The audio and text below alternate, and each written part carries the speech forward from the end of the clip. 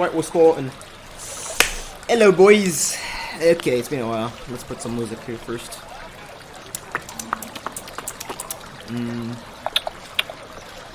Your resident sleeper music? Nice The play. one which you never update? Yeah, put that on. I have a lot of music here. Okay. Where we last left our heroes. You were all in the city of Nul. And you have all just basically experienced the fallout of a grudge between two clans. The Baruchs and the Blackspines. And this grudge spanned several decades. And thankfully, ended in a peaceful and hopeful resolution between the two clans. Basically climaxing at the removing of two grudges. On the other hand, the city, with the cooperation of the Khazazir and the two dwarf clans, you guys managed to root out the most. There's no music playing for me, by the way. There is. It's playing. Yeah. Oh, did I disconnect? Oh, okay. No, Yeah, I did. Oh, you did. Oh, sure. The last two important Dowerback figures, Logan Dowerback and Hadder Dowerback, in their hidden base of operations under the Reaver's return.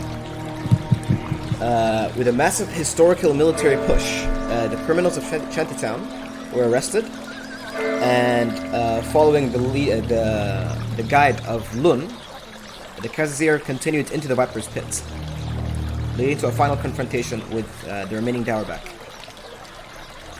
As it turns out, the magical box that Logan was supposed to steal was a trap. The box provided the court a view of the inside of the thief's base, while also providing sound. Basically, it's sort of like a scrying mirror thing. And it was conjured by the sorceress, Anastasia. While the box was carried into the heart of the guild, heinous crimes were confessed, such as the assassination of the city judge, Judge of Black, and the plot of assassinating the Count. Logan was put in between his companions and his family. Between basically like sort of like a rock and a wall, or a rough spot.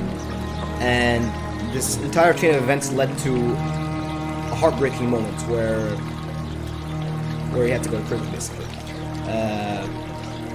His own family used him for their own ambitions. And of course, the greatest and most dangerous task to kill a king was placed on his shoulders. Which finally culminated in the arrest. Of course, none of this would have happened unless the same mistake or a mistake that happened months before, during his infiltration of the Baruch household in Karakor, where he rolled natural one and stuff. So ever since that natural one, this shit happened. Yep. He basically panicked. The guard saw him, and he slit his throat with a sword, and cold-bloodedly stuffed the body in a bag of holding. And without saying anything, gave the bag to Gaimar Blacksmith. Can I mention something about this? I actually remember Faizan actually saying When he took the body away? Yeah. He didn't. I remember. I remember. I even noted it down. You should go back to the session and check. But yeah, like no retro, but like I think he actually We said don't have a so. recording of that session, unfortunately. Okay. I don't think we do. Yeah, we do. I don't think so. Yeah. So he gave the bag of holding to Gamar inside of the body, and he didn't explain, and that put Gamar in a really, really weird spot. After finding the body, Gamar started researching about who this person is, and found out about the guard's wife and his infant son. And that struck a chord with Gaimar, because Gaimar himself is an orphan, as you guys later found out. And he felt like his actions are sort of creating a ripple effect to cause more harm that sort of emulates what he had. And he knew from then he had to stop. The cycle of pain and cycle of blood had to end. So he vowed to seek out the Baruchs and cross out the grudge and seek justice for the widow Nithrun and her infant boy.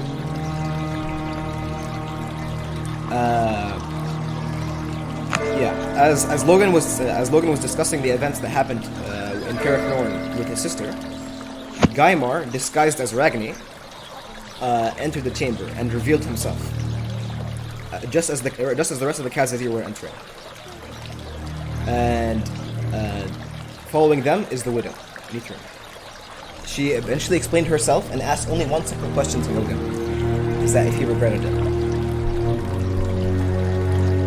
With the now sinking guilt, Logan simply nodded. And the Khazazir, you all witnessed your companion, your fellow member, a dwarf who fought deadly battles with you. He who stole the trinket from Badrick during the siege of Nornazar, and reached the lowest point in his life. And just as the guards were about to escort the rest of the Dauerbacks out, Zoltan, you put your reliability on the line. You said to the captain of the guard, Horst, that you would take the responsibility. Albeit reluctantly, the guards let you. And you basically took the manacles and you manacled Logan and escorted him outside to the prison carriages awaiting him outside. The ones headed to the Iron Tower. And the last you guys ever saw of Logan was him pulled away in the carriages, in the chariots.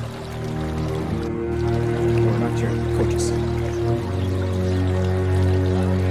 A few days passed, and the rest of the Khazazir, you guys explored Nur. And you met eventually with the Kislevian sorceress, Anastasia. After an interesting experience exploring her, traveling through her tower, and discovering all kinds of magical equipment and interesting eccentricities, you finally met with her in her quarters. And after a brief introduction, she started basically getting down to brass tacks. She started getting more information about Rorik's past. She asked some questions while she was thumbing through her books. And eventually, she basically drew this large ritual circle, and Rorik sat in the middle of it. After a brief incantation, and with the swirling winds of magic, Rorik, you were thrust into a vision. You were thrust into a dark abyss, pitch as black,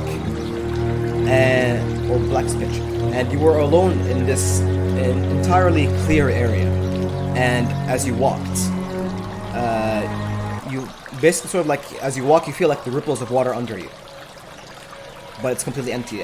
Even the footsteps that you walk through, it echoes in an almost endless area.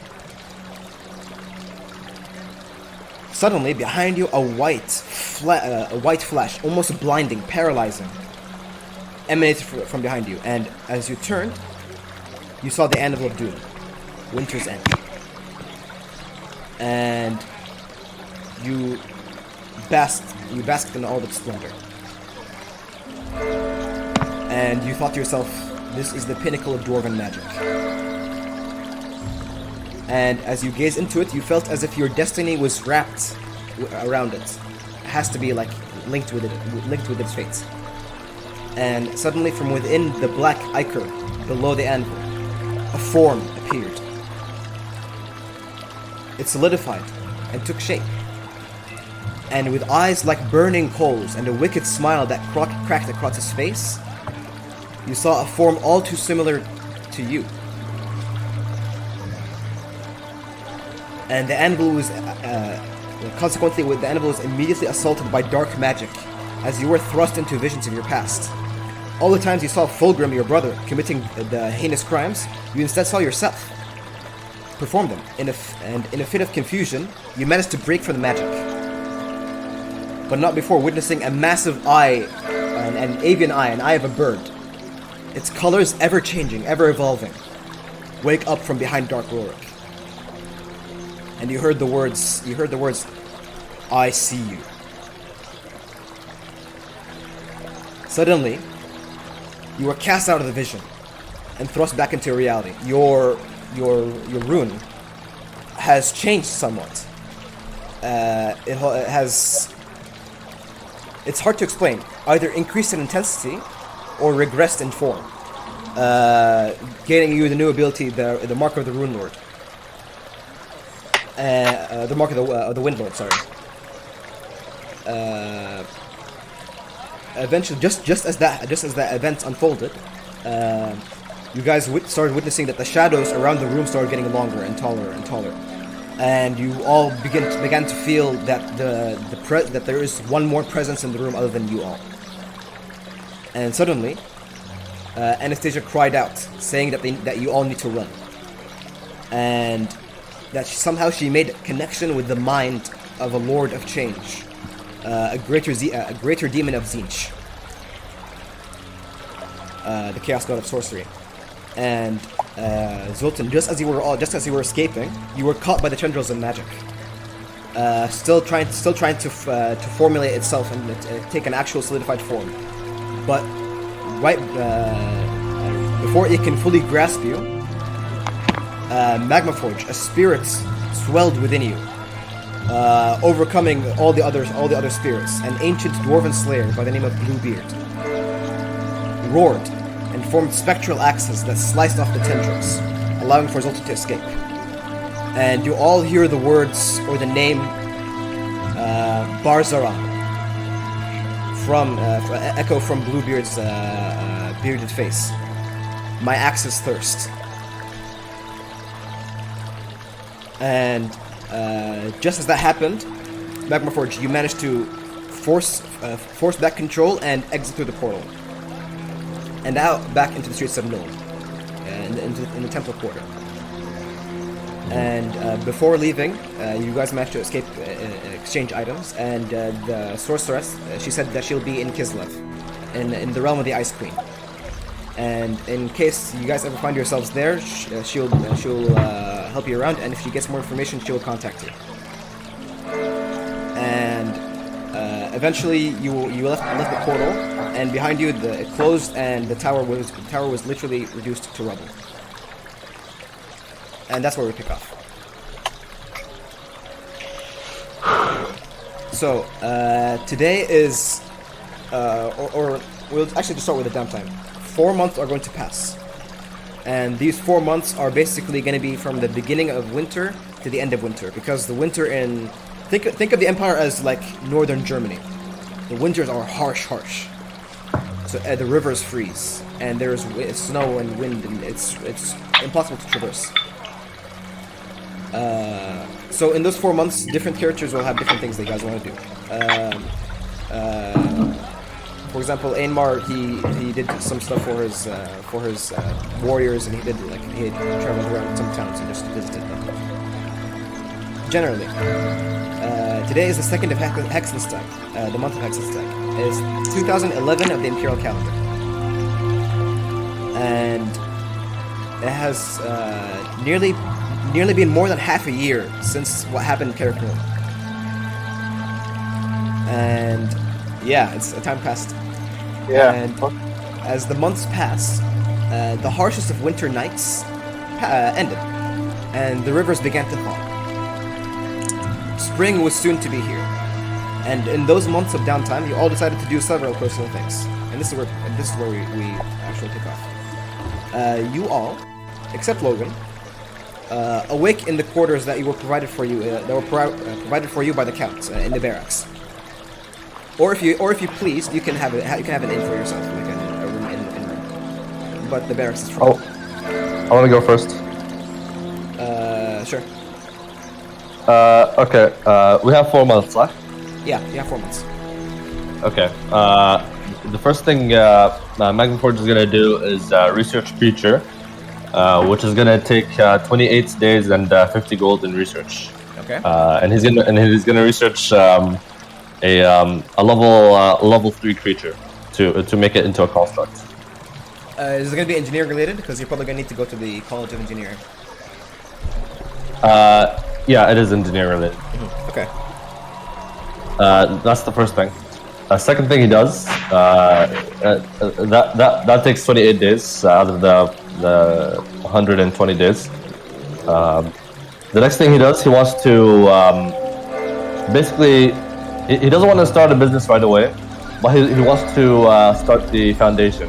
And for example, he chooses a business structure, like he writes down a plan. He sets up like tax accounts or something, license and permits, all that kind of stuff. And then when he reaches the point where he wants to make money, he can go ahead and start it. Yeah. With Magma Forge, since he is what he is, his main interest as of right now is money, right? Yeah. And if he was just regular Scally, it would be a bit of he would be taking a bit of a different approach, and he would be connecting more with people instead. But he's just for now he's just looking for buildings to set up his business, and he wants it to be pretty good spot. Okay. So that's the thing he wants to do. That's easy enough to do. Knowing that Zoltan himself established a new chapter house, or began in its construction,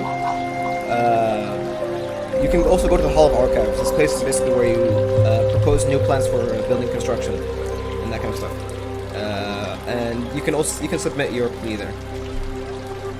And knowing your reputation with the Kazir, it'll most likely be accepted. Okay. Anything else you guys want to do? Can I go next? Yeah. Sure. Yeah, me. Sure. I remember the teachers. I was talking about the best teachers and the children. I want to know, like I want to be able to interact with them during that time. Yeah. The teachers see how are they doing, the children are doing, and basically looking after the chapter. Yeah. And basically also checking in on the troops in the castle that we took from the count, or the barrack. I don't know. Yeah. And basically, I want to see how are the troops doing, and also remember this. Anything else? I was just gonna say, remember the two slayers that Yeah. I read them. I want to know if they're there and how are they doing and shit. Okay. About them, I want you to roll an investigation check. I'll give you advantage. To gather any whereabouts or possible whereabouts where they could be. Wait, where is the investigation? Okay. Did it roll? No. This is like tribal music, so okay? Yeah, kind of. I lost connection. Okay. Okay, I'll roll for you. Also, I want to research the Slayer of Bluebeard, or do I know him since I'm a Slayer and I've been Okay, we'll do that next. For the Slayers, you got. Can I ask for help? Basically, to find them, and ask around the other warriors.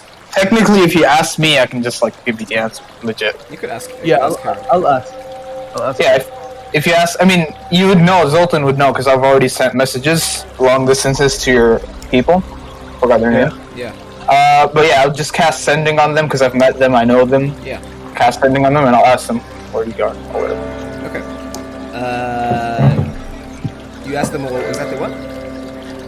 Hey, Zoltan. Yeah. Wait. What do you want to know? I wanna ask Words. 25 words. Okay. Yeah. I'm Zoltan. How are you? And where are you? Okay. You can reply in 25 words. You still have 13 words left. Still have 10 words. Okay, so wait. I need to know how you guys are doing. 2 more. Okay. Fair enough. Okay. Status update. Status update. Awesome. Okay. Alright, I say that word for word. Okay. let me write up something real quick. Fuck, man, I wanted you to leave me some words. I wanted to fuck around. While I'm writing, Zoltan, what you find out about the other thing, about the Dwarven refugees, right, from Carrick Norton. Yeah. You realized in wait, I can't multitask because I'm stupid. Wait, alright. Miskin, automatic.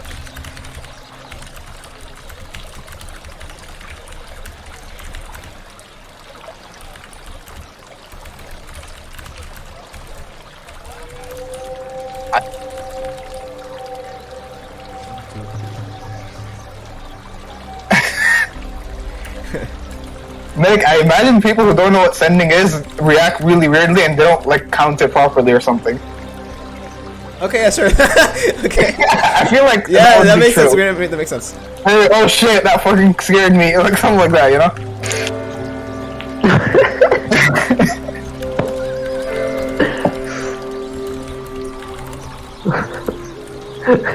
I mean, imagine you just hear a voice in your head. It's weird. like, oh shit, okay, 25 words. Let's see, throw like half of it. Yeah. And then the message just cuts off. I still can't believe Abdullah bought back for that kill though yesterday. Can you stop talking about it? It physically weirded me out, even though I got the kill. Like I had it. Okay, listen. Physically, it can weird you out, but think it logically. Okay. This way. I killed the. This way. Yeah. By the ancestors, is that you, Harok? Why can I hear you in my head? Why do I hear you in my head? 4, 6, 7, 8, 9, 10. Okay. We are safe in the world's edge mountains, in the depths under Zufbar. We are on our journey towards. That's 25 words.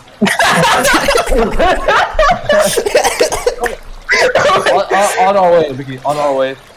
We are on our journey. That's where it stops. Wait. I mean, technically, I could just cast it again. But Okay, you guys make it. yeah, I didn't quite catch you. You have 25 words, by the way, so use your words wisely. The rules of magic will forever escape me. Isn't that like 8 words? No way he said that. Yeah, that's 8 words. Yallah. Towards the Slayer Hold, Kerek Kedrin, to take our second and final oath. Oh, Okay. okay. Alright. Alright. And Abdullah, do I know Bluebeard? Since I'm a Slayer and I know Slayers and Yeah, stories. it's gonna be interesting. You're gonna have to research. Roll investigation check. It's gonna be quite obscure information.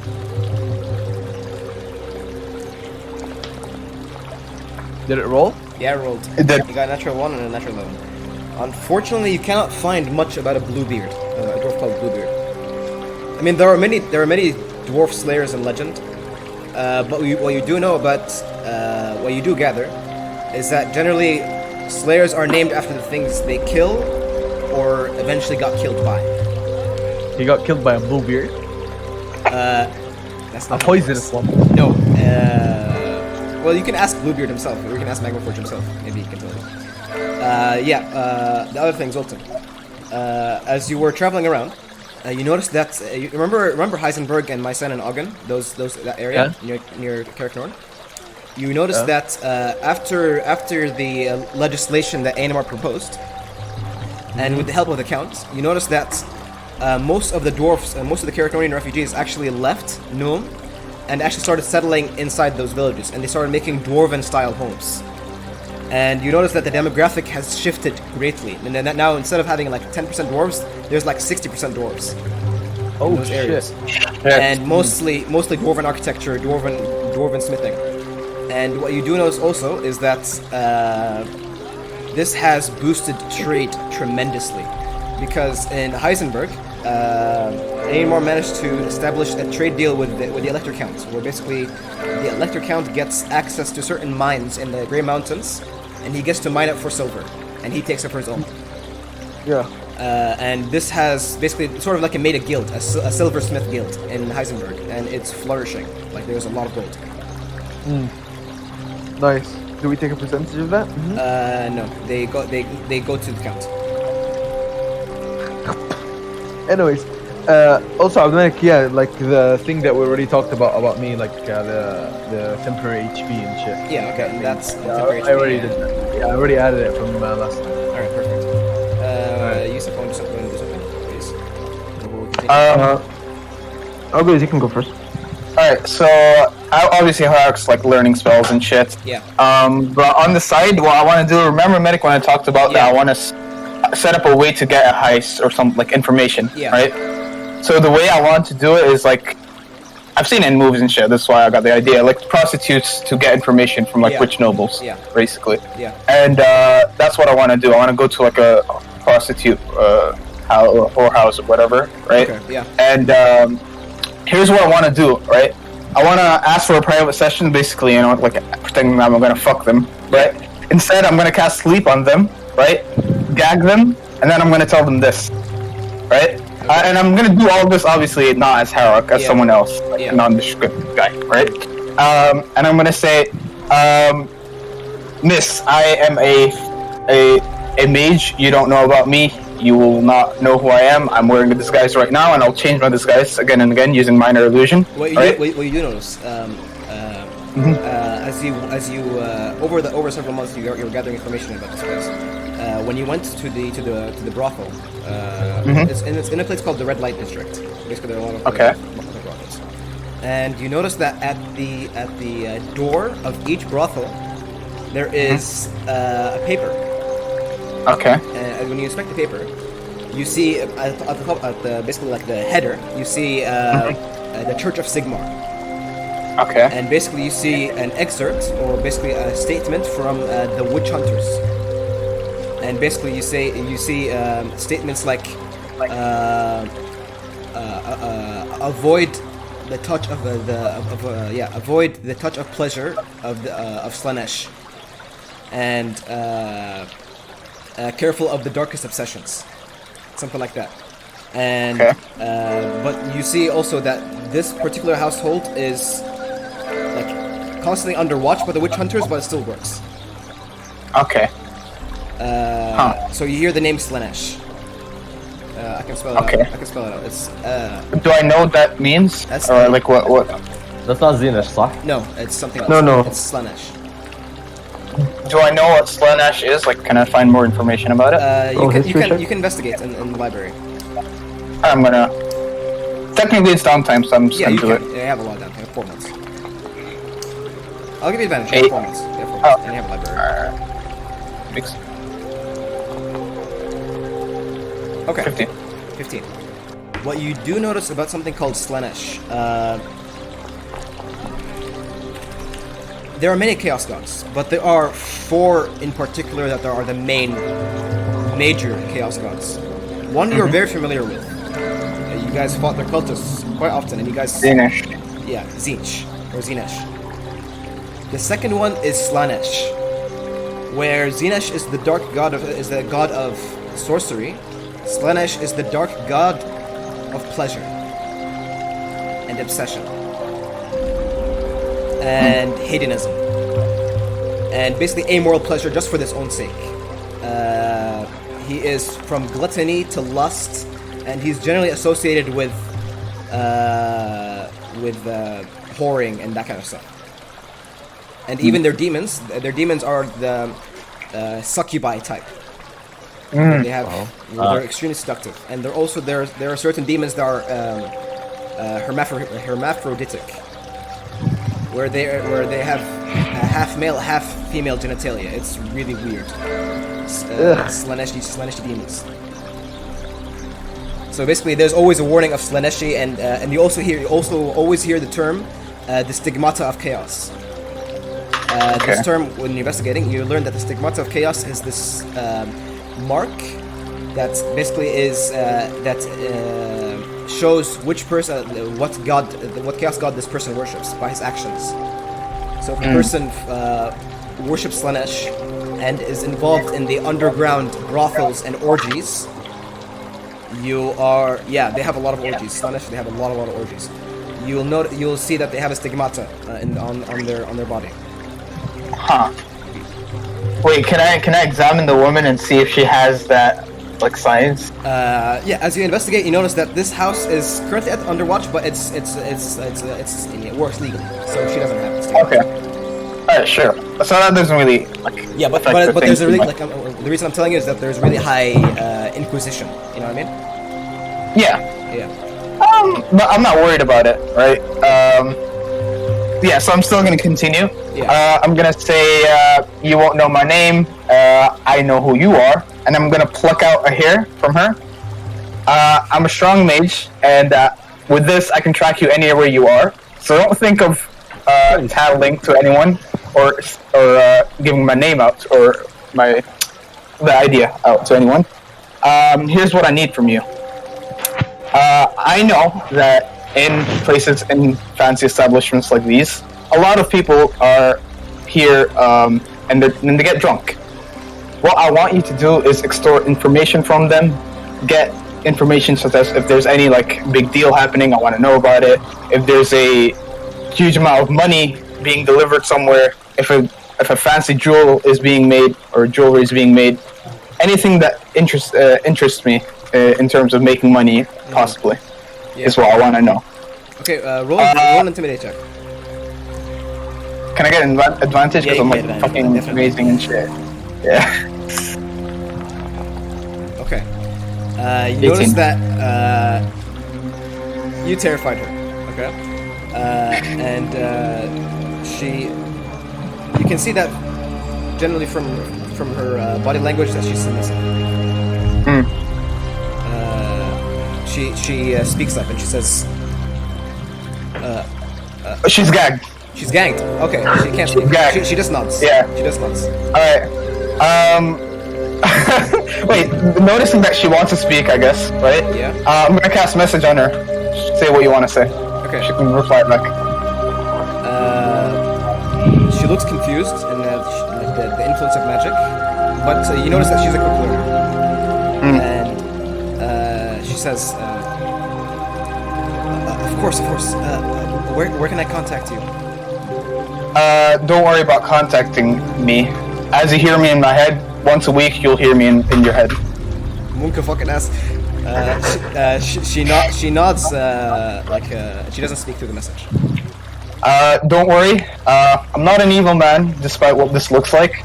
I want to ask, how much do you make per month in this establishment?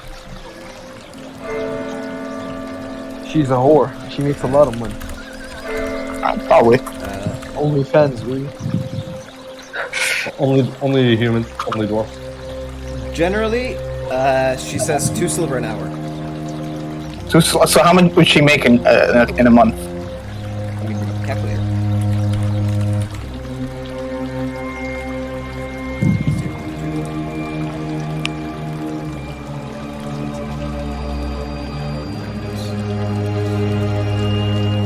They make like 20 gold or 24 gold. Alright. So I'm gonna throw her a bag of 50 gold. This is an advance payment for 2 months. Not an evil man. I just have a grudge against certain nobles. She is her hands tied, or she just or just freed? Tied. Okay. She clutches them with her tied hands, and you see in her eyes that she has never seen this much money in one single bag. She usually gets them in like small patches or small batches. The look of terror changes to a confused look, but then a look of acceptance. Alright, so I'm gonna say, remember, I have this piece of hair, and I'm gonna put it in a vial and basically cap it, and say, I can track you anywhere you go, so don't try to fuck me. Yeah. Pun intended. And what I'm gonna say is, and I'm gonna do is, alright, you're gonna hear me in your head in a week's time, and I snap my fingers, cast invisibility, and leave. Okay, I will say that. Okay, you get 150 XP. That's pretty fucking badass. Not gonna lie. Let's go. Okay, so you have established like a helpful contact. Let's go. Yeah, Okay. that's what I wanted. So Yep. Anything else, or continue to use? Yeah, I think that's it. Okay. Also, I think you didn't tell me about the kids and the teachers and what the teachers Oh, yeah. were saying. What you have learned is that, albeit slowly, but the efforts of the Order are actually having a profound impact. You notice that education is a powerful tool, and once you give kids the education that they need, they usually strive for more. And you notice that through the months that passed, kids that were usually just gutter snipes and thieves actually have interests in sciences and that kind of information. And some actually are magically gifted. Oh, let's go! Uh, Damn. So there's a growing community from the Order of Everlasting Flame, and it's really beneficial. Let's go. That's a good choice that I did. Yeah, really good choice. Right. The Raggedy was an asshole. Yeah, fucking dickhead. And what do the teachers tell me? Every time you visit them, they always inform you of the brightest kids, and that of their ambitions of becoming new like members of the order, because it literally changed their lives. They're proud. And they're proud. They're proud of like the order, like, Yeah. and they're happy that they're Definitely. in it and shit. And also, like, I want to be like in contact with the kids, and sometimes like come in with gifts and stuff like. Also, like, you'll notice eventually over time as you grow up, because you're adult, it lasts very long. Yeah. You'll see many children that you saw right now. They rescue children right now. They'll be captains of the order like soon. Oh shit, dude! So I think this this has profound impacts. Oh shit! Okay, I wanna be be in contact with the children, like, and give them gifts and stuff during that time. Yeah. And like and also like talk to them, basically, like for them to like stick to this path and not go to the old times again. So, yeah. Shit like that. Yeah. Easily enough. Yeah. Yeah, and basically like I want the kids to know me as Zolt. Like I want them to know who I am. You get what I mean? And if there's anything like they need, they should always like come up to me. Yeah. Like I want to be like a father figure to them. You get what I mean? Yeah. You kind of already are, because you're the headmaster of this chapter house. So they usually see you around as a central head of authority, or as sort of like a paternal figure. Nice. Okay. Rorik, anything you want to do? Yeah, okay. So first thing, I think Korok's gonna spend 3 months Yeah. to retrain his HP, like go to max. Okay. And for the remaining month, first he will do what Magma Forge has requested him of, which is for the bullets. Yeah. And second of all, he's gonna learn Holy Light. He's gonna try to learn Holy Light. Okay. Yeah, Nice, yeah. I think it's time. Let me. And haste if you want. No, I think I already did. Nice. I think Base already. Harak already has haste. Alric and Harald already have haste. Let's see what else. Alright. During that time also he wants to look for Harold. Okay. Let's look for Harald. Okay. Okay. Let's say is Obed here? Nice. Okay. Until Abid comes, can I say something else, Abdanik? Sure. Yusuf, sorry.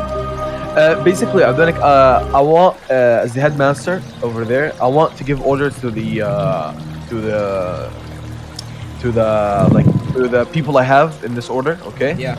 And basically, I want all the children in Null and in the surrounding cities, like the surrounding cities that we've been to, Abdanik. Yeah, like Heisenberg and that one. Those ones, And all the orphaned children to basically be welcomed here, and you go reach out to them, basically. I want outreach program. I want them to reach out to all the kids and go, Yeah. and basically and also open a donation and basically like inform the account to basically like if there's any good doers or anyone who wants to donate basically to help the cause, Yeah. that would be like appreciated. You notice also, Zoltan, as the construction of the chapter house was going on. You remember Lun Baruch? Lun Barrow, Lun. The Lun, kid? the guy that had the goggles that Logan stole. Yeah. The one he proposes to pay for most of the operations. Yeah. Yeah, remember that? Yeah. And you actually eventually intermittently see him visiting the construction sites. And him greeting you and you greeting him, basically exchanging formalities. But you see him very active and more lively than he was before. Oh, okay, that's good. Yeah. And I want to mention that to him and explain it to him. Yeah. And ask if he wants to like help out. Yeah. Knowing Lun and his commitment and his kind of like non-verbally sworn oath to you that he'll supply a lot of goods. Yeah. And the Baruchs are rich as hell. For the stream of gold to support these endeavors are ever going. Oh shit! Nice. So like I can actually help the children Yeah. like around this fucking entire big ass. All these operations require gold, and Yeah. it's being financed. Thankfully. Let's go. Okay, thank God. Let's go. I think I'm doing like big things here for the order. That's, Like, it's you're technically taking the order of everlasting flame is a strange combination. It's like a knightly order plus plus a shrine of a god like Verena or Myrmidian. It's where basically they have the education and the taking care of the children and the knightly order, so like mixing between. It's an interesting combination. It's cool, صح? It's pretty cool, pretty damn cool. It's fucking cool, dude. Alright, Yusuf, do your thing if you want. Yeah. Okay. So let's say Herok, Rorik finds a Herok, okay? Yeah. Like, Herok, brother, how you doing? Doing quite well, Rorik. Are you busy at the moment? Because I have a favor to ask. I think I can spare some time. Yes, what's going on? Please, follow me. So then, I'll lead him to the place where I do my forging, okay? Okay. Yeah. Okay. And then I show him, I show Herok the longsword and the plate armor. That I still had from me from that sessions ago. Oh, Okay. yeah. Oh Yeah. shit, yeah, yeah. And I say, no, I don't think anybody wants this. And I've noticed that the party has been needing funds lately. With your expertise and skills, I was hoping there's a way, or maybe if you want use of this, and extract the most value out of it. Unless you need any of these. I agree with you. I think Logazar at the blacksmith Logazar would be interested in buying these. I guess we could sell them to him. That would be the best way to get rid of these. You want to get rid of the plate armor and the +1 longsword? You wanted to sell it? That's what I understood Or just from you. another longsword. For me, my Warhammer is fine. I'm not proficient with plate armor. Yeah. So. Yeah. I don't think anyone wanted the plate armor Neither anyway. Yeah, Neither am I. nobody wanted it in the party. Yeah. So. Yeah. So I don't think anyone in the party wants it, so I guess we sell it, put it to the party funds. Rorik puts a smile. Aye, do your thing. Alright. I take the +1 longsword and the It's a +1 longsword and some plate armor, right? to Logazar. Okay. I accompany him as a, what do you call it, knowledgeable Yeah. blacksmith. Okay. Yeah, why not?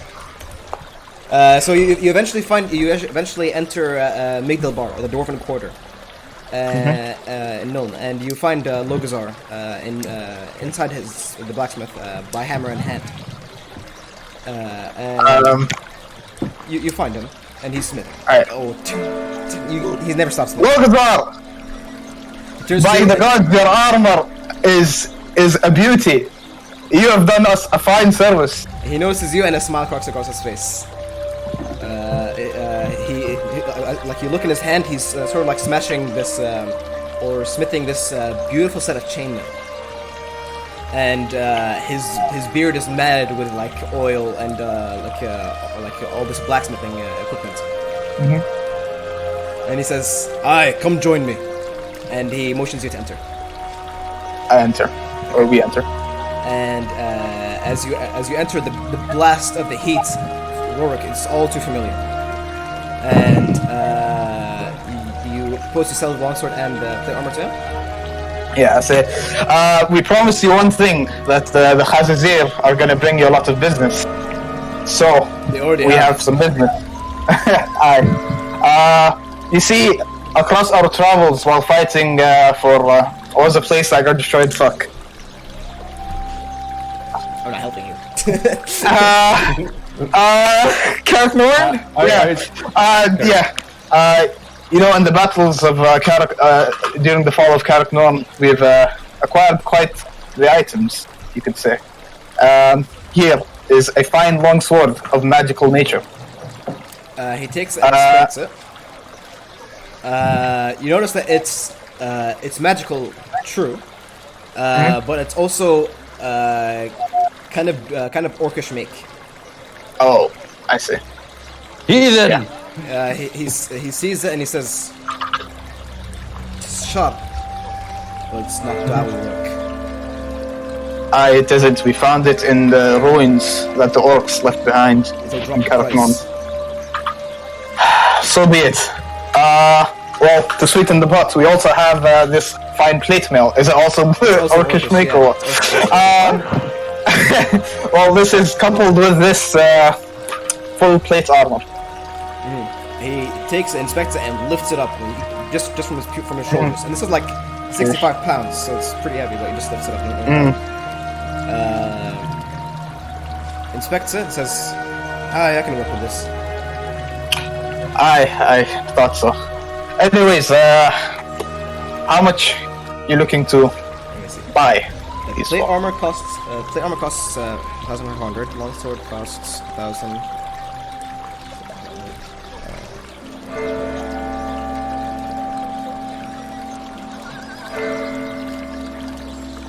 I'll buy it for 900 For both? for both. Come on, now you can do a lot more for the Khazazir. We've brought you a lot of business. He looks to you, Rorik, and he says, "Will you, as Dawi, accept this?" Can I roll like an appraisal check? Sure. You If that's actually what it's roll worth. a check, yeah. And what would that be? Give him It'll be something intelligence to plus get at. proficiency. Intelligence plus my proficiency. Yeah. Okay. 14. 14 plus proficiency is 3. 17 plus Six. intelligence of... Yeah, okay. That's more than enough. You estimate the price, and it's gonna be like he's actually giving a fair price. Considering that this is not dwarven made. Look, generally dwarves are kind of assholes.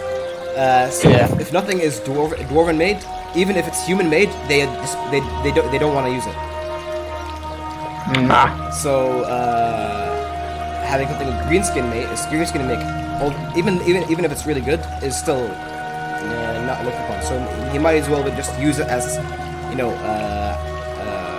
Scrap. as scrap. Interesting. Wait, I've been in the city for a long time. So, is there any other blacksmiths that are not dwarven? There are human blacksmiths, yeah. Oh, they would probably value it way more then. Probably. The reason why he's taking this much money is because he's not buying them at because when you're reselling something, you sell at half obviously. price. Yeah. And basically, I multiplied the total price by 0.33. Basically, I took around another 17% because it's not dwarven. Yeah, so I guess, I realize, Logazar, I apologize because this is orc make, and I can see why you wouldn't value this as much. Perhaps a human blacksmith would care more for these. I apologize for bringing you faulty weapons and gear. It says perhaps an Umgi would like it. It is not my taste. Aye, and I guess I'll leave and find a human blacksmith instead. Okay. Yeah. I would say through the time you will manage to find a human blacksmith, he will take it at, instead of 0.33, he'll take it at 0.5 times the price. So how much is that? That's the normal price, the half price. Huh? Yeah, so that'll be around 1,200. I say 1,400. This was, do you know who we fought this off of? An orc captain by the name of, I make up a name. Okay, roll a deception check. Actually, wait, don't do that. Yeah? Like we actually have the names of the Except I forgot them. Except I forgot them, so. We got Gorfang. I think there was Gorfang. Don't worry about It it. is guys, don't Gorfang. worry. Holy shit, you remember the name. 19. There's Zorfag and Zaglog. There was also Ogol, and Dakigoth and Gonklin. Damn, It what the doesn't fuck? matter what. Holy shit, I actually remembered all of them. What the fuck? Okay, I'm doesn't actually matter what tempted to name give you that is. I'm tempted to give you XP for that. Holy shit. Really? I said I'm tempted. Anyways, I make up a name, a Gorlak. I say a Gorlak. That's the name, man. Oh, it is? I mean, no, I don't remember. So, Yeah. so Gorlak, Gorlak the Thief Snatcher. Okay. This old human smith takes the sword and listens to you while he's inspecting it, and sort of puts it across its eye line, weaknesses its balance, sort of shifts it around. It's a very unbalanced blade, but it's sharp as hell. And you notice this in the tests that he's cutting things through. And he says, it doesn't look like it, but it's actually pretty good. It's magical in nature. And he inspects it and says, I couldn't tell what's magic from not. What a fucking dumbass. I'll take the sword for 500. Is that a good price? That's half price. That's half, right? Yeah, okay. No, I say 600, and you have a deal. Again, this was the Captain Gorlak. You should have seen him fight. He looks to you and he says, "How about the barter instead?" And he shows you his several sets of armor that he made. It's this casual armor, right? Casual armor. I will be the judge of that. Okay, once he leads you into this filthy human blacksmith, you notice like it's almost like your eyes are sort of like, you know how like a robot recognizes so much flaws so quickly. you look at it at the plate armor and you notice what is with that angle? What the hell is this screw doing there? And it's absolutely infuriating. You almost get high blood pressure from just watching this. And you hear within yourself just shouting, "Umgi work." I think. Yeah. How many like human blacksmiths are there besides this shop? There are a lot of blacksmiths. Nolan is A lot? big ass city. Yeah. Okay. After Orc sees all these work, he just takes a full 180. Was like, Harok, think we should go elsewhere. At least I'd say one can differentiate magic and non-magic weapons at the very least. The blacksmith, the old blacksmith, he looks at you. He's like, "What did I do wrong?" I'm gonna stand proudly and say, and tap my Gormel breastplate and be like, "Does it look like I need any armor from here? I don't require anything. You're losing on a deal of a lifetime. It is a magic weapon. 600 in cash is a lot. 600 for a magic weapon, daft man. It's magical. You couldn't tell a magical blade from a non-magical blade. You're losing a deal. I'm telling you. I can walk up right now, find one you see sweat beads that would appear if you, even if he wasn't in a forge. And he says, "All right, 600. Just wait." And he leaves. He leaves the blacksmith.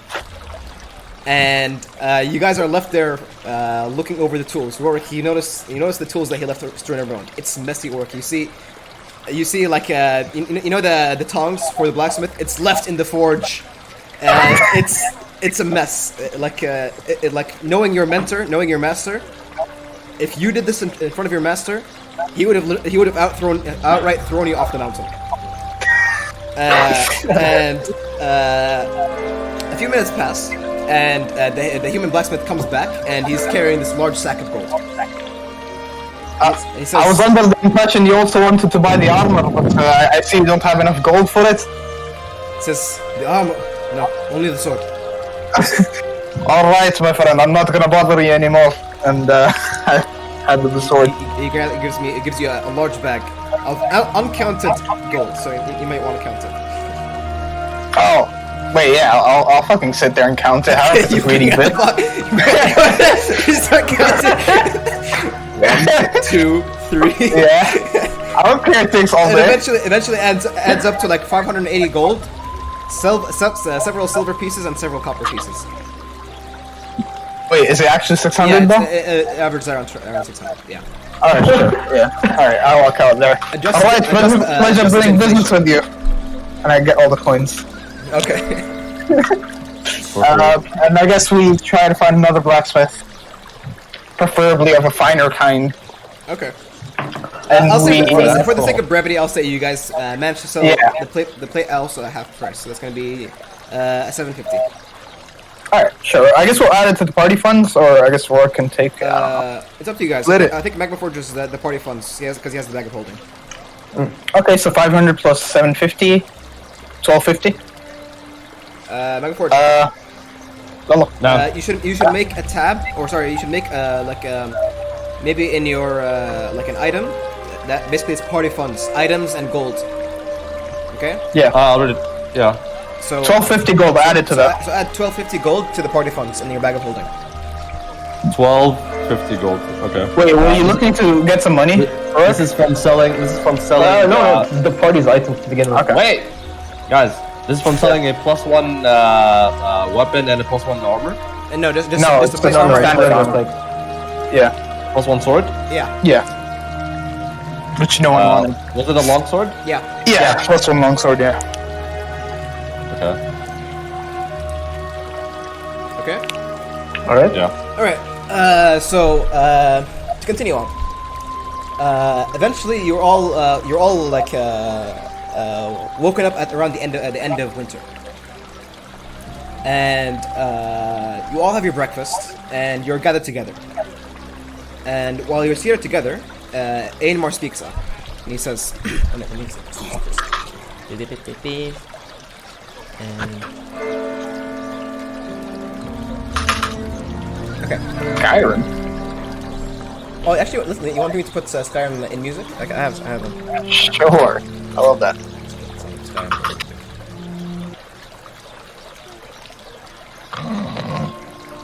Okay.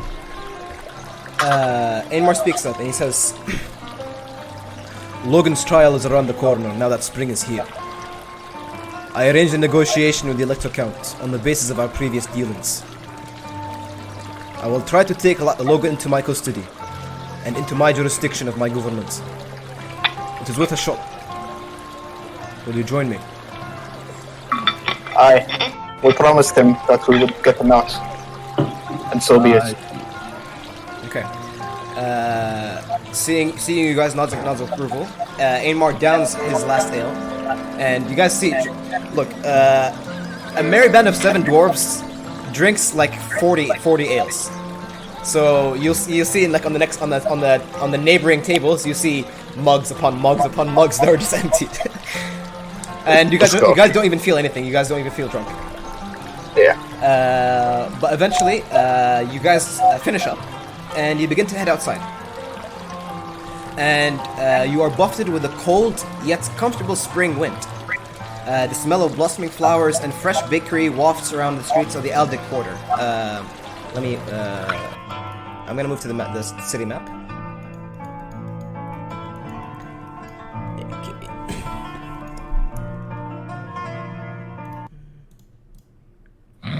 Wait, Ebola, can you deduct 200 gold off the party sheet? Because I need a diamond for revive high. 300 gold. Yeah, because I need the diamond as a spell component too. So we won't account for that basically next time. Like I'm just gonna add a diamond to my party character sheet. Okay. That's a spell component for revive high. Alright.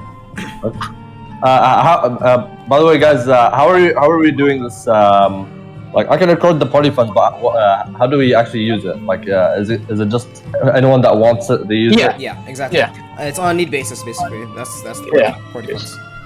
If it's like Okay. it's mostly like if it's like for the party instead of like a personal gain Yeah. type of thing. What you could actually do is you guys could have you know how Revivify costs a diamond? Yeah. You guys could buy diamonds specifically for you. So basically, I buy like a diamond in case I die, and I give it to party. No, but that kind of sucks. Like, You could- when would he? Yeah, you could- but like, when would he need more than one diamond at a time? Right? Right? I like saying that because you feel okay killing us. Well, I didn't say anything, dude. Okay, anyway. Okay, you guys see the city map? Yeah. Okay, you guys are in the Aldic Quarter, the one I'm mentioning right now, and basically this is the one that has the Nuln Palace, and this entire area is sort of walled off on its own. And you walk its cobbled streets, and you make your way to the all-familiar palace of the King of Wissenland.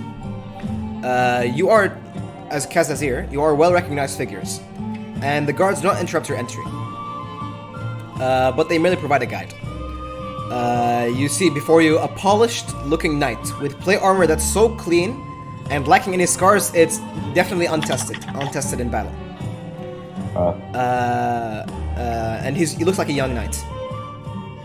And you hear him as he moves, of course, the clanging of the plate armor clinks, and he puts his hand on his chest and bows a little bit. Very shallow bow. He says, Sir Volkmar, At your service. The Count is expecting you at his high office. Please follow me. This is to all of us, huh? Yeah. Okay? Okay. And as you follow him, you are guided through alabaster stone architecture. Why alabaster stones? And you find yourselves outside a dark brown wooden double door. Let me bring up a picture. Yeah. And he swiftly and courteously knocks or tuck twice or thrice, and you hear from within the high office. You hear the words "Enter," and the doors swing open. And okay. Okay, yeah. You see this. You see your first the scent. You are immediately hit with the scent of a warm wood fire in a hearth. And you smell the faintest scent of cinnamon. It is quite pleasant, and you see high shelves of dark brown wood filled with books and scrolls of many writings. We're still on the city map, by the way. I was wondering if... No, I'm showing a picture. Wait. Yeah, we're seeing Where? it. I will see a picture. It's a pop-up. You see it? No. Oh, stop spawning the picture, bitch. I see 3 pictures. I'll just imagine it. Okay. And you see basically a large table filled with documents pertaining to official businesses of Nuln. And Now I have to see it. yeah. Behind it sits the Elector Count, Conrad. And you see the king is currently buried in a lot of paperwork. And he turns to you all as the doors close behind you. And he continues, he says, "Hail, mountain lords. May your hordes ever increase. How can I help you?" I like that. And now that you see him, he's wearing this rich velvety fur of the colors of his house. And he has a double doublet with filigree. It's quite fancy. And Ainmar speaks up, and he says, "We are here to discuss the release of our companion, Logan Dauerbach." He says it with a resolute voice. And the king looks back and nods while looking at his table. That dull affair. He then looks up with renewed interest, and he says, "Well," and he gets up, and he starts walking across away from the table towards your side, and he reaches to the side of a wall, and he says, and he opens this cabinet, this glass cabinet, and he draws this beautiful-looking crystalline bottle, and he draws it in his hand, and he says, "Wine of palest gold from the vineyards of Bordeaux should wet our palates as we speak." And it looks like very fine wine, and you can tell it's not of Empire origin, probably more of Bretonnian origin, this world's equivalent of Tucson. And he begins pouring the wine for any of you who are willing to take.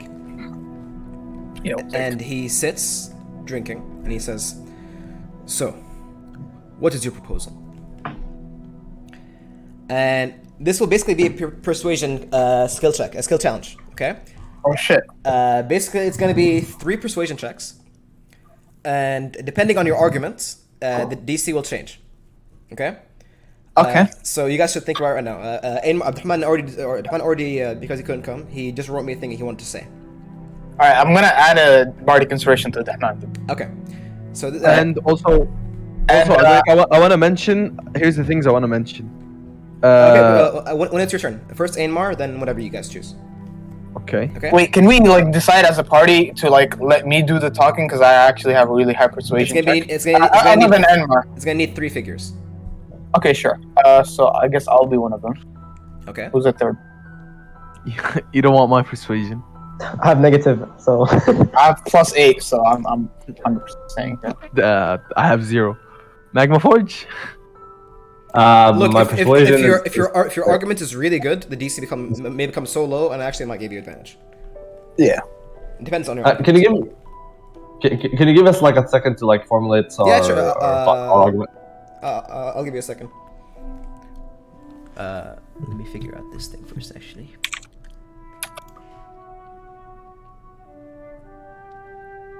Adonic, could I start by talking first? You don't want to think it over? I already thought it over. Isn't Aymar gonna talk first? Yeah, Aymar has Aymar has something already prepared. Okay, let Aynor say what he has to say. Yeah, I want all of us to like talk and say what we have, okay? But then you formulate the DC, and then we roll. It's so funny. No, it's Okay. And each person has their own thing. and, So. you know, each person has its own thing. So if someone says something, roll.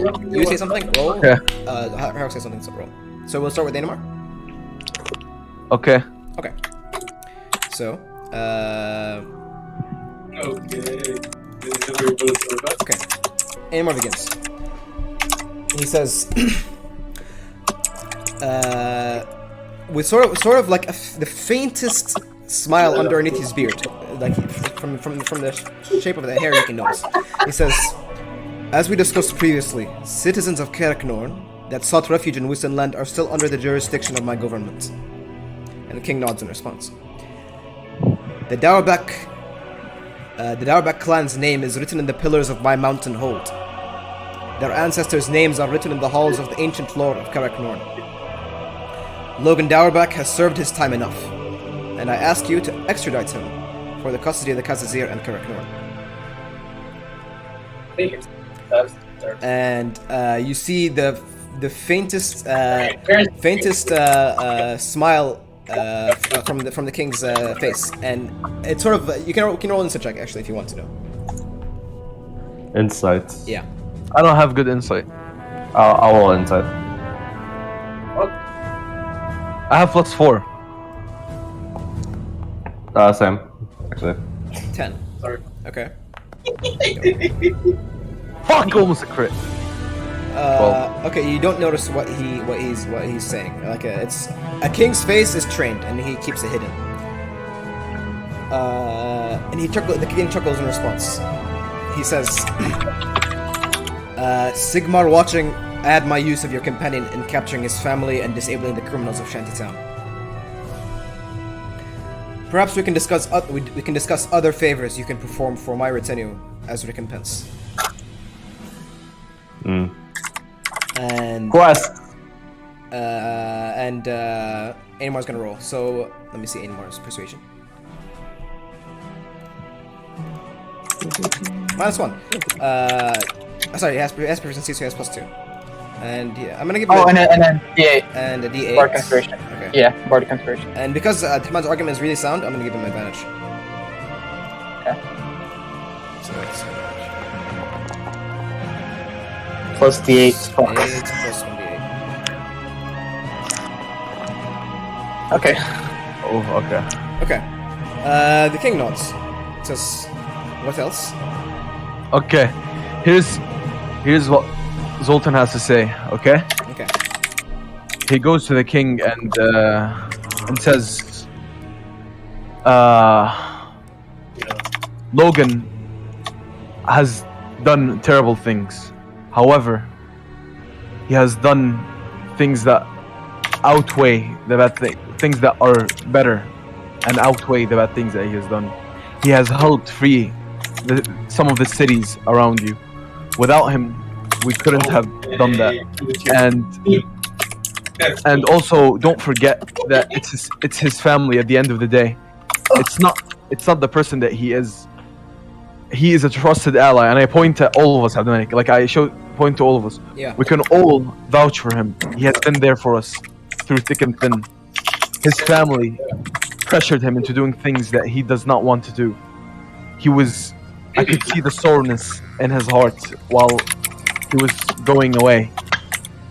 He listened to me because he trusted me when I said we will help him out and change him. He will become a changed man. He is a changed man. He does feel real guilt and sorrow. And which man does not need second chances? And look at you, King. If your family needed help, whatever it is, or your family asked you to do whatever it is, you would not do so for your own family? For who is a man who does not have pretty good do econ. whatever I don't for his need family.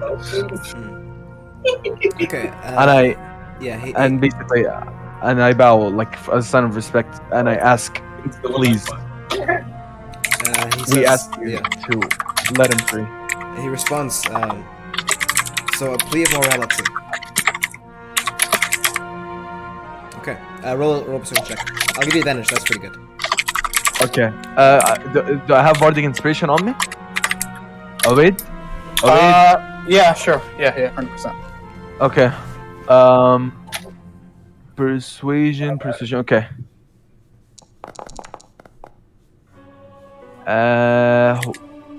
Okay, Plus. I can add a D8. Where's the D8?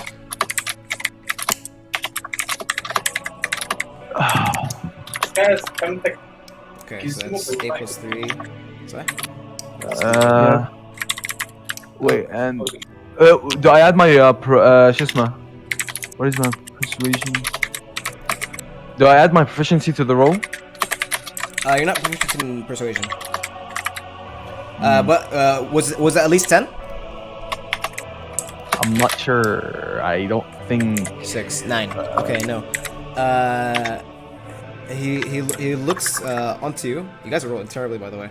Let me roll again. You already got advantage. He looks at you and he says, "Yet you still cannot deny. You still cannot deny the crimes he has committed."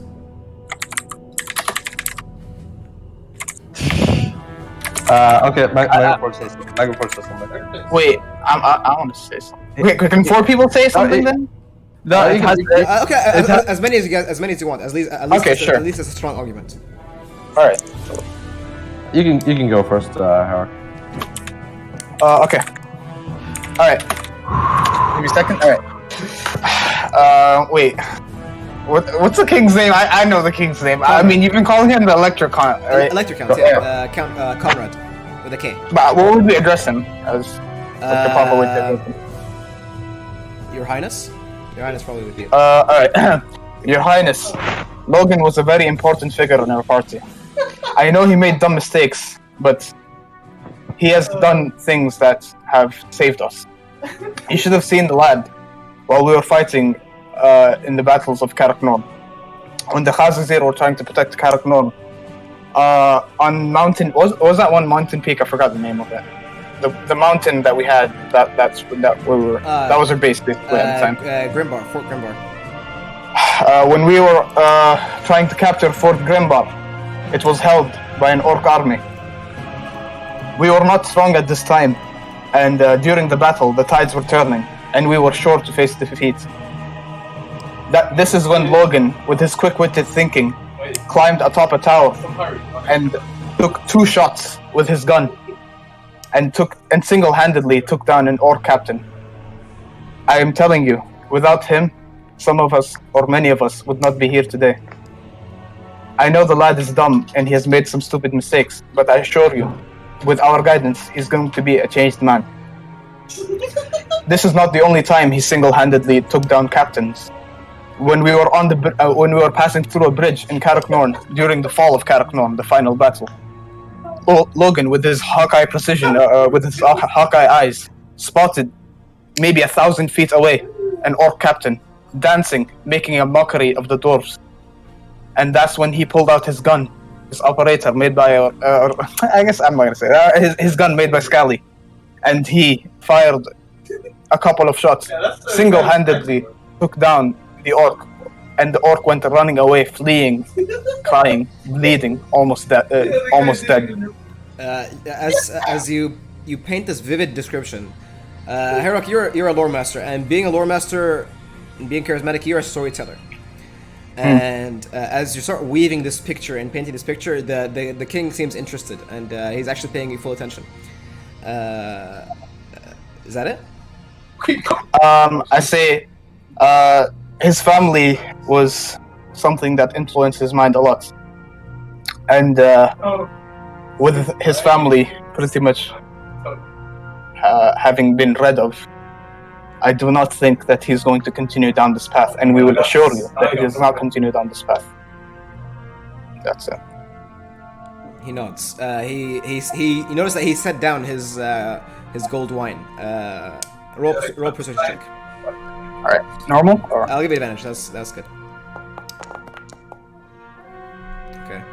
Jesus. Okay. hell yeah. Look, you beat the DC to such a degree that it counts as 2 successes. Sheesh. So technically, you guys could already succeeded. But Magma Forge, if you want to say anything, you can do it. Yeah, Yeah, خلاص, okay. we don't need it. Yeah, goodbye. Okay, Magma. Are you okay? Magma Forge says this. Okay, he says Vexem Magma Shaper, Okwad Broken Bringer, Zogmad Broad Grog, Ogeg Copper Hearts, Horst Dreyfus, Alram Schmidt, Dagobert Bachman. Okay. Oh my. He says these 7 names first. Mhm. And then Magma Forge wants to see his reaction. He's looking at you and he's expecting more. Magma Forge continues. He says, I will not, we will not vouch for his morality, for he himself admitted his sins, and quoted that he would take responsibility for them. And then he continues and says, however, I will vouch for numbers. He says these names are but a few of the names of the first 4 names are names of Zufbar dwarves that he saved on our journey here. And then it says the other names are the names of humans that he saved while we were here. And then it says, but and it counts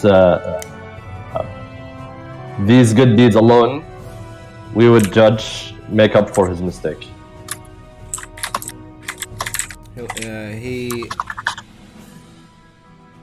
Okay. He looks on his table for a second and takes a sip from his wine. Since it's sort of the same argument as the others, it's gonna be a higher DC. But you already said we succeeded, yeah, صح? Like, I know, but we're gonna still see the effect on the king. عشان if you repeat the same argument over and over again, it's gonna have lesser quality, lesser impact. So you can. Wait, really? Yeah. Well, I didn't know that. Like, You can still continue on. Basically, like you can choose different facets of Logan, and you can vouch for that. You know. So far, you guys all vouched for him saving, doing a lot of work saving, but maybe something else. Hey, I watch for a skill. All right. Yeah, skill. So does Ain and Magma Forge to a degree. what did he do, guys? Like, in terms of good things? I mean, he's just a really good warrior. Dude, honestly, like it's not necessary for you to speak like khas. Yeah. Like, if it's increasing in DC, I'd rather not do it. You know. No, it's fine. You'll automatically succeed. But you can just roll right now. Yeah. Yeah, but inspiration. All right. Advenik, could you? My Hamachi is fucking up. I can't even join again. Like it's so fucked right now.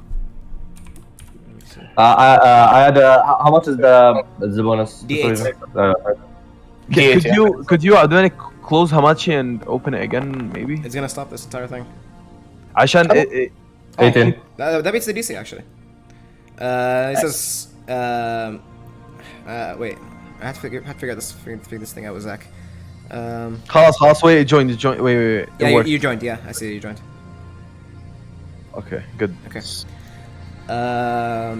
It says like the king takes in your argument, takes in all your combined efforts, and he says, "You present a valid argument, Mountain Lords." And moments pass, and he says, "Volkmar, bring Casper. I seek to speak with him." Oh no, his team is coming. And the knight behind you, the young knight, the first knight, nods. There's Casper. His name is Volkmar. The steward is Casper. He nods and he says, "Yes, Your Majesty," and he bows really deeply and leaves. And the king begins to think for a moment and ponders. And as you're all left in silence, moments pass, and there comes a knock on the door. And an older-looking gentleman, the law-bearer and steward of the king, basically, he enters the office, and he of course takes a really deep bow, courteous bow, and he says, "Your Majesty, how may I be of service?" And the king immediately responds without looking at the steward. "The dwarf Logan Dowerbeck. He resides on the Iron Tower still." And the steward thinks for a moment, and he says, "Yes, my liege." And the king replies immediately, "I am transferring the prisoner to the exiled government of Karak Norn, under the jurisdiction of the Kazazir and its members, effective immediately. See to it that goes effortlessly. Verena, watch over you." And the steward looks surprised, looks confused, and looks at all of you, and he says, "Sigmar William, my lord," and he bows and leaves. The king then leaves his pondering moment, and he says, "It is a pleasure doing business with you, Dwarven Prince. I have received news that silver mines are churning out silver ingots aplenty and are filling my coffers. I am extremely pleased with how our arrangement is processing, and hopefully we can discuss further business endeavors. And have the refugees settled well?" And Ainmar, now that the entire thing with Logan has quieted down, his you can see from his body language, he sort of relaxes, and he says, I visited the townships of Heisenberg and its neighbors. Hundreds of families have set up shop there. Giving them food and a thing to eat and to do has helped my people. A shrine for the ancestors has been constructed in Heisenberg. May Grungi watch over them." Oh shit! And the king looks interested, and he smiles and he says, "That is great news. Well, I have more work to do." And he looks at his pile of papers, and you guys see there's like stamps and there's like papers. Work of the king. And he says, "You may visit your companion. He will be released immediately. Farewell." I thank you, kid. And he returns back to his work, and you guys are still left there. Okay, we leave. Okay. You're muted. Medic, I didn't mention this, but I'd like to think that while Logan is in the cell, I wanted to like cast sending on him, like daily checking up on him, maybe like telling him a couple of jokes, cheer him up or something. Oh, okay. Yeah. We'll say you did that. Yeah. Over time, you notice that the Iron Tower can break a man, Yeah. Oh shit. and it can break the strongest of men. And you realize over time, you sort of like gauged his deterioration. Yeah. He explained to you that he did not see the sun for months. He didn't see any natural light. All of it is torchlight. He explains to you that his beard is unkempt and growing out of proportion. His cell is dank, and basically the only thing he has is hay and a bucket filled with his waste in the corner, and its smell. Yeah. He describes a very vivid and painful picture to you. Well, I try to like keep him like happy or whatever, like humanity inside of him, you know, like telling jokes or like informing him of what's going on, things like that, giving him hope. Yeah. Doing so definitely had an impact. You can realize, and without that, he might have been really worse off. That's good. Okay, so you guys are leaving. You left the high office of the king, and you are led out of the palace by the same knight, Sir Volkmar. And you're once out again in the streets of the Eldek Quarter. So, what do you guys want to do? I guess we go to Logan, right? Yeah. Retrieve him. Alright, okay. So, let me move the map. I'll stay on the map, actually. Okay, you guys are here, okay? You begin to take the direction, you sort of head to the direction of Fortress Island. Basically, it's sort of like this massive rock that houses the Iron Tower of Nuln. And you pass through the Grand Stress, basically this direction, which is basically sort of like the widest road in Nuln. And you see people of all different kinds, different walks of life. You see rich people, poor people, local people, foreign people, human, dwarf, halfling, all selling wares, buying wares, and just general exchange happening. And you press onwards through the high gate, which is this gate here. And you head through the Street of Wonders, filled with tiny trinket shops and pawn shops of all kinds of objects. And then finally you find yourselves in the Bridge of Glory, which is this, here. It's not the Bridge of Glory, it's the Glory Bridge, yeah? Not that glorious. Okay. I don't have a good map to look for, okay? Okay, relax. No, it's kind of weird to call this a Bridge of Glory. Like, That's its canon name, okay? it's like a 3-foot bridge. No, it leads into it, okay? It leads into it. Oh, okay. Yeah. Imagination. Yeah. Imagination. Okay. I thought this was the Bridge of Glory. Okay. It's not like 7% for me. How bad could it be? Okay. Oh, feast your eyes. Feast your eyes on this. Eventually, you guys make it to the Bridge of Glory, and then eventually you reach to the Iron Bridge, basically right before the Iron Tower. And yeah, let me see. Okay, Why is that not loading? This is Logan's perspective, so I don't know. I'm just gonna do it instead. Okay, so you guys can see Logan's perspective. Yeah. Okay. For Logan, many months have passed since he last saw the sky, and even more months passed since he saw any kind of natural light of the sun. He has spent much time here rotting in the dank cells of the Iron Tower, acclimating and becoming acclimated to the sounds of and screams of pain and shouts from the other prisoners. Also hearing the torture sounds in the lower depths of the Iron Tower. And deep in his heart, he knows that his trial, his hanging, is soon. And he knows that he will hang for his crimes and for his deep-rooted association with the Dowerback Mafia. His muscles ache, his beard unkempt, his general appearance messy, and the smell of his waste is overpowering him. But suddenly, he hears several metal footsteps as 3 guards come to the outside of his cell. The guard in the center of the 3 digs out a set of keys and starts beginning to scroll through them. "'Tis your lucky day, dwarf, saved from the hangman's noose." And the other guard to his left says, "It's a damn shame, really. Was looking forward for it." And the metal bars swing open as the guards enter and begin to drag Logan out. Suddenly, as if all the prisoners in the Iron Tower notice the sound of the iron door of the metal of the cage of the cell door opening, they start chanting, "Rat! Rat! Who did you sell, huh? Who did you sell?" And he basically begins to internalize this environment is enough to break the mind of even the strongest of will. He is eventually carried out of the cell block, and they begin to bring him downstairs. And he passes through several checkpoints. The guards showing papers, stamping papers, and as such. And then eventually he's brought to the ground floor, the processing center.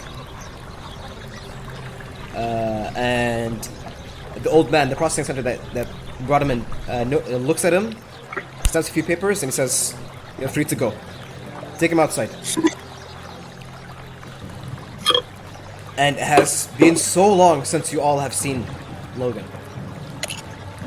And what you see before you is Logan in the shadow of his former self. Not wearing any of his armor, none of his equipment, just his prison clothes. And who's in front? Who's in front of the Kaz's here? I would say I am, because I'm the one who put him in. Okay, Zoltan. Right underneath your feet are a case of Logan's belongings. Things that are missing were things that were claimed, like his wealth that he stole, and the studded leather armor, the +1 magic armor that he bought using that gold. But inside it is everything else. And the bag is currently in your hands, Zoltan. Yeah, I pick up the bag, Yeah. and is Logan in front of me now? Yeah, Logan's in front of you. Yeah. I basically give him like a big hug and like a smack on his back and say welcome back. And I told you I was not going to leave you in this place. And I hand him his bag. As you hug him, he smiles. You see, he smiles. You guys didn't see him smile for a while. And he says, "It was the only thing keeping me going." Wait, what was the only thing keeping him going? Zoltan saying that he's coming back for him.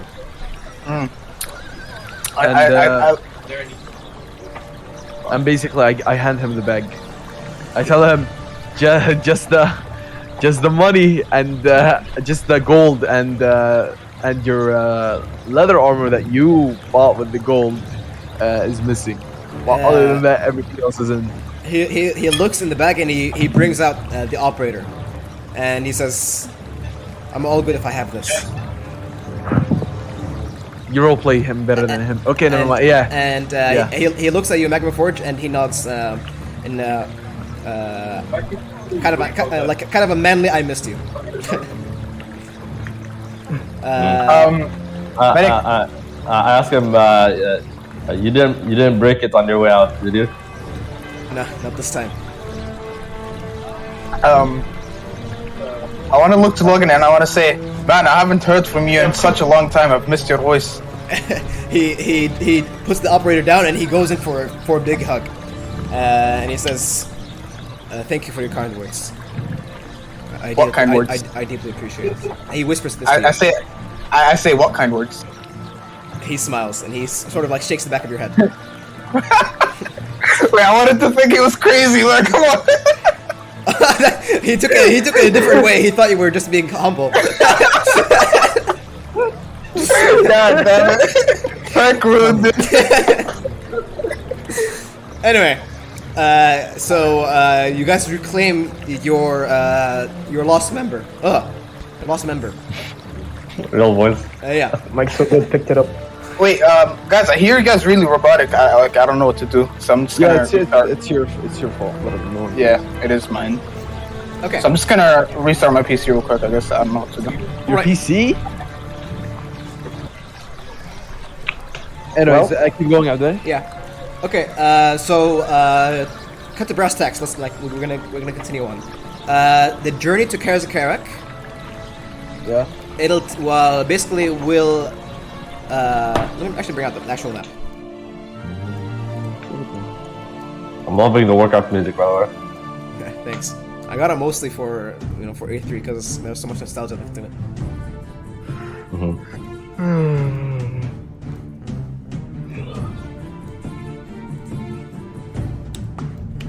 So we're going to that city where the order is, huh? Yeah, basically what we're gonna do is look.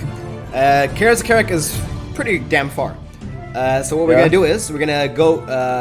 Basically, you guys are gonna travel from Nuln to Grenzestadt, which is basically this session, and then next session from Grenzestadt to Karazakarak. Basically, this long journey will span quite literally hundreds of miles. And What is this small ass fucking bridge? Glorious bridge. Yeah, keep going. Yeah. Sorry, did you guys see the map? Not yet. Okay, wait. Older. Let it load first.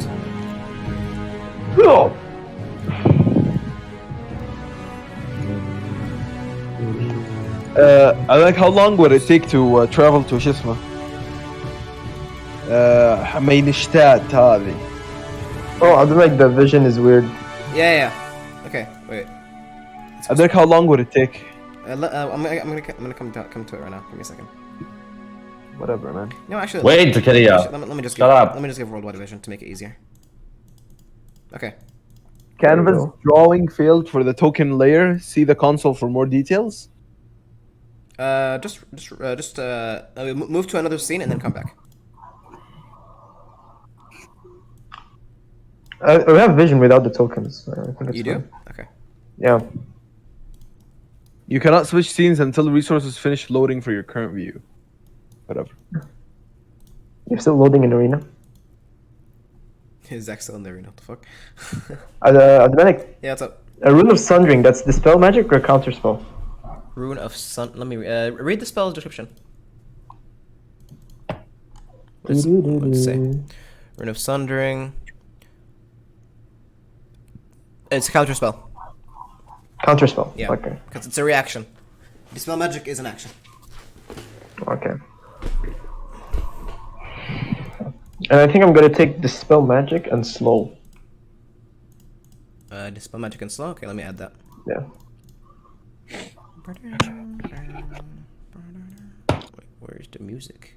Why did it stop? Oh, unless what do you call it? Harak has them. He doesn't. I'm assuming. Herok, I don't think he has slow. But see, he actually doesn't have slow or dispel magic, I think. Okay. Actually, no.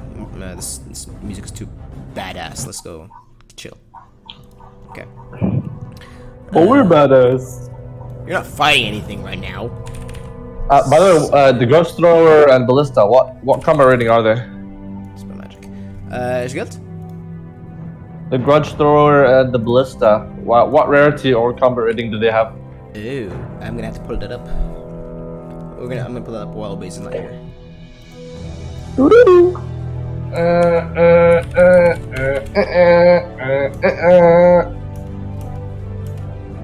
Okay, Ballista doesn't say where's the rarity. It just says that it does 3d10 plus 6 to hit, range is 120 to 480. Now what about the Grudge Thrower? The Grudge Thrower, here. Hit points 120, AC. Don't tell me whatever. Don't tell me that shit. Just tell me if you can find that. Oh, here it is. It's a complex crafting task. Takes 1 week, DC 16. That doesn't really help, Ashan. That doesn't have anything to do with the rarity. Cost 800 gold. Okay, that works. That helps. 800 gold and it's a construct. Dominic, could you move my character in? Remove it.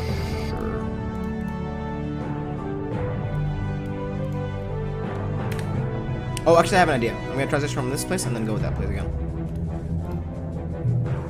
How about that? That has to work. It's fucking not working. I'll just fucking open it again. The usual. Peppa hands. Yeah, so how long would it take, Dominic? I'm gonna come down to it. Just wait for our base to come. Wait, Zakiya, wait. Wait. Yo, Abdullah, I'm not speaking to you, sir. Zakiya, why aren't you waiting? Only, Abdullah, only speak when you're addressed. Okay? What is this, mafia? What am I, your friend? No, you're not. That's exactly why you shouldn't speak to me. I'm Abdominic's friend, not yours. You're just someone on the side and you by luck because he's your brother. That's it. Relax. Body block? What does that mean?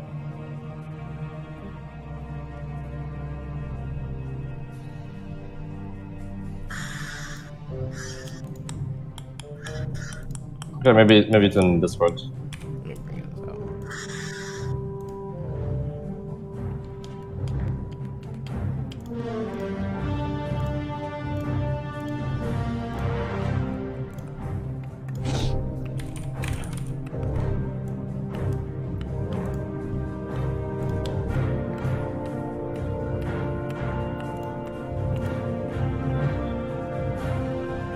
Maybe consider the use items.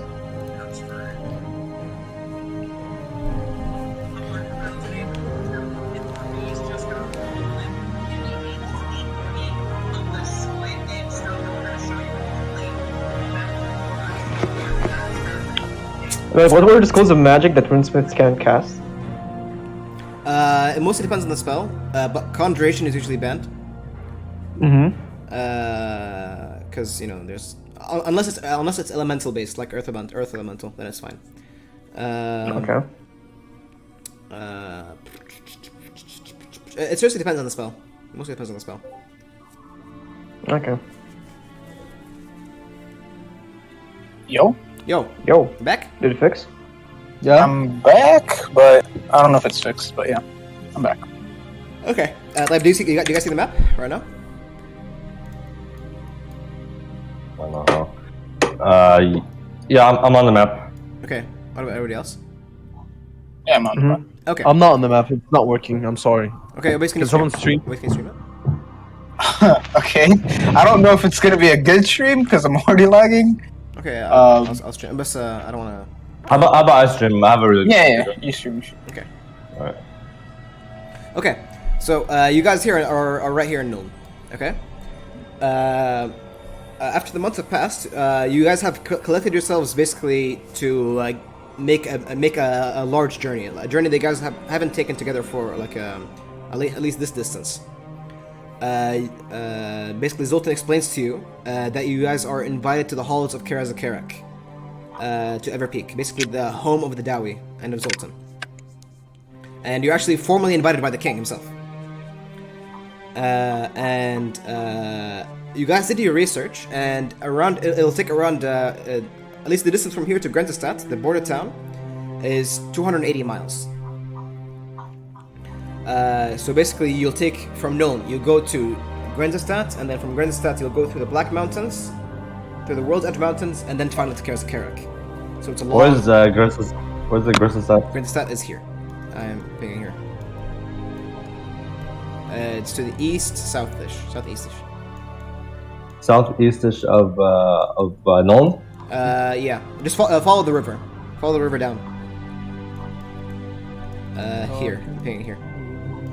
Oh, I found it. Yeah, this is Grenzestadt.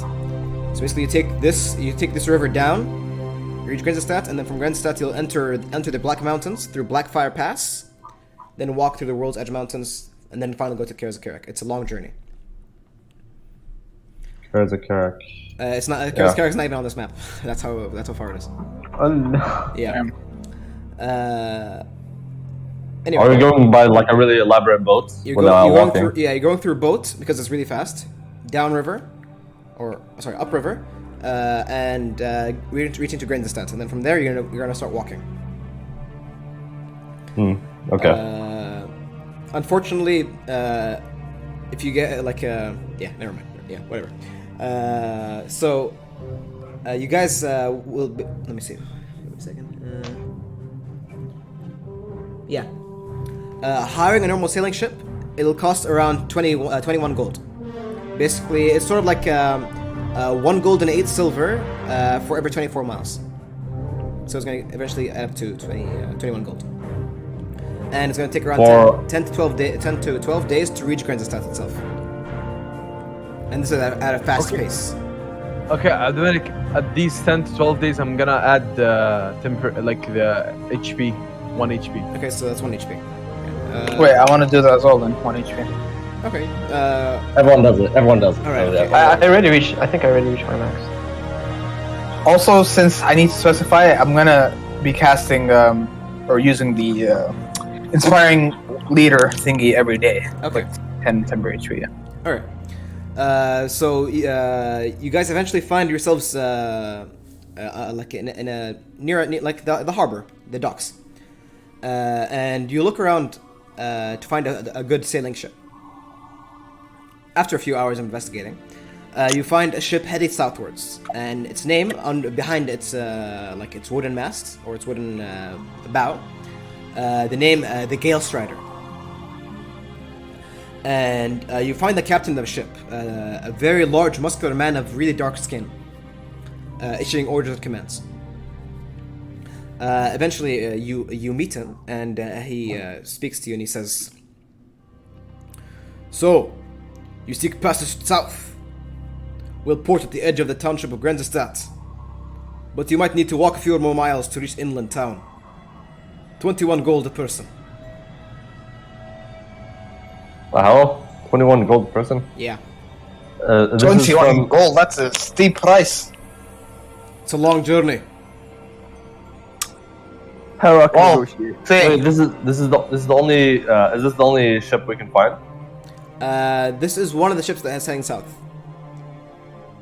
We can look for other options then with different prices. You could look for other prices, yeah. Yeah, I want to do that. I don't want to. Or you can just haggle. Yeah, I want to haggle. All right, I'm gonna say 10 gold per person. 10 gold. 21 gold is a steep price, and you know it. Do you know how far Granzestat is? Yes, about 200 miles. 280 miles. And even then, it's 21 gold. Roll persuasion check. See how successful it is. Alright, okay. Give me a second. Alright. Persuasion.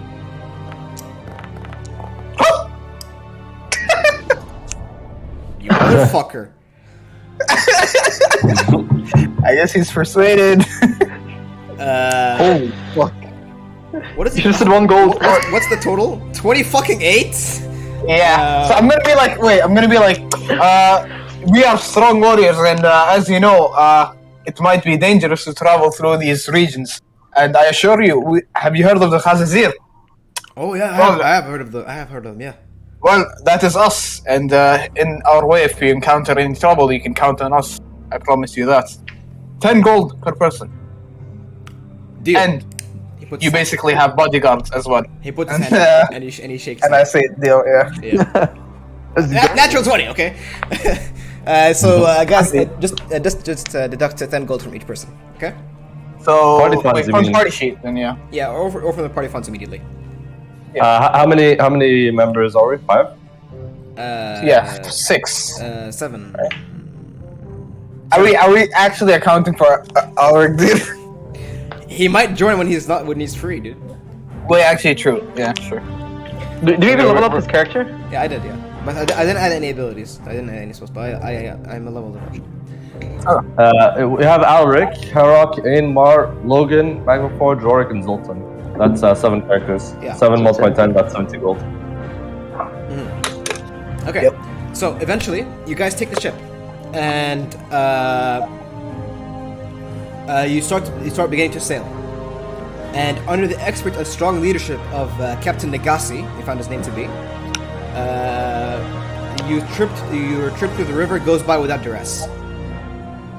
And he sort of explains to you, in the downtime, his origins. He's actually from a place called the Southlands, which is if you take basically you know Barrack Var. Yeah. If you go south, there's the Badlands. If you go south of that, there is basically the mummy place, basically the Kapesh, or basically sorry, not Kapesh. The mummy lords, basically. And south of that is the Southlands, and this is basically where he's from. Alright. It's very far away. Okay. And he begins to travel with you. He's pretty good captain. How many days is the journey? 10 days. Soon, you guys travel hundreds of miles, and sooner than you anticipated, you actually find yourselves setting port on the border of Averland, the neighboring kingdom. And using the maps you have obtained, using the maps you obtained during your long stay in Nome, and with Zoltan's know-how, you guys begin to walk towards the border town of Granzestat after leaving port. This feels nostalgic to me, Abdulmalik, صح? Yeah, you know the general area. You're well trained in this area. Kind of like a ranger, but like only in this local area. Alright. Yeah. Let me change the music a little bit. Okay. Eventually, the darkness of night takes over, just as the silver moon Mansleep takes the place of the sun. Let me move the map. Wait, Meg, I want to say something. Basically, since Harok basically got or the pirate thingy happened, right? Whenever he's on a boat, he's like really alert and looking out for people. He's not like he's unrested, you know? Yeah. Because you guys notice trauma. You guys notice Harok whenever he's actually on a vessel, he looks trepidatious. Yeah. Also, Abdulmalik, Yeah, what's up? like on Zoltan's face, he like currently like he's been having like sad sad expression. Do you know what I mean? Yeah. Like I just wanna point that out. Like just like sad expression. Okay.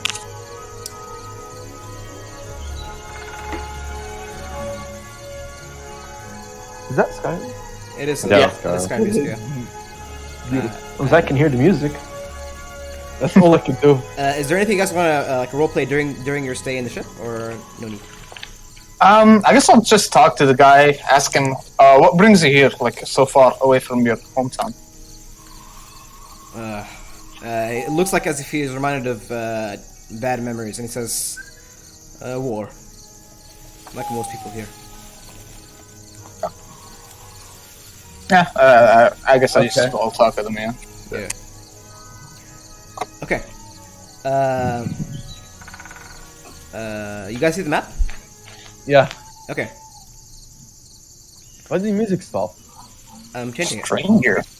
Come on, dude. Okay. Eventually, the darkness of night takes over. Just as the silver moon Mansleep takes the place of the sun, and dominates the sky with its silver light. In the distance, a few minutes walk away from you, you all see a small fire. What do you do? I guess we pull out our torches and, like, approach the guy, you know? We have our. We can I see would from here. roll We don't really need that. I'll lead the way. I think. Okay, you're leading the charge? Okay. Yeah. As you move closer, you can roll perception checks to visualize the character. Oh, yeah. Wait, can I roll perception checks to, like, see if anyone's around in the bushes or something, making sure, like, it's not an ambush or You can something? definitely do that. Yeah, I'm gonna roll perception. I'm rolling perception. Okay. Okay, Heroki, you don't notice anybody around. It seems pretty safe. Zoltan and Magma Forge. Glancing around, it seems pretty safe. This forest, although lively at night with many forest creatures, is safe. All right. But what you do notice from the figure, as you look into this character's physique, you see that he is hooded and cloaked, and he's sitting next to a fire warming himself. And he basically sits on this large fallen oak, and behind him a singular tent. I approach him and basically ask, "We may join you." He looks up, and from underneath his hood, you can't see his eyes. You can see a very, very sharp chin, very lithe chin, and with a long, lithe, strong figure. He says, "I will let you sit by my fire if you share with me a story." Boss, we have a lore master. master over here. He can tell you a lot of stories. And you see in his hand this long pipe, and he takes it out of his mouth and motions to the ground next to him or in front of him. Alright, I basically tell him the story. Have you heard of the fall of Karaknorn? Karaknorn, a dwarven hold. Aye, a dwarven hold in the mountains, in the what mountains? I forgot. Grey Mountain. Grey Mountains, yeah. Deep within the Grey Mountains. Ruled by a king, senile in nature. His name was Crag. Crag, King Crag. King Crag. He was an old dwarf, gone, driven to madness by his age. When you say King Crag, he says, sounds familiar. Driven to madness by his age, he had lost control of, or lost the sense of responsibility to take care of his empire. Unbeknownst to him, due to him not taking any actions, an orc army, a massive orc army, Awa as they call it, had been risen. Badruk, what was his name? Splitter. Yeah. Wait, what's up? Scourge of the Grey Mountains. Scourge of the Grey Mountains, Badruk, led this army, and within a matter of 3 weeks, his army advanced the Grey Mountains and took down one town after the other, and within weeks they reached Karaknon, and a battle like you've never seen before, thousands upon thousands, outnumbering the dwarves maybe 100 to 1. When you say a battle that you have never seen before, you see a slight smile underneath his cloak. Underneath Wait, his what? cloak face. When I say what? Like no battle you have ever seen. Okay. There's a small smile underneath his And then I say, maybe 100 orcs to 1 dwarf, outnumbered like no other battle you've ever seen before. They took down Karaknorn in a matter of a single day. There was no defending our hometown. Okay. From his general body posture, I want an insight check from one of you guys, or actually 2 of you guys. Okay. And I'll also make an insight check for Ainmar. All right. What from Logan? Did he has +9? Ainmar has Makes proficiency sense. also. Ainmar got a natural 18. God damn it! I got natural 4. Okay. Okay, Zoltan, Magmaforge. Who else rolled? Only Zoltan and Magmaforge? Yeah. Logan should be rolling because he has literally like +9. But yeah. Okay. That's +9. Yeah, and also he has that Natural feat, remember? Yeah, Wait, Logan's rolling. Medic, remember that feat he has? He has that one feat that he can read lips or something. Does that come into play here? No, it's not lips. Oh. Okay, all of you guys fail except Ainmar. Ainmar looks at the figure, and you see his demeanor change. He says, "Have you come from Ulthuan?" What is Ulthuan? The elven figure standing before you. Oh fuck. Fucking elves. Oh shit. The island paradise of the High Elves. Yes. High elves. I come from Ulthuan. He who bears the stance of kings but is not one yet. Wait, is he talking about? Who did you refer to just a second ago? Ainmar. Ah, yeah, I see. And yeah. Nick, aren't these guys like pompous as fuck? You can see Or from, like you can see from his figure. He looks arrogant. Yeah. And Ainmar looks silent and angry at the High Elf's response. And the stranger, the elven stranger, says, "It is possible you have taken offense. Not everyone will hold you to the vision you hold yourself. Consider this a lesson in humility." He's talking like this. Pompous. He's dissing our homeboys, okay? Yeah. But for what? For failing? Ainmar responds, and he says, a lesson in humility from one so arrogant is uncomely." And the strange lithe figure. I want to say something. Yeah. Magmaforge looks at the stranger and says, "Is this what you do? Sit by campfires in the middle of nowhere and give snarky remarks to whoever passes you by?" He says, "I am merely on a journey, and I share this fire with you." Okay, now he's doing like a complete reversal on his attitude. You see that he has pride and arrogance, but there's also wisdom in it, and it's well-found arrogance or based arrogance. Wait, he said he's sharing this fire as if he's doing us a favor?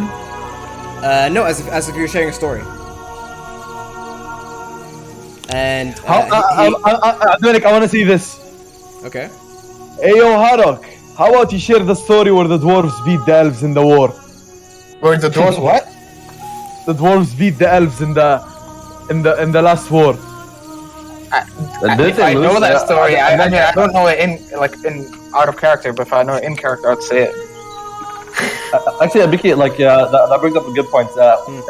Right now, we're at a time period before the big elf versus dwarf war. You know where No, this is after. This is thousands of years after. Oh, never mind. But we ended up losing that war, huh? No, it was a dwarf victory, but it was basically the definition of Pyrrhic victory. Wait, ever since then, the dwarves were never ever as strong as they were before. Wait, Minik, the dream that I saw where there was a dwarf fighting an elf, right? Did I ever find out what battle that was, or Yeah, it was it was Zoltan's dream. Yeah. it was both of us, right? No, it was Zoltan, but Zoltan described it to you. He made it. Oh yeah, he described it to us. Never mind. You sort of put together that dream might have happened the same time as the war of vengeance, as the dwarves call it, or the war of the beard, as the high elves call it. Yeah. Okay.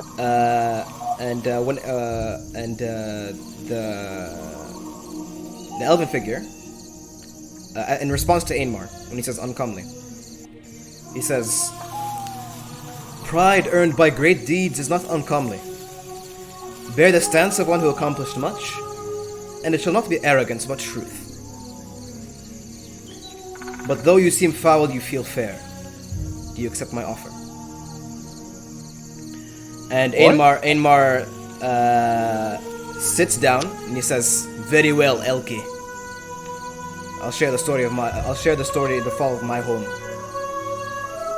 And Ainmar begins to describe in detail the things that happened before the fall of Cirith Norn, the build-up of Badruk's rise, the descent of madness of Crag, and he adds more details to what you already added, Herok, and he also adds his father's death.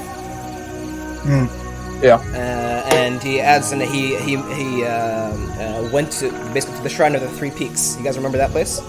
Yeah, with the white dwarf. Yeah. With the white beard. Yeah. And he shares this and this and this.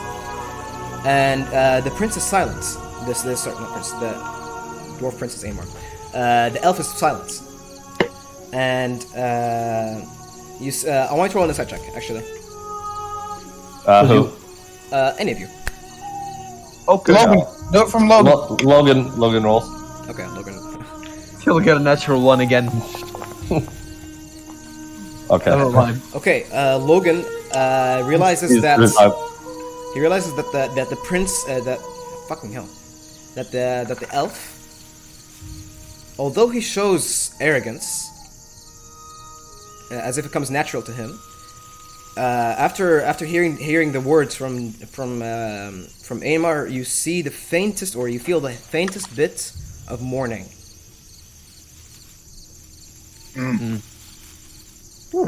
It says, "A lesson in initiative is your tragic tale, tragic and well told. Perhaps I will share a story of mine with you." And he motions for you to sit by the campfire around him. And you notice, even through his look, his arrogance kind of pisses you off. Okay.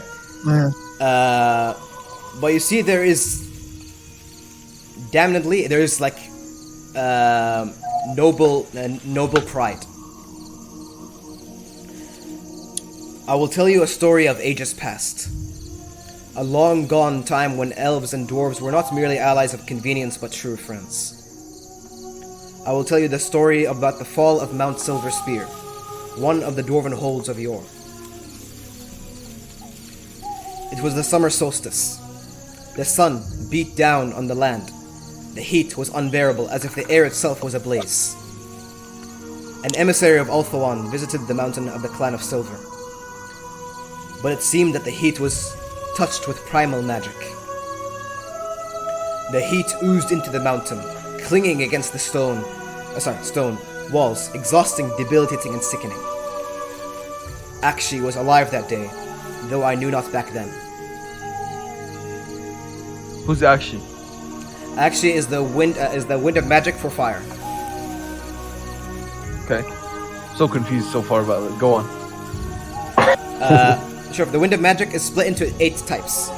There's fire, there's death, and all of them have their own different names. Akshi is fire. Okay. And he's basically saying that Akshi was extremely strong that day. And he continues. The cause came. Let me change the sound. Okay. A terrible roar upon heavy wind. The earth quaked, cracking the dwarven-built masonry. The skies darkened as the dwarves readied their throng for what was about to come. But they were not prepared. The last sign was the strength of the hurricane winds. Burning winds with a heavy air of evil that uprooted the long pines of Silver Spear. The clouds broke, and descending from the wound on the sky was a vision of dread. And I knew I was right in my prediction. The Red Dragon, Malathrax, the Voracious, the Red Dread, the Tyrant of Flame, descended from the sky in a primal rage, with the power of the sun at his back. His claws burning spears, his teeth the size of fiery longswords, and his tail a great chain of flame. But atop his lizard head lay a crown of dark and black horns that radiated the great power of fire. The dwarves loosened their arrows, only for them to be incinerated into ash as soon as they came close to the dragon's scales. The arrows faded into a thin flame like burning wisps. He landed on the gate of the mountain hold that day and took one great breath, then poured a terrible and endless stream of bright, sorcerous fire. The flames went in through the gates as if magma, and burst out from every crevice and cranny and stone-hewn window. I may never forget the screams and terror of that day, the last day I saw Mount Silverspear burn. Where is Mount Silverspear at, then? Mount Silverspear, it's roll a check for me, roll a history check.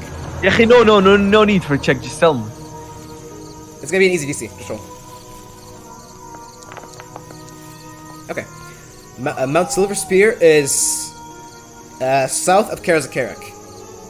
And Mount Silverspear was, if there ever was a rival to ever peak, Silverspear was it. Yeah. And Is it? It was east. Basically, Silverspear was on the border of the Darklands. Okay. Mm-hmm. And Silverspear was known to be one of the richest holds. And something you actually know is that when you hear the word Silverspear, you remember ancient stories of massive migrations of dwarves away from Silverspear to all the other dwarven holds. And you're like, oh wait, you're connecting this story with his story. And by the way, this strange elven figure, is describing the story as if he was there.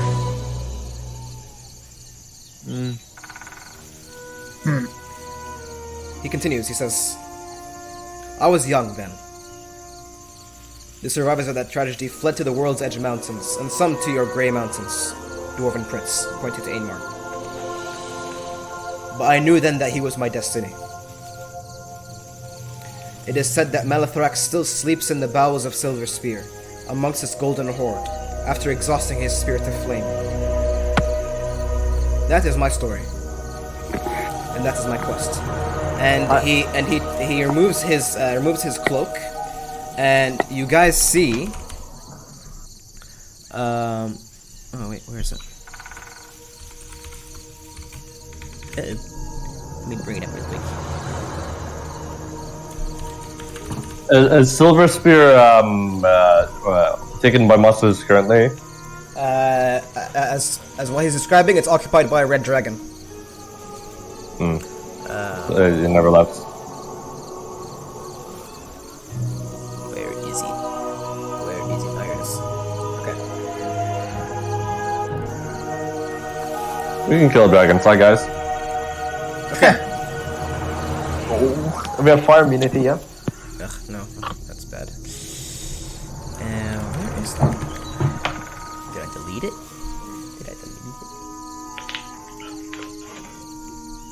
Oh my, it's got curd. Stop. Stop. What? That's my role-playing voice. Wait, I'm missing it. Let me try. Zoltan isn't whatever the accent is. British. Yes, yes. No, it's that other This guy is that I the wrote dream. with in prison. Oh my, what you do, my? It's got curd in it, yeah. I killed all back, Sandy killed me back. I saw to Harak, he's a bronze beard. Zach, Yes, Zach, yes. Zach, I can't focus. What are you studying, mate? Okay. How are you focused on my Next picture. penis?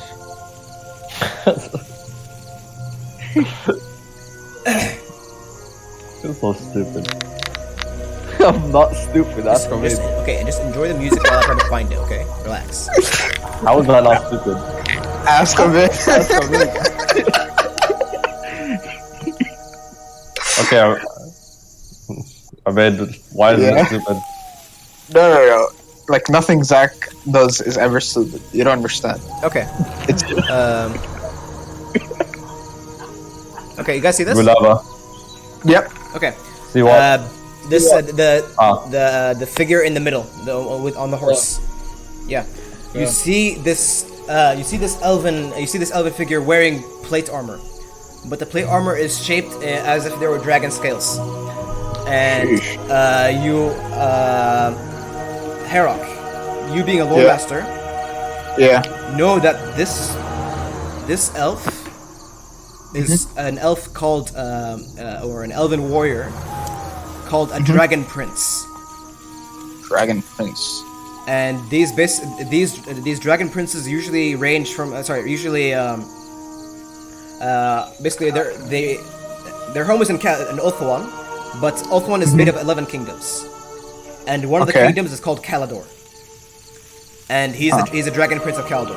And basically these guys are knights, like elite level knights that ride dragons to battle. That And- ride dragons? Ride dragons to battle, and dragon princes are they're so strong that usually you only see maybe one of them in a lifetime. And Damn. basically they were very numerous like a long time ago. And primary reason why the dwarves got their ass beat a lot. Sheesh. And this guy's a Guys, you're lagging way.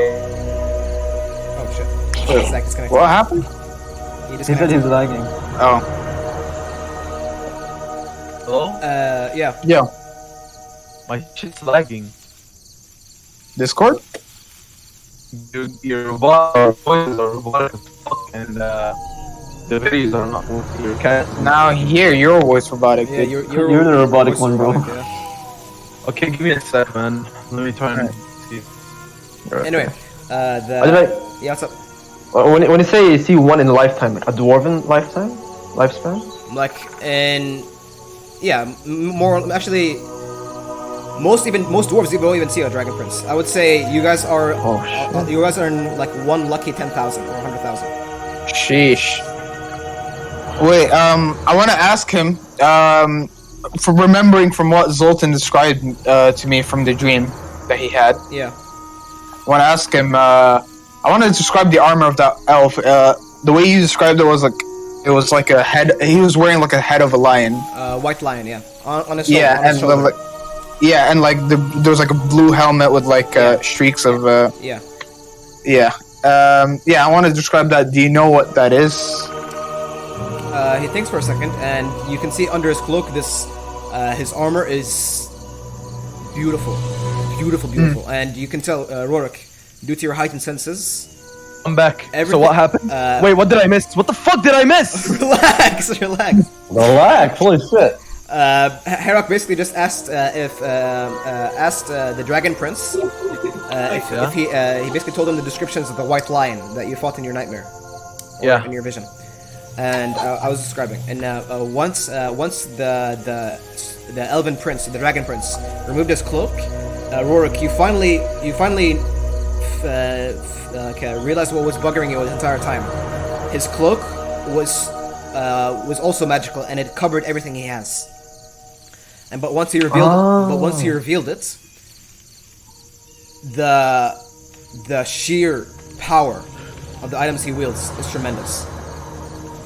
And you basically see that his glittering dragon armor, and it's amazing.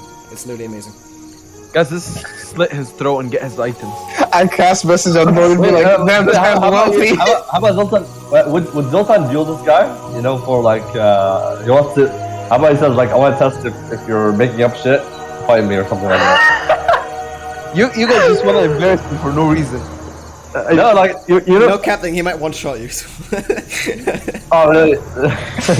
Oh really? Oh, is he like stronger than Badrock? Probably, dude. Yeah. Maybe he could. He rides a fucking dragon. He could kill Bedrock, yeah. Holy Okay, fine. no! Anyway, Yo, Abdul, could I? he could responds. He says, "You describe a white lion of Trace quite vividly. Trace is but one of the 11 kingdoms of Ulthuan, and I am from one of them, Calador." And he says, "My name is Prince Kalanos, High Elf Prince of Calador." Abdul, I asked him, could you like, do you like? I asked him about my dream. Like, I asked him if this is normal to have. He says, and you can tell he's not only a practiced warrior, he's also a practiced mage. And generally, high elves are extremely attuned to magic. They are one with it. Yeah. And he says, it's not strange to have those nightmares. If you were within a storm of magic, it is much likely, very likely. And then I asked him, also, like a magician or like a caster or whatever has said that we are marked. And we don't understand like what that meant, and like, is there any magic emitting out of us or like anything? He looks and he says, "I only see one signature," and he of course looking at Warwick. Oh shit. Wait, when he says signature, do you mean just the curse mark, not magic in general? No, something related to chaos. Or do you know a dwarf called Bluebeard? Thinks for a moment and says, "No." Oh, okay. Must be a shitty fucking slayer then. A side character. If you ask in Karak Kadrin, you'll probably hear of somebody called Bluebeard. The elven prince, Prince Kalanos, he brings up his hood again, and he says, "We might meet again sooner than you anticipate." Wait, before it leaves. Actually, no, I'm gone. Yeah. But when you see me, you might see me riding a dragon. And you can see his arrogance comes back again, as if he was suppressing it. You ride a dragon. Yeah, you can. I rode a dragon before. I tell him I rode a dragon before. You know, they do call me the dragon tamer. Dragon tamer, and he looks interested. Completely stealing someone else's work. I say, I tamed a shard dragon deep in the mountains of the Grey Mountains. He says, "Shard dragons, not true dragons." It is in the name, isn't it? You can have it. You can have The name, He says, he looks at you all and he says, he looks at all your companions and he says, "I expect great things from you. I can feel it." We will do great things. We know it. We'll meet later. And from behind him, he sort of makes this like beautifully vivid whistle, and a horse that you have never seen before, like never seen the type of before. Extremely elegant and extremely fast and tall. You have never seen this kind of horse. No, not in Empire, nowhere else. And you can clearly see that it's a strange and magical breed. Man, elves are so much cooler, man. Fuck dwarves, honestly. What? Look, I'm just painting the most badass elves are there. Okay, that's why it's so cool. Yeah, I mean, he's a little prince. I mean, actually, the thing with elves is that every noble is called a prince. So there are actually many princes. But Dragon Prince is like a bottom of that. Oh shit. Okay. Like, dude, we're so lame, dude. Like, actually, and I thought it was cool as fuck. This is bullshit. So basically, Zoltan is not on the same level as this Dragon Prince, right? In terms of human versus dwarf. No, no way, no. At least in level terms, no way. The Dragon Prince rides, ascends his horse, and Wait. You said this horse is like magical, huh? you can tell it's a strange breed, yeah. Like, what's strange about it? Like, does it look different from normal horses? I was just describing that. Let me show you. And its figure, its stature, its musculature, its elegance, its speed, its demeanor also. Everything completely different. It's almost like it has a mental connection with its rider. Damn. Yeah, whatever. Yeah, keep going.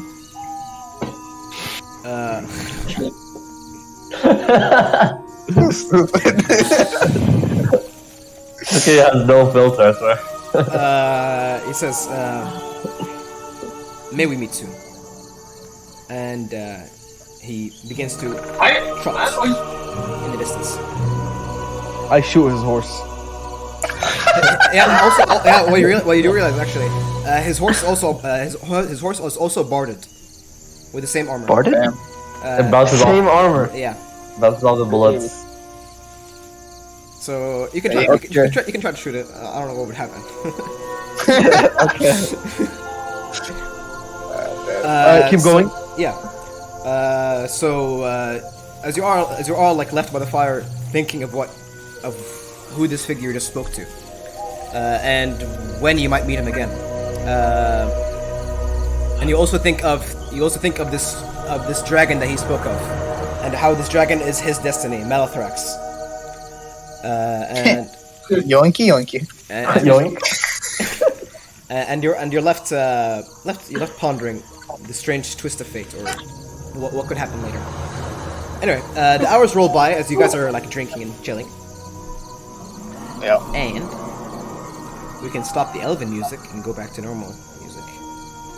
Yeah, let's keep going. Like, let's actually move on to the main character and story here. Me. Yeah, let's go. What the hell? All right. So you guys begin to travel. You sleep and then you begin to travel. You have your fine breakfast, finest breakfast ale provided by Herok, and you begin to journey on. Hours pass by, and you are nearing Grenzenstadt. I'm losing.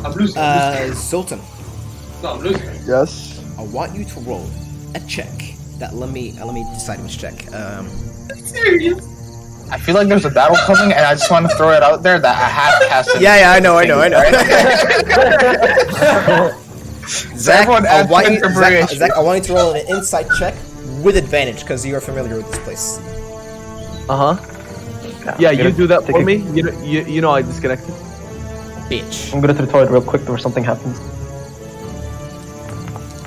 How much do I get, guys? Damn, natural 17. Dead. 21. Okay. As you begin to travel through this Everlandian forest, Yeah. you notice something.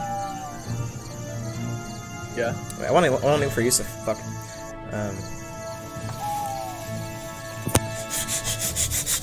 Wait, everyone add 11 instead of 10 because I'm level 6 now, so 11. Oops. Ow! Okay, wait. Let's wait for Yusuf. I don't want to do this without him. Hey. You guys are down to stay late, okay? Right? Yeah, obviously. Yeah, nice, nice. I'm up to stay early. Oh! Athletic, stop moaning, seriously. Oh, okay, nice. Yusuf's here. Okay. Alright. Zoltan. Yeah? Something is seriously wrong. Yeah? Oh, guys. The ground is corrupted. But not like how you remember it was in my sen before. Rorik. Yeah, you. I mean, Oh shit. Due to your heightened senses, you can tell strange winds of magic are being manipulated in the air. And you notice that the winds that are most predominant in this area are of vampiric origin. perfect origin. Fucking vampires! As you all continue to tread, you start to notice that the wildlife has also changed. Zoltan, as you're traveling through this Everlandian forest, you notice you pushed against a bush, right? And suddenly hundreds of droves of rats, nearly as big as cats, leave in a migration away from the bushes. And then you see large, sparse trees that are leafless at first, but then as you look closer, you see hundreds and thousands of bats clinging to them as if they were leaves. And once you get closer, they disperse. Sheesh. And you see bats, and more rats also leave the area. And you hear the unmistakable sounds of wolves howling. As you continue onward, you notice that the skies are getting darker and darker. The land is becoming more tainted with corruption. Your feet begin to drag, as if you were moving against mud.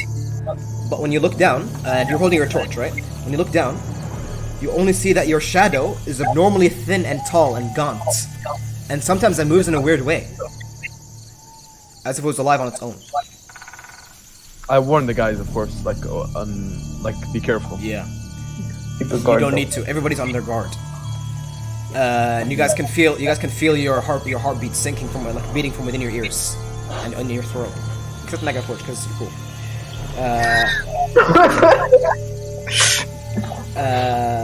As you continue to travel, you notice that you begin to enter like a very sparse forest, very trees that are scattered around, and of course horned and twisted. The branches horned and twisted. And in the distance, you see a massive tree. You see a massive tree. Its bark pale white. Its gnarled branches reaching out to the sky as if they were hands, trying to claw at the sky. And you see chained upon the branches many cages with cages and attached to chains. And inside them you see skeletons. This is what you see. Sheesh. Holy shit! With the skulls and shit on the twigs? Yeah. Okay. This is what you see. And it looks like the bark itself has faces. Obaid, could you stream? Because Abdullah's stream sucks. Okay. Yeah, you can. I closed the picture, so can you open the picture again? Sure. Give me a second.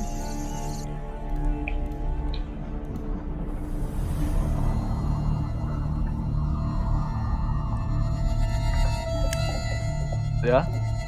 Okay. See this picture, dude?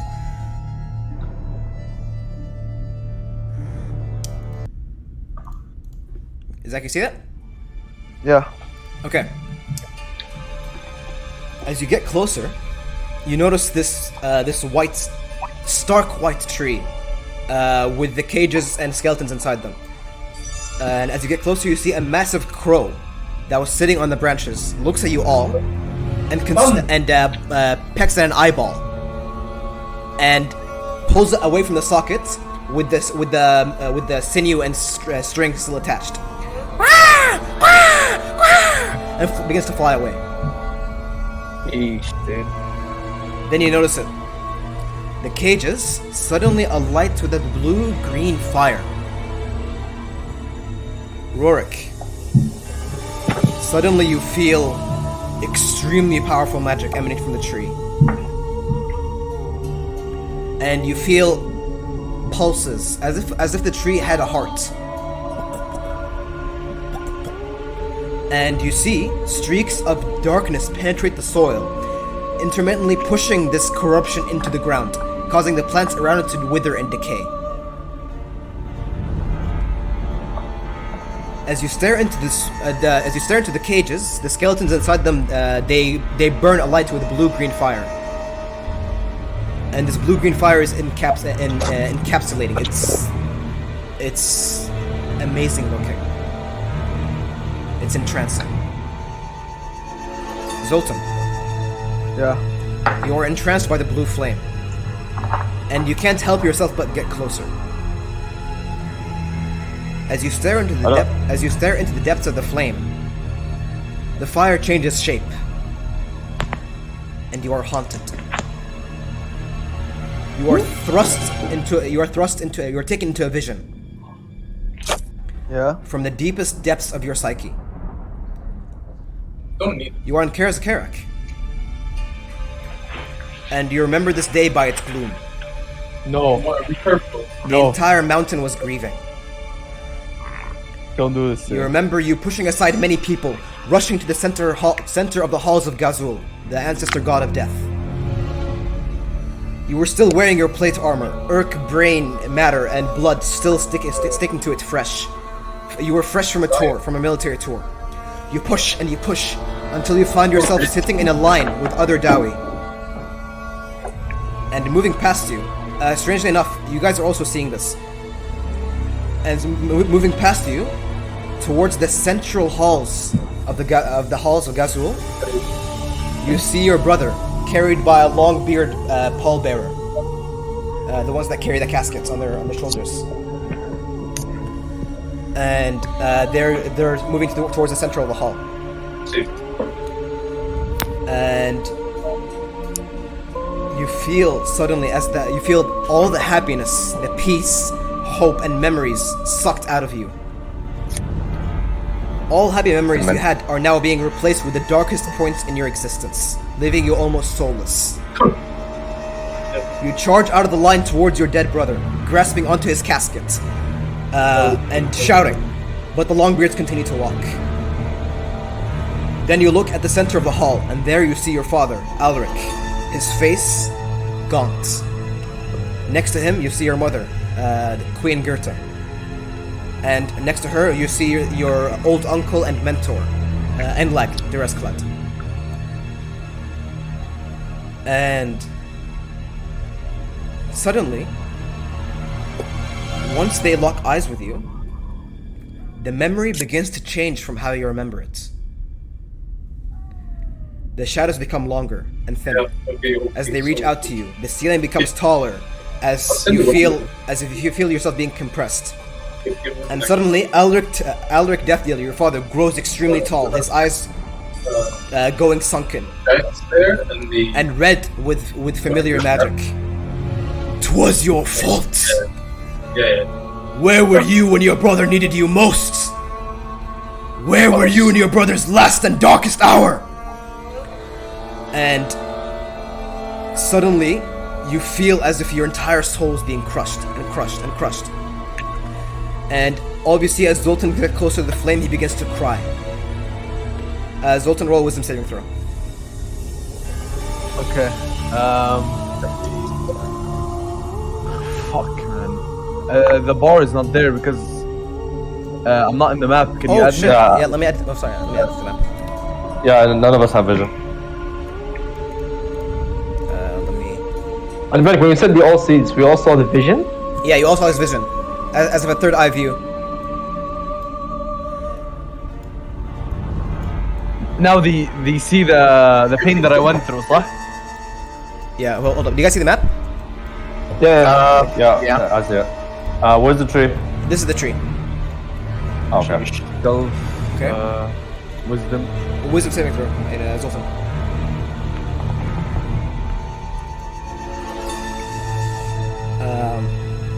You all look at Zoltan, and he begins to get closer to the tree, and he touches the cage with the blue fire, and you guys suddenly see his shadow materializing.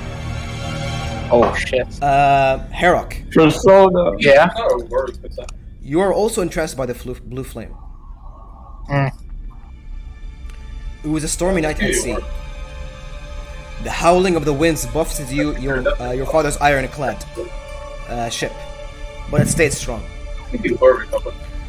As your vessel left the storm, you felt relief, but then you saw the horizon.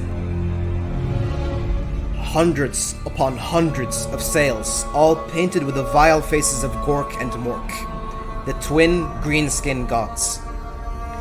Horror filled your soul as the orcs descended onto your ship at its weakest point, rending apart any resistance.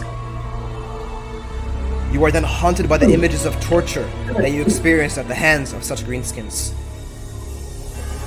You saw them cut your middle finger out and toss it around like it was funny, like it was a joke. You saw them. You suddenly feel. You know how the burning the blue fire. Yeah.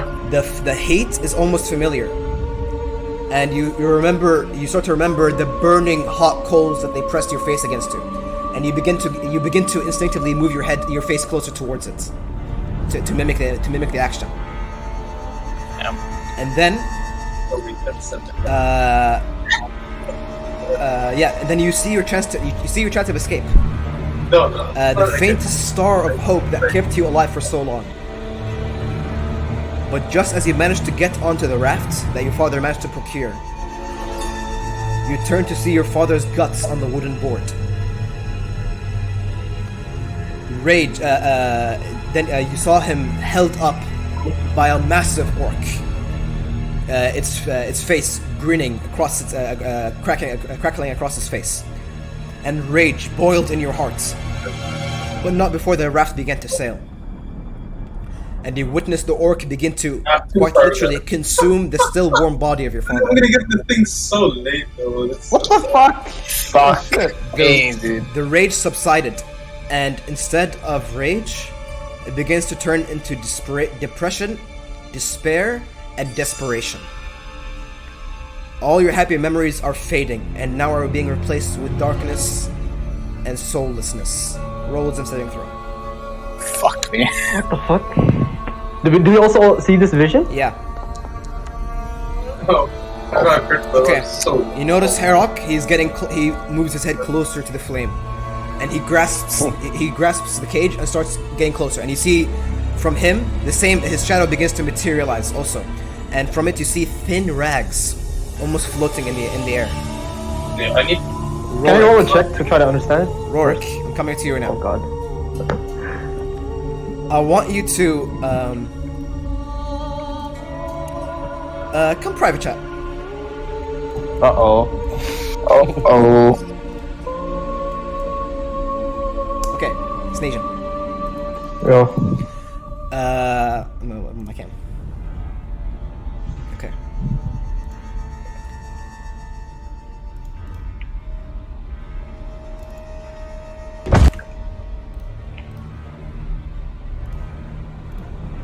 Let me find it. Give me 1 second.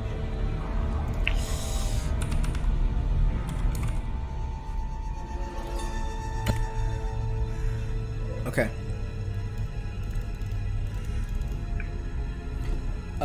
Okay. Rorik. You feel as if your past will never stop haunting you. But strangely enough, your past continues on in the background. And with your strong will and your attunement to magic, you begin to peer through and look further out, instead of past, into the future. There, you see your greatest fear. You see the future you were warned about from your mentors and from your ancestors. There you see a dark sky under Karakadrak, and you see columns penetrate the sky. A white dark column, cracking it open like an egg. And the center of this column is where you would expect to be the Anvil of Doom, as if it was sort of like a beacon. And the sky crackles open. Then you see the most horrible image you have ever seen. And you hear the words in your head, the voice of your mentor, even though he never said these words. The dark gods still feed on the world's transgressions. And I'm gonna let me actually see if I can. How do I? Okay. Open my stream. Yumma. Okay. You're watching? Yeah. This is what you see. You see, basically you see, when the sky cracks open, you see 4 colors. 4 major entities. Green, purple, red, and blue. And then you are thrust into this vision. Let's watch this video together. It's a video? Yeah. Corruption. Obsession. Deceit. Rage. That's what you see. Holy shit. And your soul is assaulted. We're gonna go back, and I want you to roll a wisdom saving throw. Okay. Oh my, that's a lot of dice. I just rolled everything. Okay.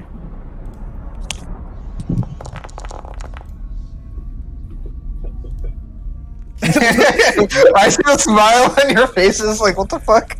Oh, Just look at Yusuf's Shit. Just look at Yusuf's face. Okay, Rorik. Yusuf, what the hell was that fucking expression you have?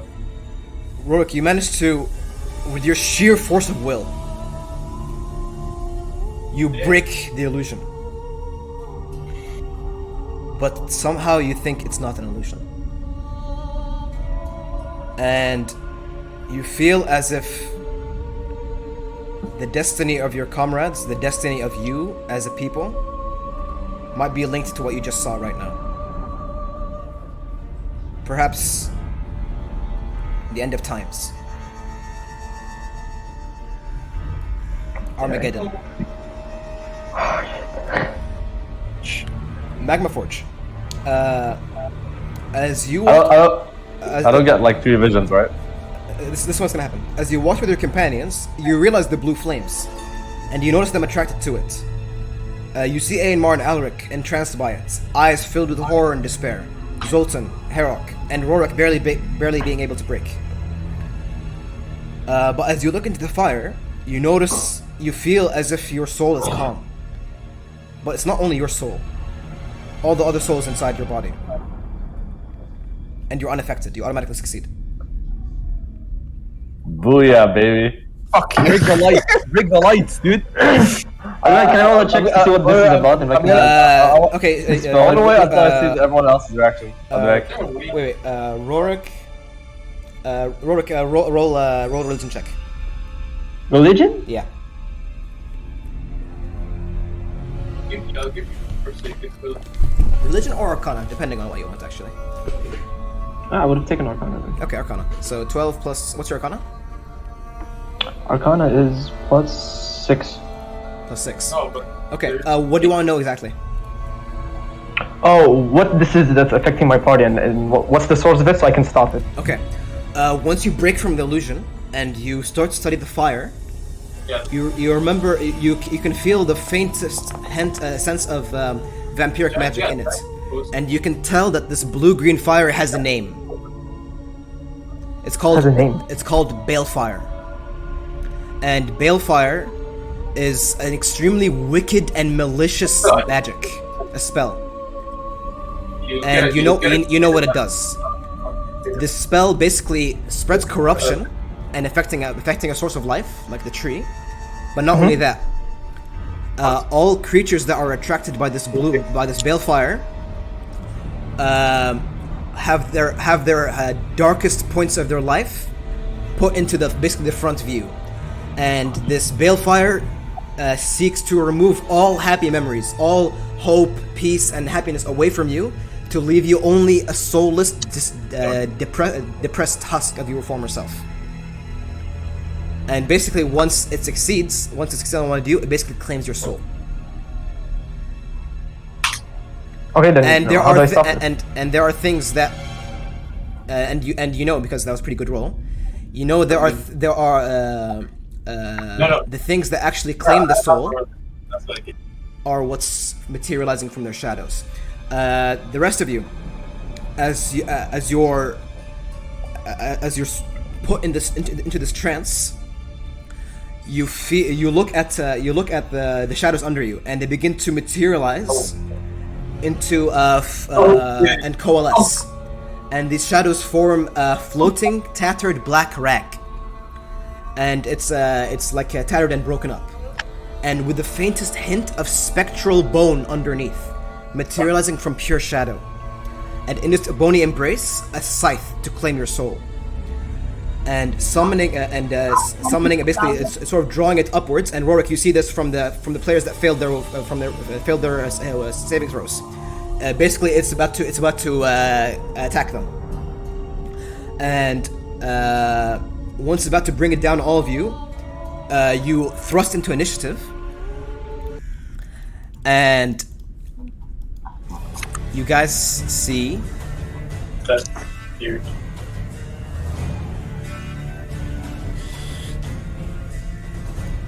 You guys see this. Sheesh! Oh shit! Okay, that got my attention. Yeah, so Herok, Zoltan, Amar, Alaric, and Logan all failed their saves. Except only Rorik and Magmafort succeeded. Wait, what's Logan's vision? Logan's vision? What do you mean? Oh no, Logan, he basically he just looked horrified, and you can see it's sort of like all the events that transpired in his life. Give me 1 second. 1, 2, 3, 4, 5. Okay. Yeah, this is what you see. I'm gonna move them into the site right now. About the fire, is there like no other information I know that could stop them? That could stop that fire? It's pretty strong vampiric magic. You can attempt to dispel magic. Okay.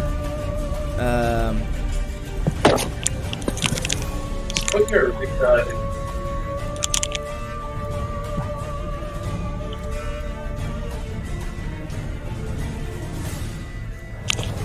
Okay, you guys see the sides? Yeah, I see them. Okay. I want you all to roll initiative, please. Okay. Alright. Fuck. Fuck! Okay, 20, let's go.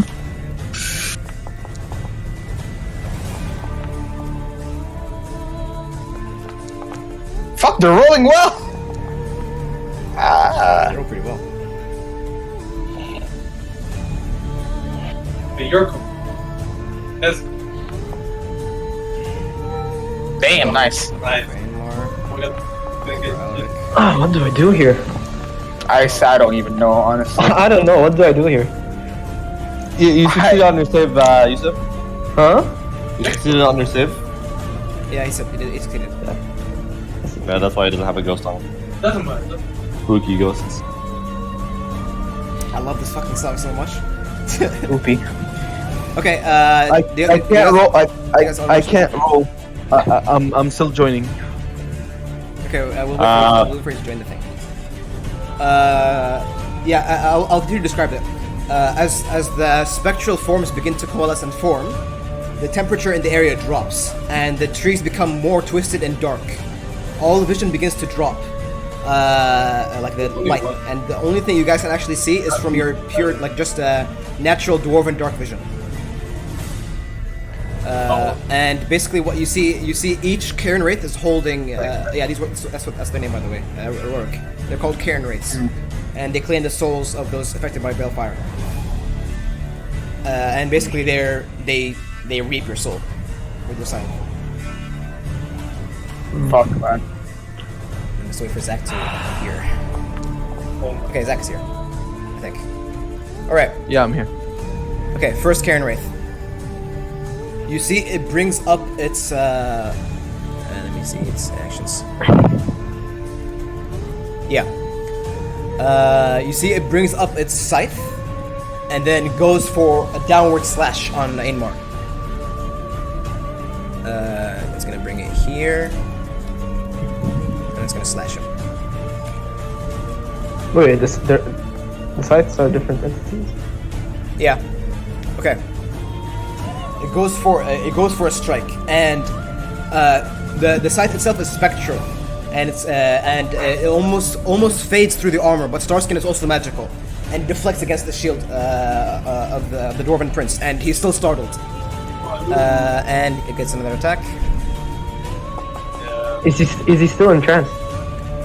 For this round, yeah. This one misses as well. It goes to slash at his helmet, and Starskin, almost as if reacting, closes and blocks the scythe. Sheesh. That's this Phantom's turn. Rorik, your turn.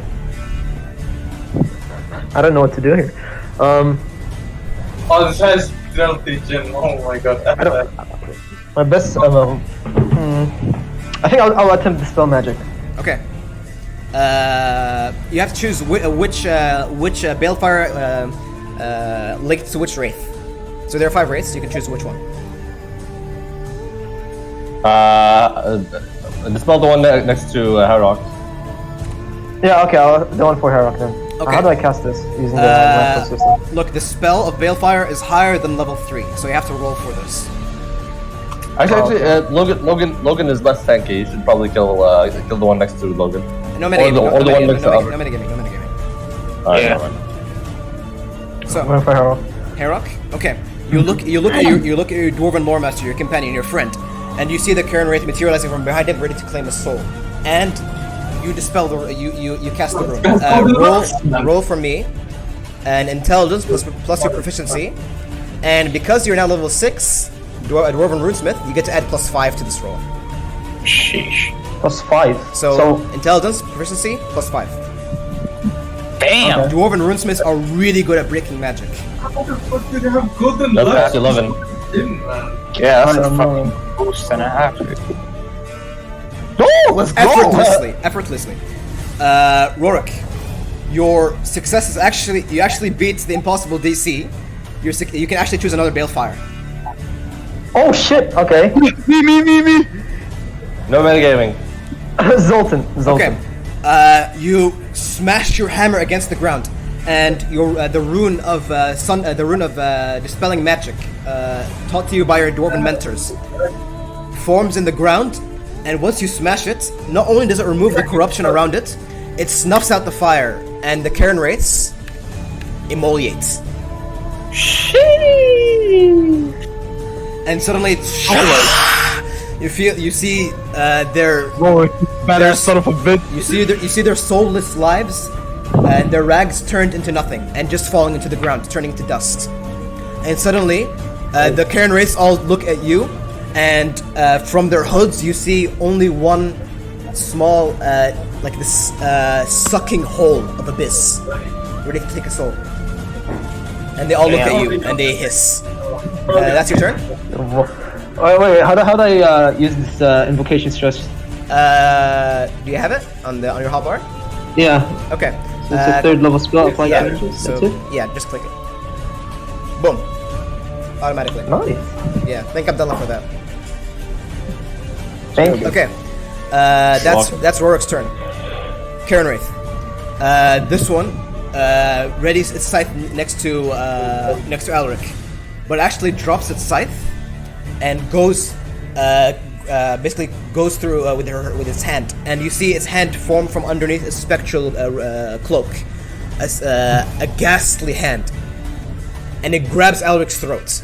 It's gonna go for a corrupting touch. Hits.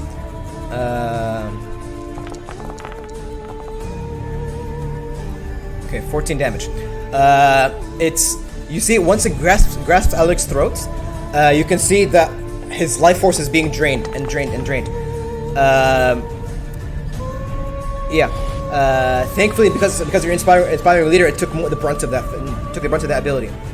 But you still see that the life drain caused his maximum HP to be reduced by that amount until his next long rest.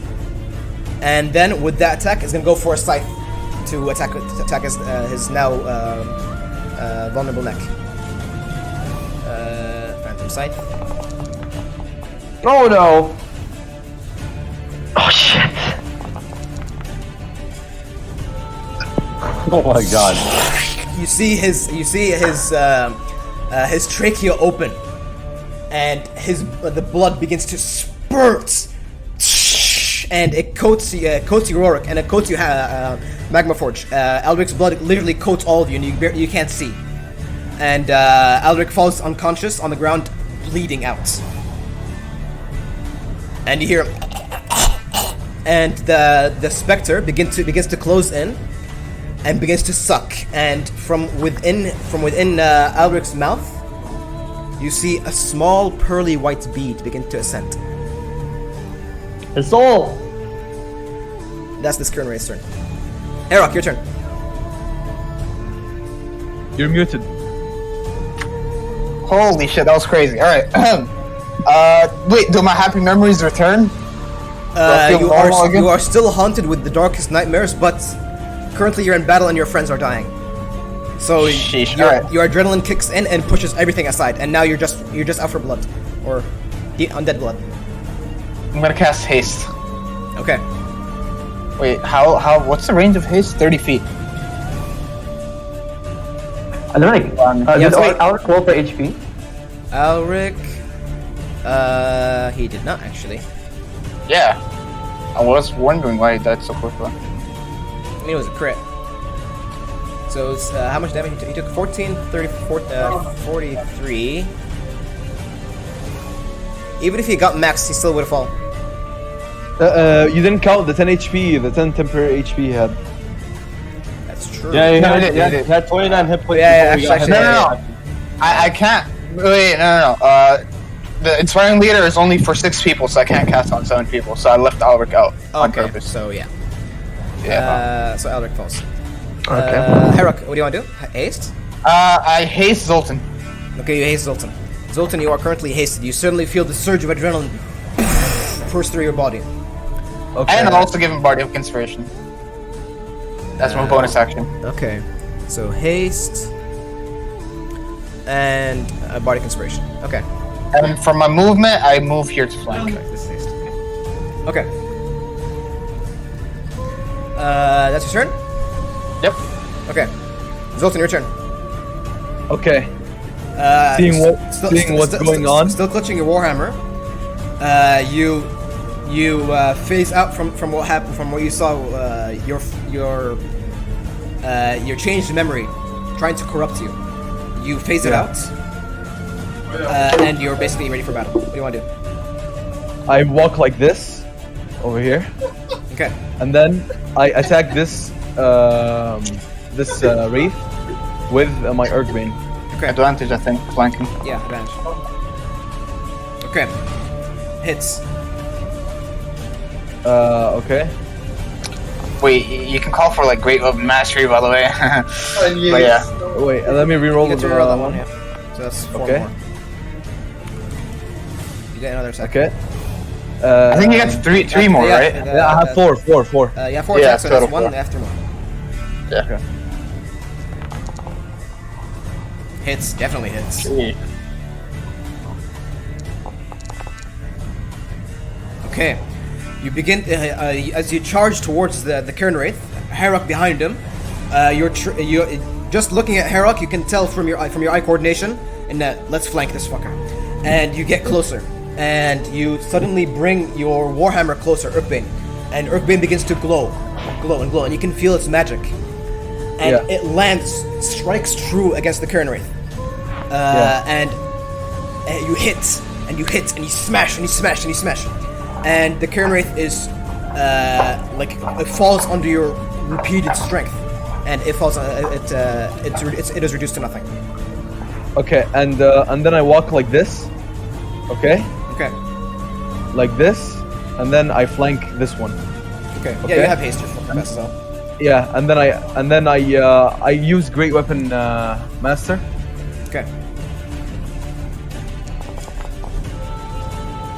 Hits, barely hits. Sheesh, let's go. Can we roll that one? I can roll it too. And that's Yeah. two. So that's same. That's the same damage. And then I attack again. Yeah. Crit. Sheesh. Fucking Yeah. Great Weapon Master crit. Holy shit. Okay, you smash the specter, his hand, and you knock the scythe flank, and the scythe embeds itself into the tree, into the white tree, and from the white tree you begin to see this blood ooze out from out of it. And Dominic, I get another attack because of the crit. I can move and attack another target. let me describe it first. Yeah. I'm just saying. You look at you turn to Logan, and you see Logan in despair, even once more, even deeper, and you feel rage. Like inside you, and like this should not happen to my allies. And you go in with your final strike, oof, and you slam it into the ground. You slam it so hard into the ground, you actually make a crevice in the ground, and it's dug inside. You reduce it into rubble. Okay, and then like me, really angry and looking at Alric. Can I explain this? Me looking, seeing this, I go even beyond my limit, and I attack this one with one attack. Dude, haste is fucking strong. Go attack. Hell yeah. Hits.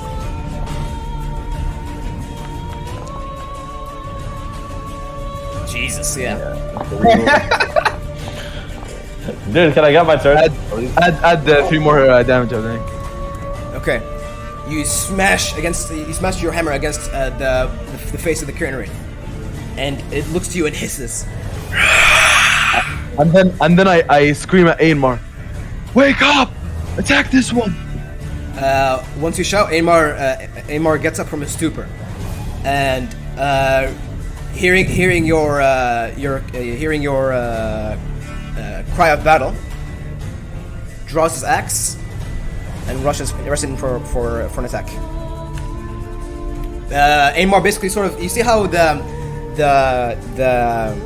Kern Wraith was sort of like going on top of Alric's face and tried to suck that white bead out of his face.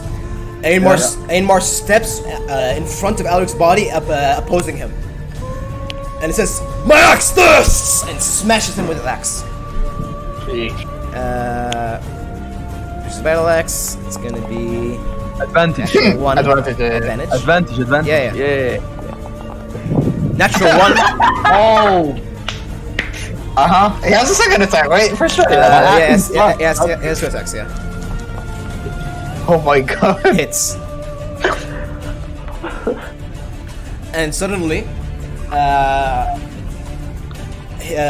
Ainmar brings down his axe and slices through the tattered legs like it was linen, and it breaks away and starts to dissipate and diffuse into the air.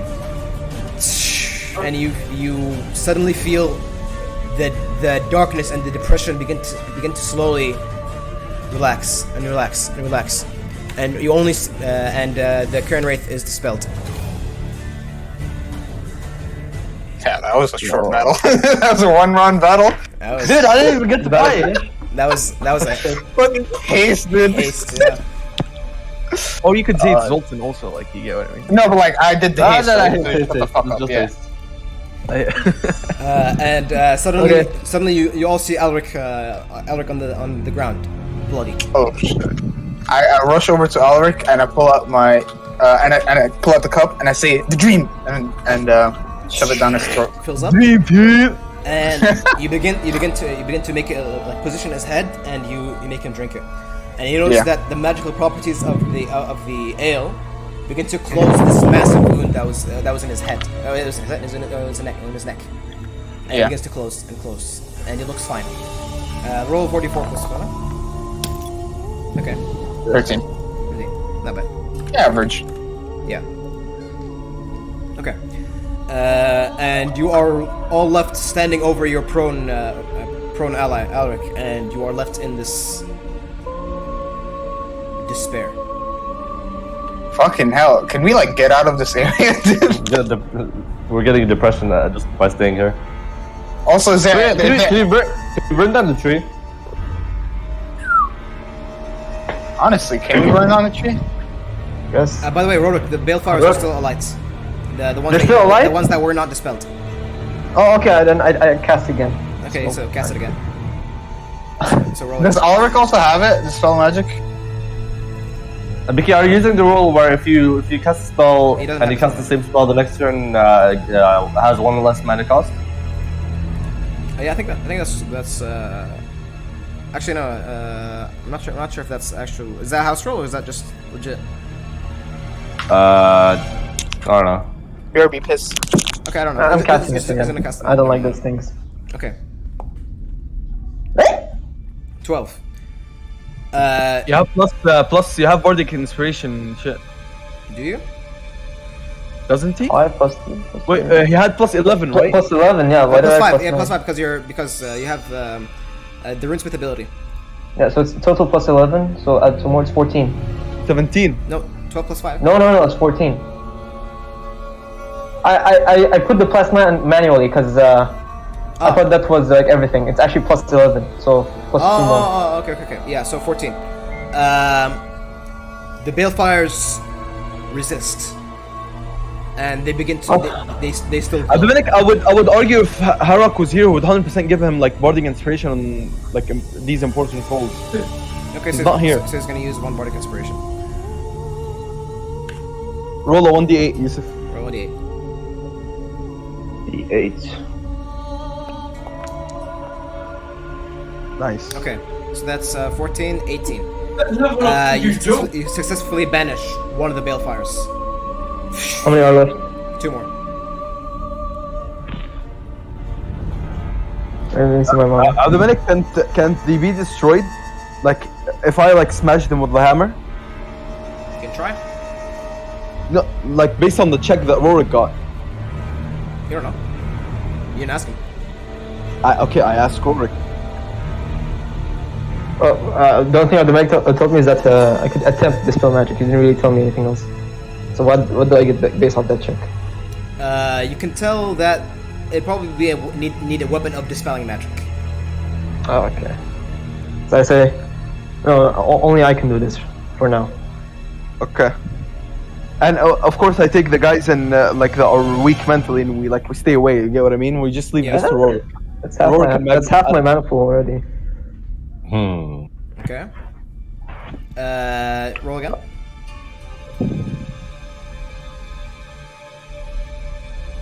Roll, Steve. Okay. 25. Okay. Just like that one before. You dispel the last 2, and suddenly, when the balefires dissipate, you see that the white tree, its branches. Remember how they were trying to claw at the sky? Mm-hmm. Now they sort of slightly depress, and they sink. After casting the last dispel magic, Oric like falls on his ass, and he lets out a sigh of relief and like, Zoltan, I'm surprising you know a place like this. This is not how I remember it at all. And basically, by the way, Rorik, you could see Zoltan is still horrified by what just happened, and his memory is coming back. Like, he's always trying to forget. Zoltan is always like trying to forget this memory, and basically, him getting this memory again, like, it was not good at all. Like Zoltan already was sad while he was traveling. Remember when with like the remark I mentioned?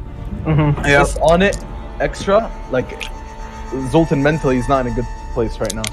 Wait, Melik, did we all see Zoltan's vision? Yeah. I put a hand on Zoltan's shoulder. I understand what you've been through. Have you seen my vision too? Have I? Or was I too consumed in my own vision? You saw his. I'm like, I go and put my hand on Harek's shoulder and say, "You worry about your own problems. Don't worry about mine." You already You see what's on my mind. You see the nightmare. I saw these- everything. Let's get out of here. I want to leave. I said Groby scum. And, yeah. We need a break. We take a leave. Oh. Yeah, we leave. You leave the tree. Yeah, we leave. Wait, like, wanna we burn it? We Wait, we can burn the tree. Yeah, burn. Fire Molotov. Okay. Did we dispel all of it? You said, Rorik can dispelled it. They use one of your bardic inspirations to help him, by the way. Okay, yeah. I actually was thinking about that while pissing. Yeah.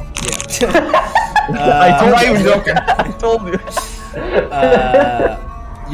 Who wants to burn the tree? I think Rorik called it first, so. Okay, Rorik. No, Dude, I'm the one that brought up that Okay, idea. yeah. Okay, Alright. Magmaforge. How do you want to burn it? Okay, Magmaforge moves in between the shoulders of Zoltan and Harak and says, we had no such, we have no idea what visions you had, but let me do this. And then he points his arm towards the tree, and then uses his magma streamer. Okay, and suddenly, Magmaforge's hand opens up and shows sort of like the mouth of an Iron Drake gun, and molten magma pours out, and it begins to cling and or grasp the edges of the tree, and it begins to burn and burn. And Magmaforge, you begin to hear this. You feel that it's like as if the tree was a person. It begins to move and wave as if it was like being bounded by wind, and it begins to bleed and bleed and bleed, and your magma stream begins to coagulate the blood and turn into ash, and the entire thing begins to just wither and wither and wither under your terrible fire. And the entire thing is light so ablaze that it sort of like emanates the vicinity. And you guys kind of see where you are. You're in a cemetery. You guys somehow stumbled here. Attracted by the balefire. And basically Magmaforge turns to you, his back towards the burning white tree. The tree of woe. I say, burn your worthless soul. And behind it, you see the tree just like, and then it stops, and literally it's just black. Let's go. Wait, it moved like it was Yeah, in it a was life moving as feature? if it was alive. Yeah, Sheesh, holy and shit. then at its final moment, it's paralyzed. Let's go. Okay, I say, let's get out of here. Right. And I lead the way. okay. You begin to venture out.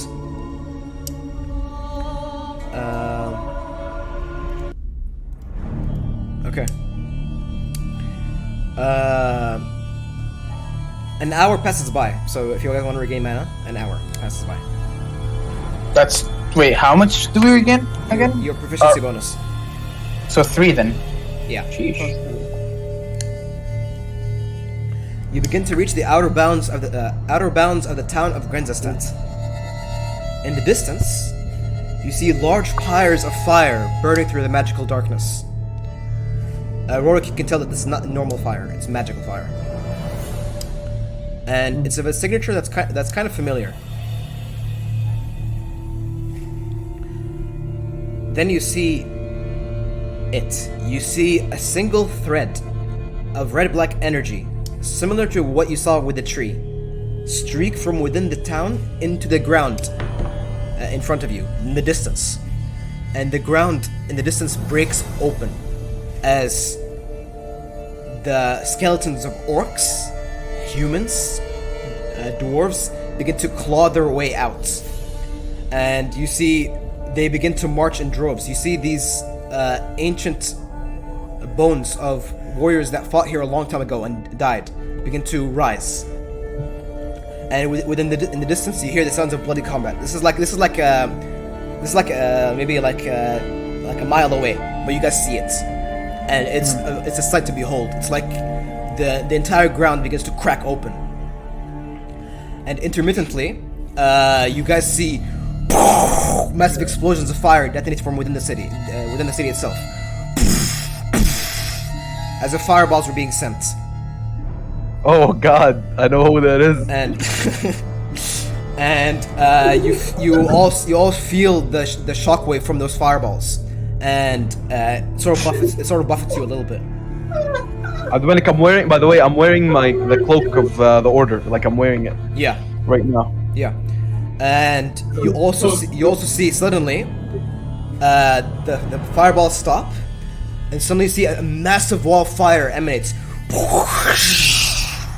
spring from up within the city, and quarters off a certain portion of it. Dominic, I know this magic. It's Conrad, right? Yes, but you have never seen him have that ability before. Alright, I say, this is Conrad, I'm running! And basically, like, I want to run in, like, and basically, like, tell them to run in with me. Okay. Alright. As you guys all begin to run towards the town, you hear the voices of combat, and as you all run towards the fray, you enter the outer reaches of the city.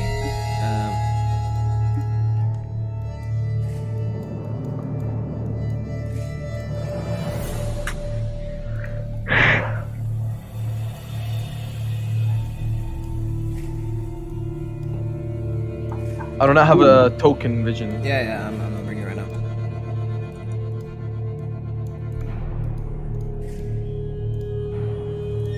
Dominic, could you,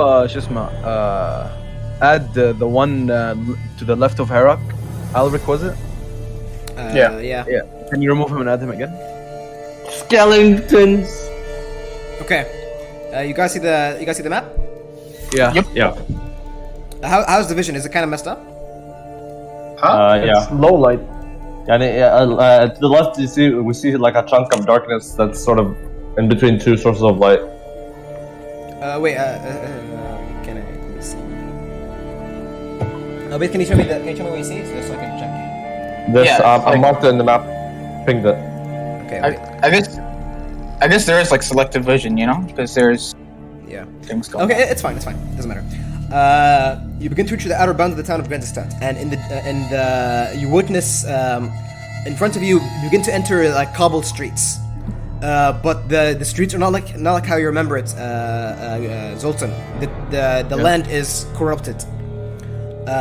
You see in the distance, you hear the sounds of halberdiers and troops of crossbowmen, all wearing the colors of the Order of Everlasting Flame, on their tabard. And they're fighting ferociously against tides and tides of skeletons. And you see in the center of all the order warriors, you see Adelheid, the witch that you fought with in the Siege of Nornazar. Yeah. And in front of her, you see a knight of a strange order. This is what you see. Five or six knights surrounding one man, all in black and gold armor, with the name and in their shields you see the word Sol Invictus. The Blazing Sun. You recognize these? Yeah, you actually know these are the Blazing Sun, and you recognize these to be the knightly order of the Blazing Sun, the worshippers of Myrmidia, the goddess of war. And basically, these ones are actually Herak. You would know these a lot more.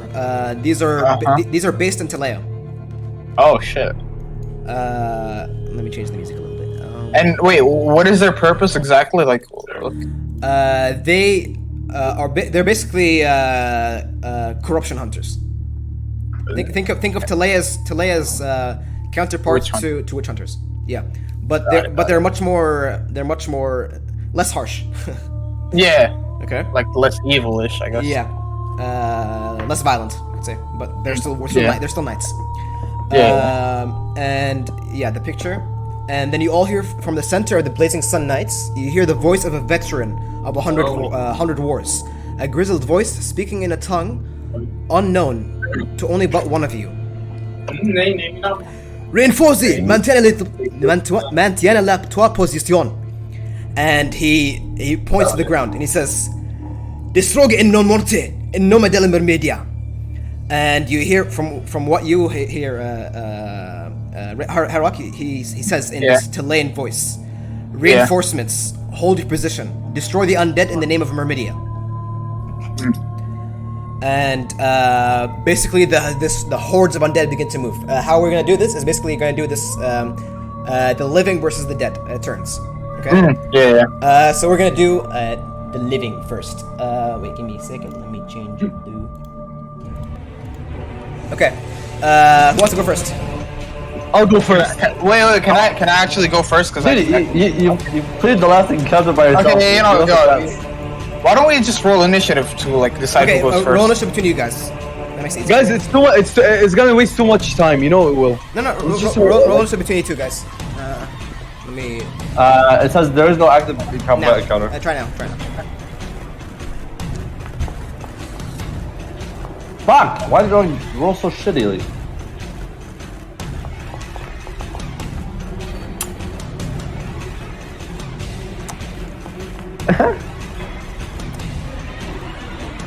Okay, Ainmar, Alric, and okay. Ainmar goes first. Ainmar brings out his shield and brings out his hammer. Seeing these skeletons, they're probably weaker to bludgeoning than axes, and charges. Kazook! 1, 2, 3, 4, 5, and he's gonna basically seeing all behind him, he's gonna enter defensive stance and basically protect you guys from any arrows. And he's gonna hold his action on when they come to him. He's gonna attack them with this hammer. That's Aimar's turn. Zoltan, your turn. Okay. Zoltan wants to try something new. Okay. So something he got from a new purchase. Oh yes, finally. That got him crippling debt. Okay. He pulls out his javelin, lightning javelin. Okay, Abdominic? Yeah. And then he throws it in a line to hit both these units in one line. Okay. Roll 4d6 lightning damage plus 1d6 plus your strength. So 5d6 plus your strength. Okay. Do you apply first blood? Well, it's only melee. Yeah. Plus first blood. So 5d6 plus 10.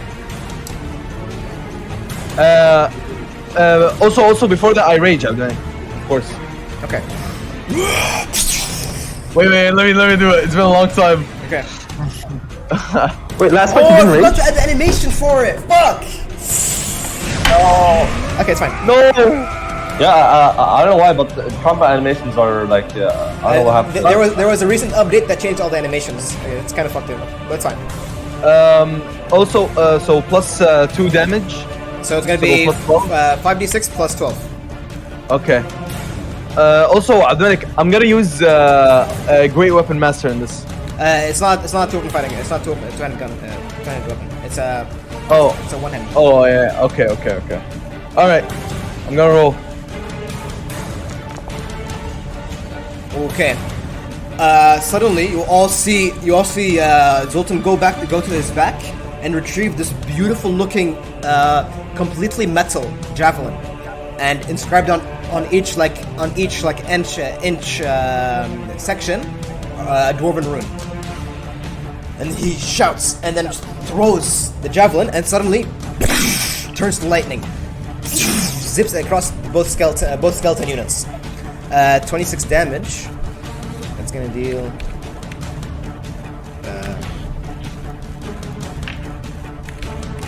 And the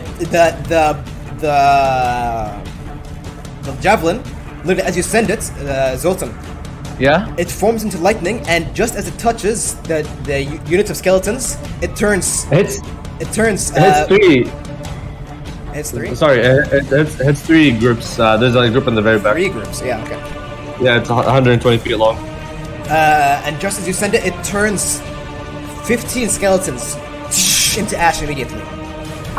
And the javelin, after ending its mark, it traps itself on the tree opposite to them. This one.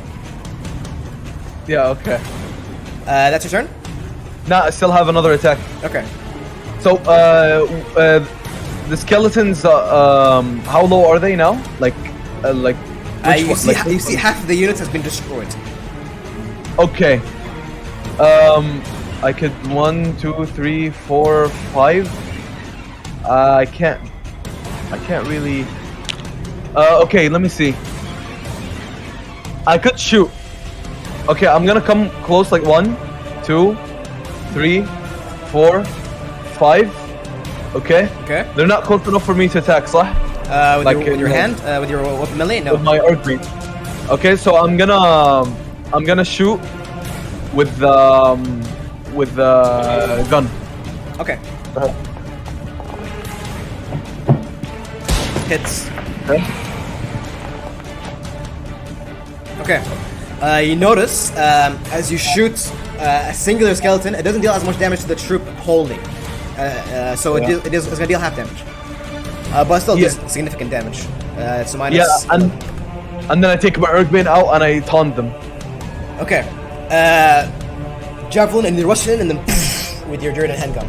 That's your turn. Herok, your turn. Alright, wait, give me just a moment. Let's see. Suddenly, you guys concentrating on the battle, you also hear other battles breaking out across the city.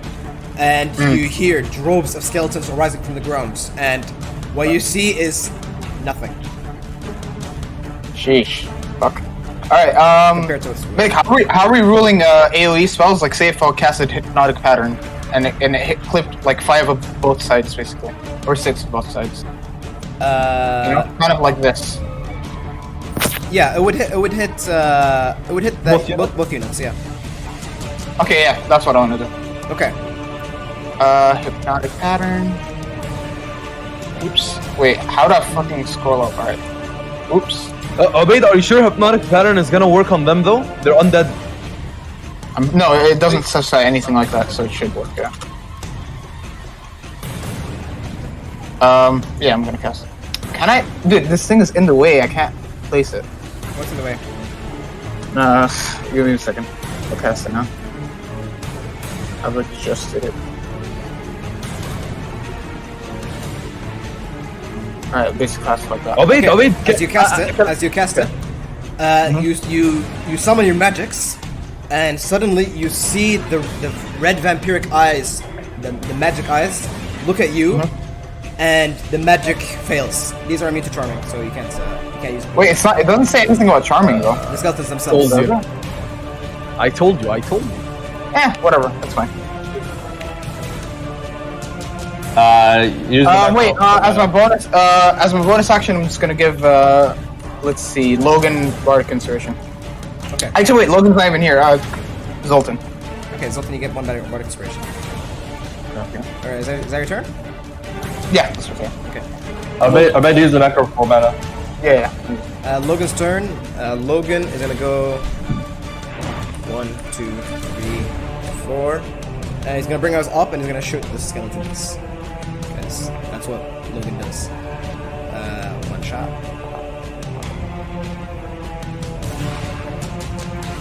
Okay, that was a bad roll. He brings out the operator, goes into a kneeling position, aims and fires, and the barrel echoes across the area, and the bullet clanks against the shield, deflecting. Hits the wall, misses. That's his turn. Alric is gonna. He's still wounded. Fuck.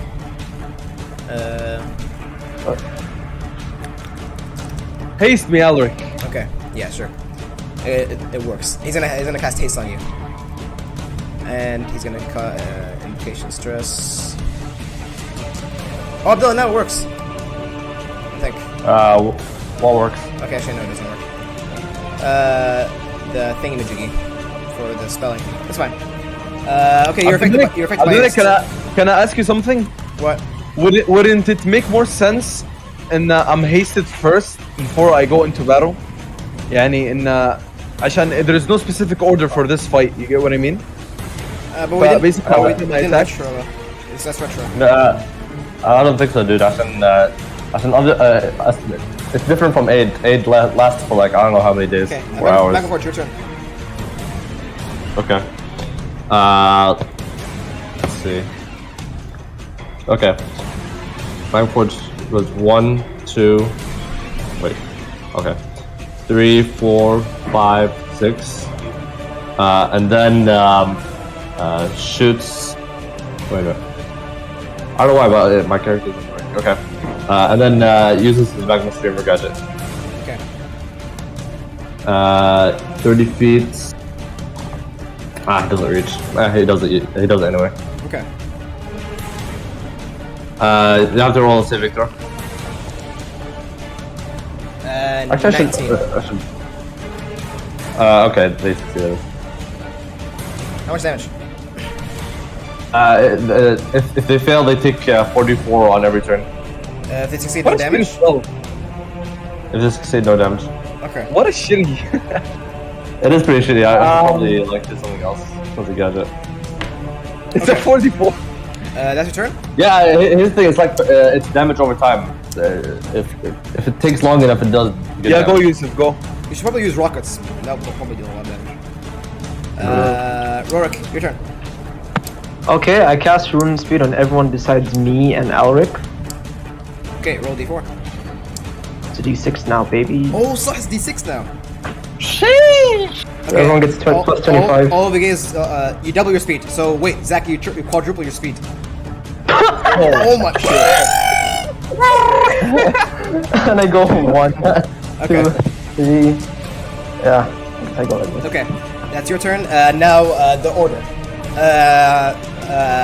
Adelheid notices you guys attack from the rear, and she shouts, "Form up!" And all the order halberdiers scattered.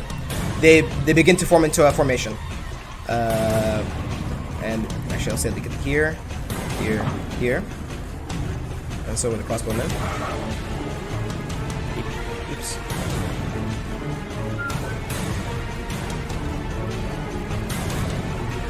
And the halberdiers charge at the skeletons. And it's gonna deal. Actually, yeah.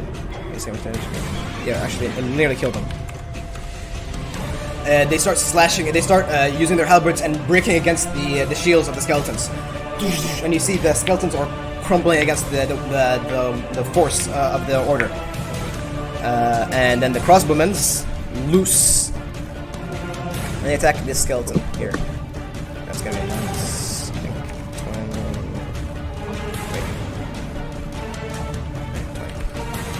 20. Okay. And 6 bolts all emanate from the order crossbowmen and hit the skeleton units. Then the blazing sun. These form up and also begin to form a retinue. And they start attacking this one. And We can't see this one. We can't see this Oh, one. you can't see them? No. Okay, let me bring them to land a bit. There. There was another one? Okay. Yeah, there were one more.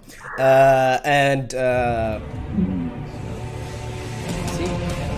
Yeah. You notice the Knights of the Blazing Sun, their armors are full plate armor. These guys, this is an ancient order, way older than the Order of Everlasting Flame. And it shows, because these guys are really well funded. And these are well trained also. And they start just hacking into the knights, into the skeletons. And they just, like, start slashing, destroying all the skeletal bodies. This unit is white. Oh. And the captain, he orders with his hand, and he looks at you, Zoltan, and he says, "Sai arrivato giusto in tempo. La vampira è nella capilla di Sigmar." French people. It's Italian. What, Herak, what you hear what he says? He says, "You arrived just in time. The vampiress is in Sigmar's chapel." Shit, okay. I say it to the party out loud. Okay. He said there's a vampiress in the chapel. Yeah. Adelheid also walks forward and says, "Sultan, The battle is ensuing in the entire city. Conrad is confronting the vampiress as we speak. We must rush to his aid. She ends her turn. Okay. Now it's the undead. You suddenly hear skeletal hands beginning to crawl from every crevice.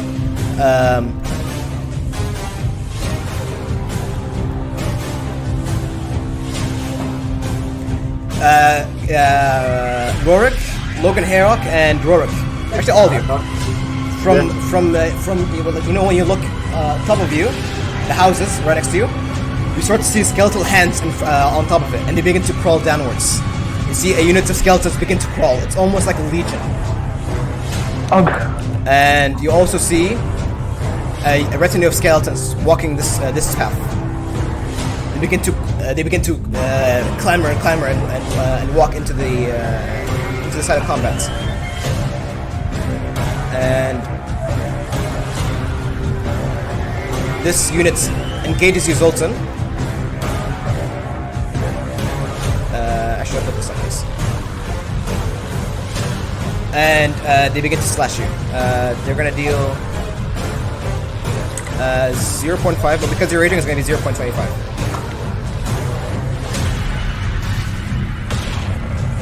Okay, almost nothing. They start the spearmen begin to just like stab and stab. The skeleton spearmen begin to stab and stab. But you when the spear comes to you, you break it with your shoulder, your elbow. You break it with your shoulder, and it's like it's barely grazing you. And your rage fuels you, and the haste fuels you. You're taking practically no damage from their spears. Yeah. And this is this one. This skeletal spearman attacks the halberdier units. It's going to be 12 damage. So it's going to be... Okay. In the north section, you notice that the retinue of halberdiers begins to start breaking down as the spearmen begin to stab and stab and stab. These halberdiers, although trained, they're not as strong as you, and they begin to break.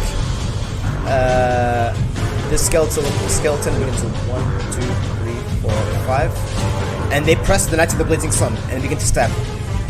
But because of the extremely high AC of the Blazing Sun, it does 0.5 damage again, which is negligible for them. So, 6. And that's the undead's turn. And also, I want a perception check from two of you guys. Logan, 100%. Okay, Logan. And let's see. My perception is +4. I also have +4. Whoever has Bardic Inspiration can also roll, so I guess Zoltan has one. Unless you don't want to use it on that. Okay, Magma Forge and Logan. Magma Forge, you see this. In the sky, there's a full moon. Okay? But suddenly, in your peripheral vision, you see that the full moon is blocked out. And you turn, and you see flying figures in the shape of this. Wow, Begin to fly. Oh,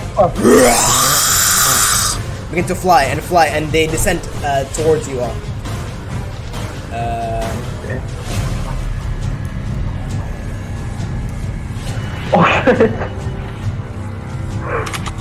Holy shit, they're big. You see these massive figures. Bye-bye, Alric. Bye-bye, Alric. And they descend on the walls and they grasp the edges of the buildings. And they're gonna act next turn. But right now, I want everybody to roll wisdom saving throws. What do I get for my perception check? This is what you see them. You see them first.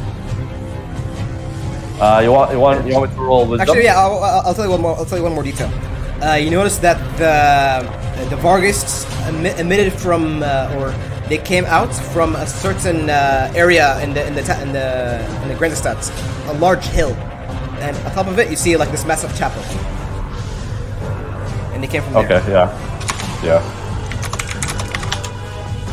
I rolled 11. Okay. Yeah. Okay. What about the rest? I rolled a 10. Wisdom. Magnforge, I think you're immune to fear. Are you Condition immunity.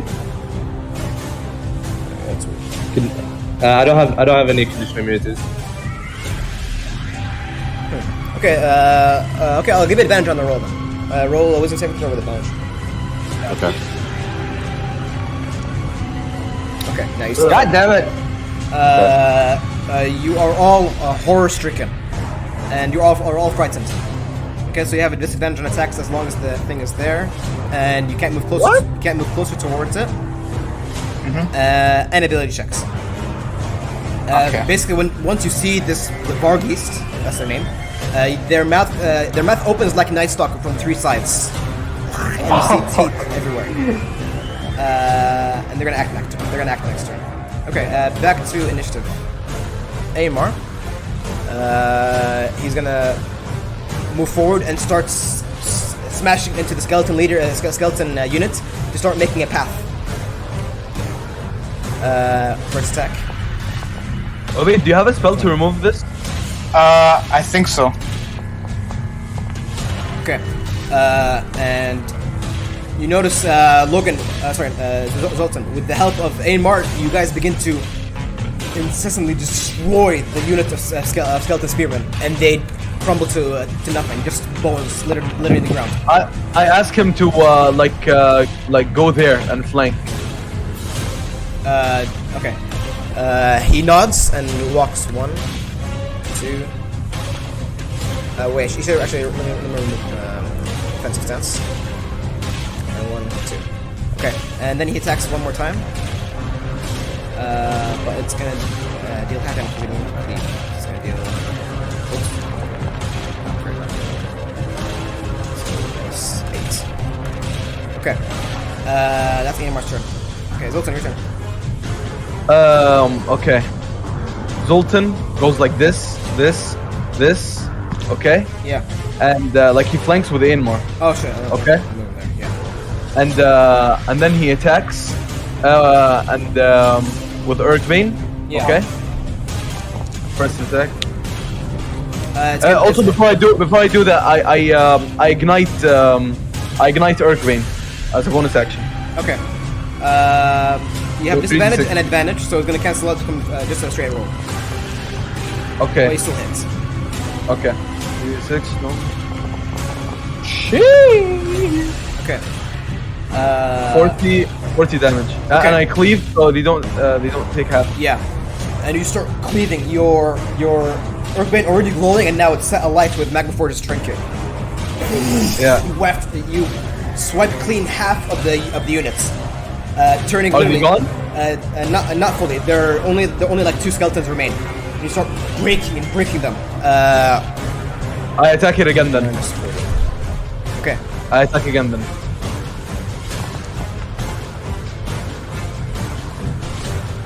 Hits.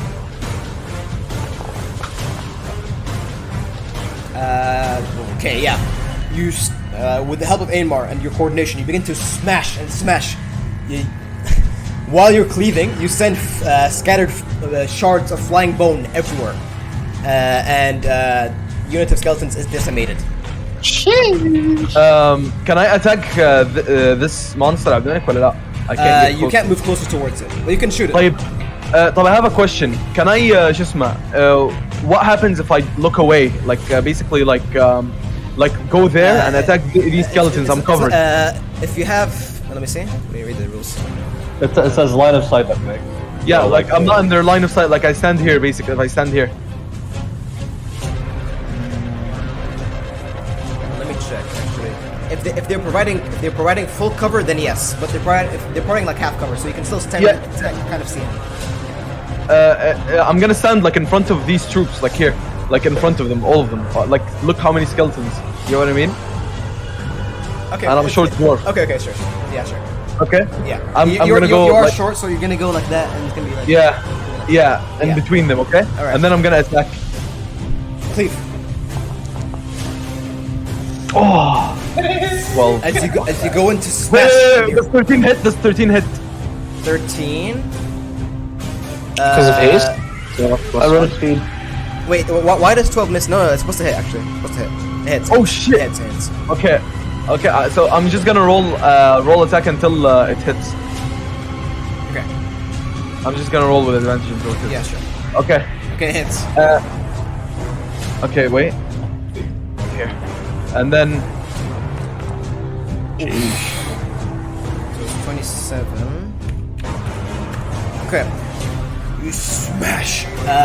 You hit against the ground, and it's like tiny meteors striking the ground. There's holes in the ground everywhere from where Don't do attack. in your fight in your path. Yeah, sure. Wait, medic, isn't it double damage because it's bludgeoning damage or not?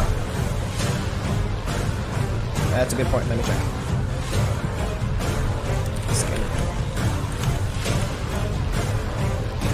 Double damage. Pretty sure it's double when you have like a bludgeoning weapon. Oh yeah, it's And double damage. It's half double of- damage. Yeah. Okay. Yeah. So multiply the 27. Yeah. So 54. Yeah, you fucking destroyed that unit in one hit. Go. Okay. You forgot the fire. You forgot to add the fire damage. He did. He had a 3d6. It doesn't matter. And then Dominic, I still have enough movement to go to there. Yeah, you're fucking Sonic. Yeah. Yeah, you're. Yeah, you quadruple speed. Yeah. And then I go and I attack this unit. Okay. This guy's What's so that fast. Single-handedly taking down a fucking swath. Okay, hits. 1 second. Here and Literally, it's done. Clean. 22 double. Yeah, you fucking destroy this unit as well. okay. And you just start smashing and smashing. You notice you guys are looking. You're looking at your companion, Zoltan, and he almost a blur of speed after the rune of speed and the haste spell, their combined magics, and you literally only see like a blur of red hair and muscle and a big ass fucking hammer. Just you see one unit of skeletons fall, one unit of skeletons fall, one unit of skeletons fall. It's just fucking paints a path of red ruin. And Dominic, the javelin that was stuck to the tree, I picked it off on the way to kill this unit. Okay. And The javelin is in this tree. oh, okay. Do I still have enough movement to go there? Let me measure. I mean, for sure, that's only like 60 feet. For sure, that's like 65 feet. That's like 36. That's like 33. You'll be able to reach here. Here. Okay, that's perfect. Okay, yeah. And then I attack with Shisma. Like I try and can I? Does this count as flank, Dominic? It has to be opposite sides. Yeah, like with this over here. It has to be opposite sides, like opposite. Opposite. Khas, Yeah. no problem. Yeah, I'm gonna attack Okay. normally. Hits. 30. Nice. Okay. And I'm just gonna keep attacking until hits. Yeah, sure. Okay? And don't forget, Dominic, it's double damaged. Okay. This one was already wounded by the halberdiers and the crossbowmen and your lightning javelin. And only like 2 skeletons and 3 skeletons remain just before you came in and just smashed their heads, and they're like almost like they're standing in a row. You smash 3 heads and send all of them flying like baseballs. Yeah, and basically I look at Adelheid. Where's Conrad? She looks at you fucking amazed because last time she saw you nearly like half a year ago, Yeah. you were like a little child because now you're fucking crazy strong. She looks at you and she says, and the hill, the Sigmar's hill. And she points and you see on top of the hill, you see like a large chapel. Where is that hill on the map, Dominic? Like where's the way? It's gonna be northwest. So like this way, like I walk this way. Okay. But that's your You movement. gonna leave us? That's your movement and that's your actions. Okay, yeah, I guess my turn is done, yeah. Okay. Hey, Rock. Medic, can you read the spell Counter Charm? I'm kind of confused as to how it works. Does that remove the charm that's on us right now, or like does that just allow us to roll a saving throw again? Like how does it work? Let me read the counter.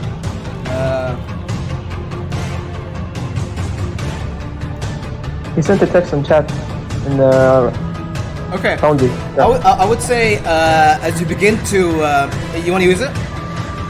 Yeah, I think so. Yeah. Okay. But, like, You guys all begin to hear Herok's voice resonating and old. You hear tunes of ancient dwarven song. You guys get to reroll and have add advantage to it. Sheesh. All right. Oh, Right? the wind ability, huh? Counter charm, yeah. You reroll right now? Yeah, roll now. Yes, team. Okay, Herok. Hearing the song, hearing the old dwarven song, you break from the fear, and you're reinvigorated with bravery. Also, you Rorik. Rorik got a crit, bro. Holy. Yeah, Rorik is not having any of this shit. Scully? Okay. Let's see. I will step forward again. I'm feared right now, so No, you get to reroll and add advantage because counter charm. Medic, this doesn't count as a spell, does it? It's not a spell. It's not a spell, but it's a magical effect. So can I cast a bonus action does that succeed? spell Let me see. 11? No, it fails. with advantage? Damn it. Yeah, with advantage. Magma Forge sucks. Fine. Let's see. How high up is this? It's like around like 10 feet. 10 feet. 9 feet. Okay, I step like this and use my magma streamer again. Oh wait, it's not your turn, it's Herok's turn. Do you have no other weapons other than this? Yeah, it's I have other weapons, but this is this one doesn't use it. Logan is gonna disengage. 1, 2, 3, 4, 5. And he's gonna aim his operator at this Varghest. He has +5 movement. Farmer's Force. Wait. True. Wait, it's still my turn though. Oh, you didn't finish your turn? Okay, sorry. No, and then Medic, Why can I did cast? you say it's my turn then? No, I just said reroll the wisdom saving throw. Yeah. Okay. Medic, what do you call it? Yeah, it doesn't count as a spell, right? Counter charm. It's an effect or like a thing I do. Let me see. It's an action. Yeah. I'm gonna use I'm gonna call in my trusty hammer, spiritual weapon at level 3. Right. Summon me hammer. Oh yeah, let me bring it up. Use the hotkey that Dilla added because he's awesome. Where do you want to put it? Right on this. Wait, actually, I'll put it on this guy. I can't ping. The one on the right. The vampire on the right. This one? Yeah. And I'm gonna attack it. Okay. Whoa. Oh, come on. Oh, that hits. Holy 13 shit, I'm not- barely hits. Wait, it's extra. Wait, it's an extra D8. Give me a second. Yeah, you said so. Yeah. Extra D8. So 13 damage. Yeah. Okay. And As you attack it, you notice that its flesh is almost rubbery, yeah. and it screams in response. Okay, that's it. That's my turn. All right, that's it. Okay. Yeah. Now it's Logan's turn. Logan's gonna disengage there, and he's gonna shoot the Varghest that you attacked. All right. Or Vargeist. my bad. Operator. He's not rolling well tonight. Holy shit. He brings up the upper again, but still, the memories of what he saw near the tree of woe, it's still affecting him, and he misses. The bullet clanging against the wall of the house. That's his turn. Alaric's turn. Alaric.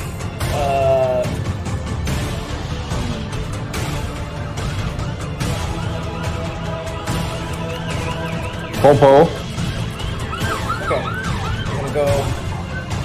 Wait, did you give him Myrna speed? You said? Me and Alric doesn't have. Oh fuck. Okay, he's gonna cast Holy Light on himself, and he's gonna heighten it. What's his intelligence modifier? It's 4. Oh, yeah, movement speed. Why didn't you move? I don't like. Where do I want to go? Not here because we're kind of like cornered. Are we? That's Alaric's turn. The Magma your turn. I was assuming we're gonna continue fighting these war guys. That's what I said. Okay, I stop. Yeah, we can move. Can we still be in range of fight? Just not. I do what I said like when I tried to roll for wisdom saving throw. Okay. Saving throw. Are you continuing the counter charm? Me? No, base. Are you continuing the counter charm? It's a, Oh, it's a no. concentration. No, I'm not. Okay, then no, Abdullah, no reroll. Okay. Yeah, I'm currently feared, but I don't have the marker on me. I'm gonna put it on myself. Okay. Okay. Yeah, I use the magma streamer. So Magma sleep. the Vargeist and the skeletons have to roll this dexterity saving throw. Okay. The Vargeist has a 14, That's a fail. so he takes 44 fire damage. Wait, when he Meg, acts. When he acts. Oh, okay. We'll just do it now, so I don't forget. wait, Meg. Upon reading the ability again, apparently it doesn't require an action to cancel, so there's no reason for me to not continue it, you know? So I will continue, yes. Throughout the entire turn. Okay, Abdullah, you get to reroll with advantage. Okay. And the skeletons get to Fucking hell, the roll is so bad. Man, Abdullah sucks, dude. I mean, nice try, dude. It's fine. We got this. Yeah. It doesn't matter. Actually, the magma streamer doesn't get affected by the ability. Okay, and That's why I'm using it. And the skeletons. The skeletons? Yeah. Oh wait, let me roll the dexterity saving throw. Yeah, I realized they probably won't fail. Never mind. It's 15?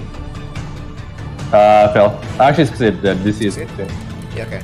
So, they don't take damage. Alright. That's your turn? Yeah. Okay. The Vargas says set of fires, huh? Yeah. Okay. That's a condition. Ulrich.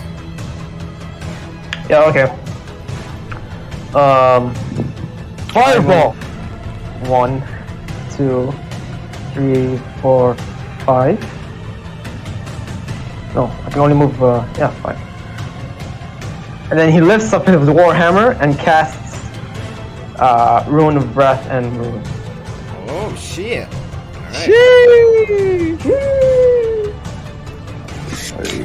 Rune of You've committed to it, but I just want to let you know you're gonna fucking blow up in the building. Right? Yeah. I don't know, it's a rune from under, right? Yeah, but it's like, think of it like a geyser of molten magma. So it's gonna, and it's like an explosion, so it's gonna break the house. Okay. Worthy He lifts up his sacrifice. warhammer No worthy sacrifice.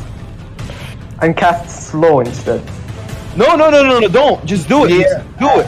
Do That's it. like kind of meta, I think. Yeah, it's 'Cause I kind meant of, to you're do it. right. Yeah, okay, No no, rush, fine. no rush. Yeah, committed it. Blow up these two. Yeah, who gives a fuck? It's fine. Hey, blow up the fucking roof, who cares? Yeah, it's just Zach's people. Yeah. True. Yeah. Wait, there's no people inside, right? How do you know that? About There's that. no screams. There's no screams, dude. You hear screams everywhere. Hey, you fucking murderer! What, me? It's Yusuf. You're the one that encouraged them, you know? I'm gonna cast it here. I'll roll damage. Yalla. Wait, hold on. You're not affected, you're not affected. Oh, I'm not? Okay. Holy shit. I was about to take 29. If you moved there, it would have hit the other guy. Both Vargeist and the skeletons fail. And because it's AoE damage, it deals 29 times 1.5. 43 damage. The Vargeist is like once you cast the rune, the fire goes behind the Vargeist, and literally you only see a dark shadow of it, and it's incinerated. You see only basically like a shadow of itself painted on the walls. It's dead. Okay. And for the skeletons, take 43 damage. You send send waves of scorched bone and blackened bone flying everywhere. That's turn. That's my turn. All right. Other living. Okay. The Chilean captain. He. Okay, let me see what he's gonna do. He's gonna send his knights towards you guys, and he's gonna head towards the chapel. 1, 2, 3, 4, 5, 6. 1, 2, 3, 4, 5, 6. And they all bring out their shields and put their swords on their shields on top of them. Look pretty fucking cool. And Giovanni himself, he's gonna draw his really elegant looking golden sword. He's gonna start making his way. 1, 2, 3, 4, 5, 6. 1, 2, 3, 4, 5, 6. Adelheid also sends her halberdiers in the other sections of the city to help reinforce, and also the crossbowmen. And she heads her way towards the chapel. Okay. The undead's turn. Okay. The skeletons here, after being nearly half blasted by Rorik's Rune of Wrath and Ruin, begin to crawl out and fall onto the ground, prone. And they only get up at you, Herok, and they start slashing and clawing at you. It's gonna deal 0.5 damage. Yeah, wait. Unless. Wait, let me roll again. You don't take fall damage from the fall? It's a very short distance, so it doesn't take any damage. Okay, they stab you, and it hurts a little bit, but their inspirational leader feat took all of it. Mm-hmm. All right. Okay. That's the skeleton's turn. The Vargeists. This one. It opens its mouth, and from in it you see rows and rows and rows of teeth like a shark, and it begins to fly up. It's gonna go 1, 2, and Herok, it's gonna go and with its 2 talons, it's gonna grab you. Okay. So first attack. Okay. Yes. Second attack. Hit. Okay. It does 12 damage, and you are grappled by it. Okay. Okay, and you feel the talons of this massive, muscular beast, rubbery beast, and you feel the talons, and you begin to fly, and it begins to float and go up and up and up. That's 3, 15. It goes up half a moon, so I'll say it goes up 20 feet. Can I get a penalty for carrying me as well, or Yeah, that's half movement speed. Oh, okay. And basically, it brings you up, and it's gonna start eating you mid-air. Okay. That's pretty fucking hard. Yeah. And actually, you notice that once it goes for a bite, its mouth opens like this, and it goes for direct face to face. You know, delicious. Sheesh. This Vargeist's turn is gonna go for Ainmar. And it descends, it grabs the side of the house and descends and grabs him with a claw. Natural 1. Second attack. It loses its claws. Oh! It goes to claw him, and then it's 2 natural ones. Ainmar brings out his axe and starts cleaving, and it cleaves one arm, and then the other arm comes in and cleaves the other arm. And you notice that the fangs are torn asunder, and you see only like their hands are just bleeding, and they look angry. That's this Vargei's turn. And yeah, okay, that's their turn. Back to Ainmar. And now that it's in melee range, he's gonna go, bring out his axe and hammer, and start attacking the 2 weapon fighting. So first axe hits, and second bonus action of Warhammer hits. Starts cleaving into it. Tears off. Actually, with the second blow, he puts his axe, slashes his axe, and then smacks the back of the axe with the Warhammer, and it cleaves a wing. That's Ainmar's turn. Okay, Zoltan, your turn. Okay, so Zoltan goes like this, picks up the javelin, okay, and then he sees like Herok is targeted, but then he shoots with his Duritan handgun. Oh, okay. Okay. I thought you were gonna throw the spear. That would be cool. Damn it. It would be cool. It would be cool, but like Less I effective. need to save it. Yeah. I mean, and then you can shoot and then try to hope for a kill, you know? all right, we'll see. We'll see how it goes. Okay. Okay, yeah. I shoot with the gun. Okay. Hits. All right, and then Whew, solid damage. Okay. does it look wounded? It looks wounded, it looks bloodied. That shot rippled through his stomach and you see its Okay. guts coming out. Then Dominic, I'm gonna go with execute. Okay. And I'm going to use the javelin again. Okay. And while I'm using it, I say, don't forget to pick it up for me. Okay? Alright, and then... Yeah. And that's when I thought I was gonna say something badass. That's badass in itself. Okay, I think this damage over here is times 1.5. Okay. You see Zoltan Harak, actually you see this. The bullet penetrates the body, penetrates the stomach, the side, the flank of the Varghese, and pushes it aside. And then it looks at Zoltan, and suddenly when it looks, you see its head fall off as a streak of blue lightning smashes into its body, cleaving it in two, and you begin to fall. You fall 20 feet, so you take I think 3d6. 3d6? You take 8 damage. Oh, that's okay. That's fine. And then Dominic, And embedded in the neck is the javelin of lightning. Sheesh. Okay. pick it up, okay? Yeah. And then Dominic, here's what I do. Yeah. I still have the haste action, so I'm gonna use it to run, okay? And my movement. So how much Okay. does that give me? So like movement. Wait. It's gonna be Rune of it's gonna speed. be rune of speed is I think it's, 20 feet. Yeah. So it's 20. Haste is double 50. 70 movement speed. Don't forget my 25 movement speed normally. So 70 times 2, right? Because he's doing action as well. He already used action. No. No. Haste Oh, haste haste action. action. Sure. Okay, that's like 140 then. Yeah, 140. Yeah. 1. I wanna use it. 3, 4, 5. You get to near the chapel. Okay, you're super fast. Okay. You see, as Adelheid is running there, he just passed her. Okay. Adelheid's like, what the fuck?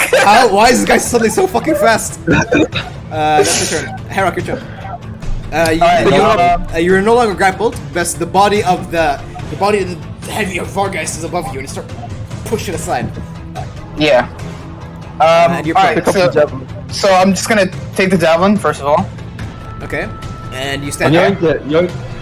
Yeah. I stand up. I command my hammer to move here, and I'm gonna attack the war. Wait, actually, are these skeletons low? Yeah, they're pretty low. Actually, I mean, this doesn't have enough damage. I don't. Alright. 20. Normal hit. Wait, it's another D8. Give me a second. Foog. Oop. Okay, that was a spell I was gonna cast. Right. Yeah. So 14 damage. Okay. Yeah. Okay. I think do I inspire the knight from my order, like watching me like this. They're looking at you and they're as surprised as Adelheid. They're like, how fast is he going? they can't keep up. I'm gonna target the Wargeist with a guiding bolt level 1. Okay. Are you fucking kidding me? Barely misses. Fuck. So close. Fuck. +1. Yeah. I'm doing a +1 rune of speed. That's attack rolls. Is it? Wait a second. Yeah, it is an attack. Bonus to roll. attack. Does it apply to spells? Okay, Spell wait. attack There roll? is 13. There is 13, so it still misses. Fuck! Alright, I still have movement. So I'm still facing 20 feet, right? Yeah. I want to move away from these guys. I'm gonna take attack of opportunity. Okay. As you begin to run, they start standing at your feet. It's gonna be 0.5. Normal damage. I'm gonna cutting words that, so I'm gonna Okay. against the damage, not against the roll. Yeah, obviously. Okay, Nice. minus. Yeah, so only take 4, so I'm gonna add 8 to myself. Okay. That's your turn. What the fuck happened? Wait, how much HP was that? Oh, wait. 35. I'll clip it. I'll clip it and check it, right? You were 35. You were at 35. Okay, 35 plus 8. All right. 43. All right. Wait. Yeah, that's my turn. That's my turn. All right. Logan's turn. Logan sees Amar engaged with this Bargeist, and says to himself, third time's the charm. And he brings out his op, kneels one more time. Malfunction, please, malfunction. Please don't fucking malfunction. By the way, Zach, you have Bardic Inspiration. Just let me. Yeah, I know. No! He malfunctions! Did it? What the fuck? And he as he breathes out and first the trigger. Fuck!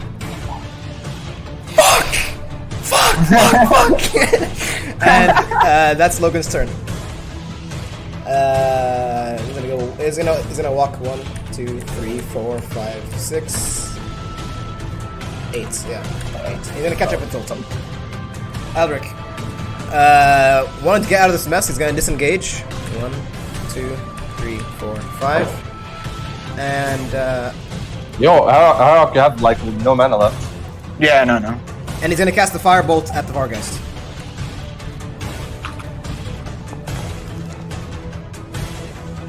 Heighten? There's no height. He doesn't need. He doesn't need to assault. It's really weird. He throws the firebolt, and just in between the gap that Amor provided, the Vargeist turned with its mouth open in 3 ways, and the firebolt enters through the 3-way mouth and splits all the mouth. Vargeist is incinerated. That's Elric's turn, and that's his turn. Yeah, Megaforge, your turn. Don't forget, you didn't count the damage of Magma Stream on the skeletons this round. Skeleton succeeded. They succeeded. Oh, okay. Okay, I removed the fear and they're both, all 3 of them are gone. Yeah. Let's see. I'm gonna piss off Zakaria. Actually, it's only 1 troop, so it's not efficient. Magmaforge goes forward and slams the skeleton leader. Okay. You close back the actually let me see. Oh my lord! Fucking hell. Attack again. Yeah, but an attack, yeah. Hits. Does that hit? And it's double damage because it's bludgeoning. Okay, yeah. Also, I'm activating my my chainsaw. I say chainsaw, but it deals flat physical damage. Oh, okay. So you close the magma streamer, and you kind of like crack your knuckles, okay? And you go in and start smashing with the gadget, and you start smashing, and you reduce the entire units by yourself into rubble. Nothing. Nice. With that, you signal the end of this combat. Oh.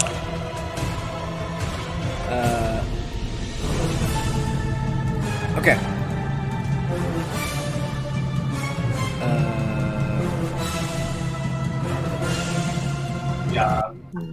Okay. And as you all finish the combat, you all see Zoltan, your companion, running towards the hill, Sigmar's hill. What do? You run with him? Double move, yeah, dash. Okay. So you guys all begin to run. Ulrich and Ulrich struggle to catch up. Yeah. And as the last skeleton crumbles, and you guys are all running up this hill, you guys get to get like a larger view of the entire town. Okay. Like sort of like a higher ground. Rorik. Due to your heightened senses, you suddenly begin to feel a massive, unrelenting manipulation of the winds of magic within the Chapel of Sigmar. And you sense 2 powers dueling.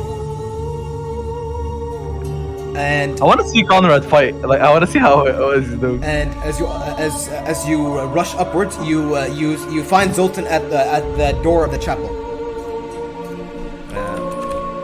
Wait, so I was standing in front of the door waiting for my allies? When I don't know. Actually, up to you. Do you want to enter or on your own, or do you want to wait for them? Of course, like it makes sense for my character to enter immediately. Okay, you enter. You guys all see the door swung wide open, and you don't see anywhere. You don't see Zoltan anywhere. This is how. Imagine this is how it looks like, but it's the place is extremely dark and it's gloomy, and the shadows are all extremely dark and shit. Okay. suddenly begin to notice the chaos all across Grenstad from the high ground. What you fought here was but like a tiny fraction of the entire force. You see thousands and thousands of skeletons, and you guys only managed to carve a path of like dead skeleton units. Like that's only like a small 10% or less than that. But what you constantly see, you see flags, thousands of flags of a bat amidst a sky of red blood. This is how it looks like. Huh. Oh shit! These are vampires. Okay. I don't remember what you read about it. Yeah. But this, I hate. once you see the von Karstein, you know, oh shit, this is that bloodline. Which was it again? The Blood Knights. No, that one's Blood Dragon. Black armor, looks like Geralt from Witcher 1 with red eyes, spots of blood on body, handsome, arrogant. Herbs, bloodwort, witchbane, garlic. Inability to cross running water, no reflection or shadow. Admeric, Yeah. is there any running water? You can get your jug, dude. You can get your jug. Yeah, I'll do that. Water.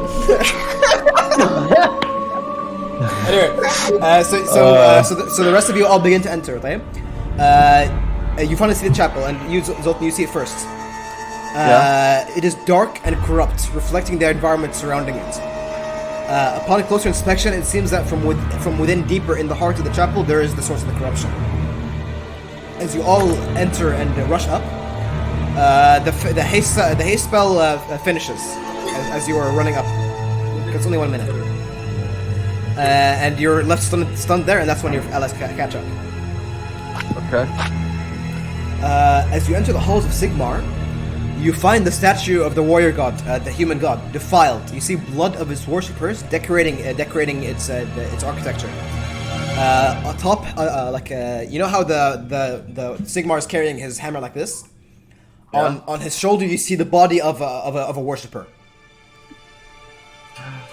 And you see the bodies of priests and priestesses piled on the ground, half consumed. And you rush within. You hear the sounds of fighting from within the heart of the chapel. Time to move the scene. No token, dude. Yeah, true.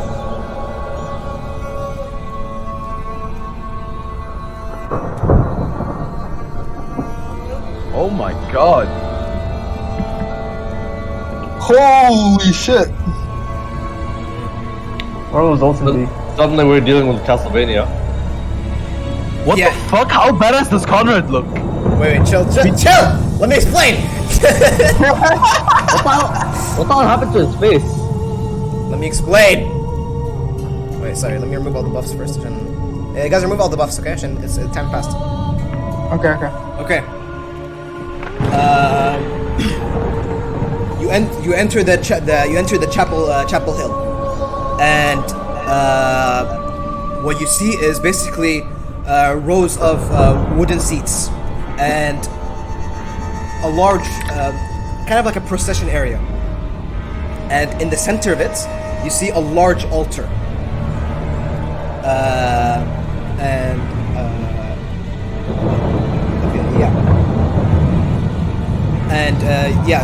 Let me bring out actually. Okay. What you see before you see Conrad, obviously, and he looks extremely, seriously changed since you last saw him more than half a year ago. Rorik, as you look upon him, you notice that the wind of magic actually has nearly completely enveloped him, and it's almost as if it's consuming him, but it's like a willing sacrifice for more power. This is how he looks like.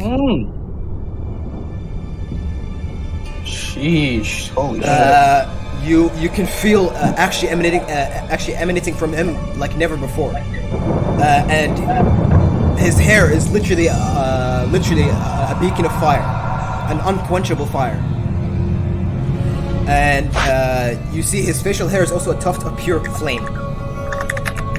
He is now considered a bright wizard, basically when he reaches this certain level of power. In one hand, he has a flaming sword. Within it are etched runes. And in the other hand, you see a long staff, and at the end of it, a massive, boiling, raging, fiery skull. Holy fuck. And you hear from his voice. It changed. From a calm, collected voice, you hear a powerful, commanding, and terribly deep voice. The only way you leave this chapel is in an ashtray, you harlots! And he begins to summon this flame. And once he begins to summon this flame, it brightens the entire area. What you see before you, at the far end of the... Here, you guys see that? Here. At the far end, you see a female vampire. This is how she looks like. Sheesh. And she is garbed in this dark embroidered dress. And she is standing over this altar. And she's sort of like caressing the edges of it with her like long fingernails. And basically you see her hands are filled with the blood of priests. And next to her you see two guardian soldiers, guardian skeletons, and they look basically ready to protect her against anything. On the other side, you guys also see Varghasts and certain ghouls and skeletons in the vicinity. You also see the Herok. You see a Strigoi. Ooh, You see a Strigoi vampire here. Oh shit! Yeah, I see that. Yeah, And yeah. surrounding him are two ghouls. And suddenly, Conrad begins to summon this boiling rage, and he throws a flaming skull, a literal skull, that flies towards Lady Tatiana, the vampiress, and she reflects it by dispelling the winds of magic. And suddenly the Akshi is dispelled, and her magic is also dispelled. And there's a sudden like tense moment. And you see the Strigoi in front of you, this one? Yeah. He says, you can see his saliva falling down from his face. He says, "Let's murder them now!" And she says, "Hush, Casimir." And she begins to summon winds. And she begins to summon, Rorik. You suddenly feel almost sickening amount of power of vampiric magic being manipulated. And she shouts, "Wind of death!" And she casts this. And that's what we're gonna pick up next session. No! What? Okay. No! Oh god damn. Dude. Why now, dude? I thought we were gonna finish this now, and then next session we'll go It's to. it's nearly 12 p.m. We'll finish it, and then we'll pack up. Okay. It's a good it's a good I plot was point. so excited for the fight though. No, I'm happy at fights this session at least. Yeah. God damn. That's This session was really. By the way, what number? What session is this? Okay, number. This is session 15. We only have recaps until from 1 to 8. Yeah, sadly. Get to it, man. I'm not the one supposed to write them. Who's supposed to write them? that hard. I'm not supposed to write them. So everybody has to write them down. No. Oh, okay, wait. I actually want to show you. I want to show you guys this because I've been working on it and I showed it to Yusuf the video.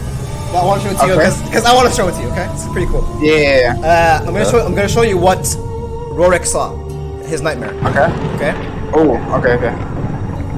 Okay. Dream. Yeah, I'll stream. My God, dude, I went insane in that fight. Like in fucking Sonic.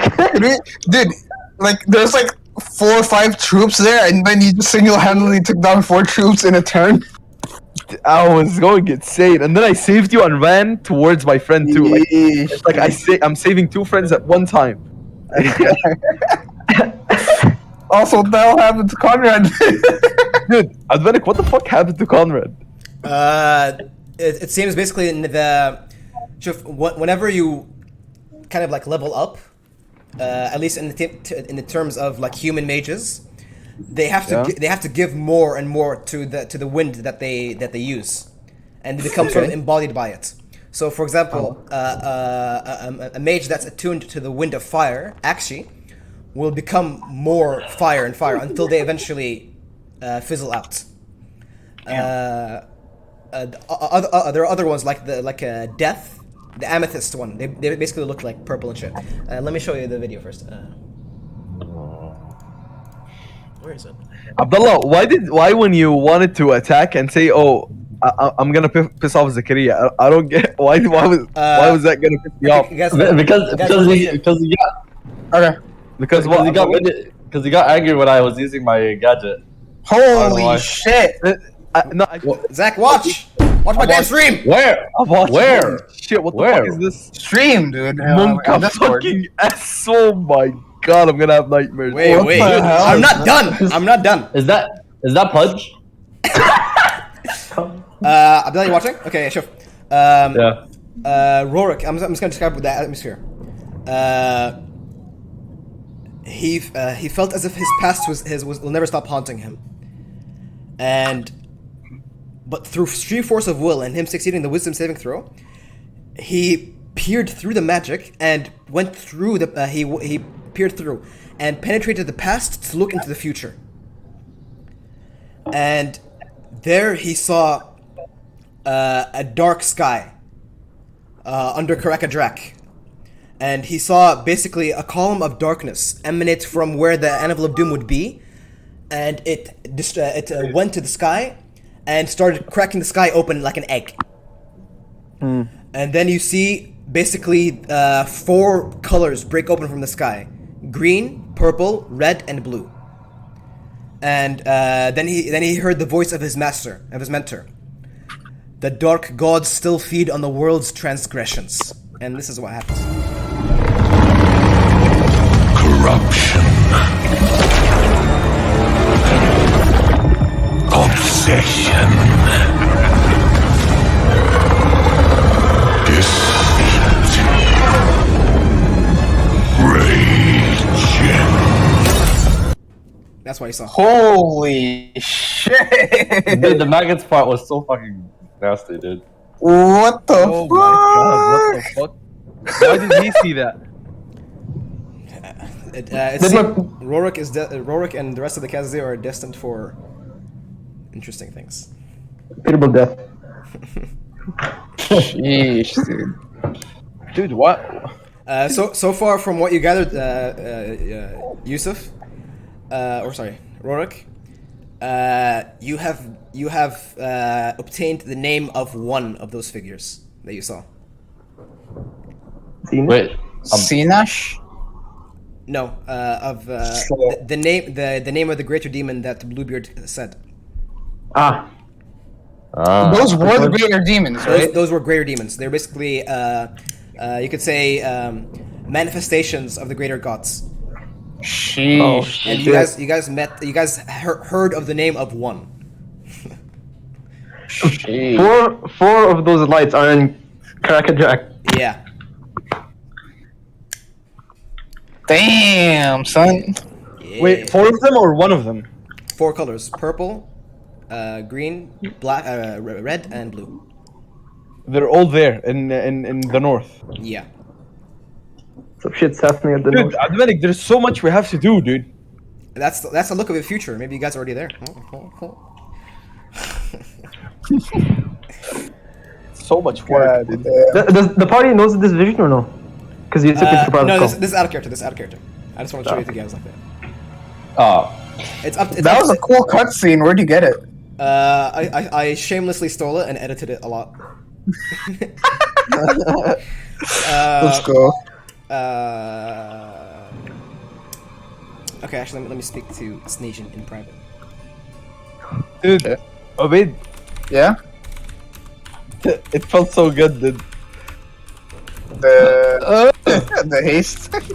No, it's because I was in front of like my units and in front of like Yeah. the people of my like the order and shit. Like that shit Yeah. felt good, dude. Like, hey, that's the leader right there.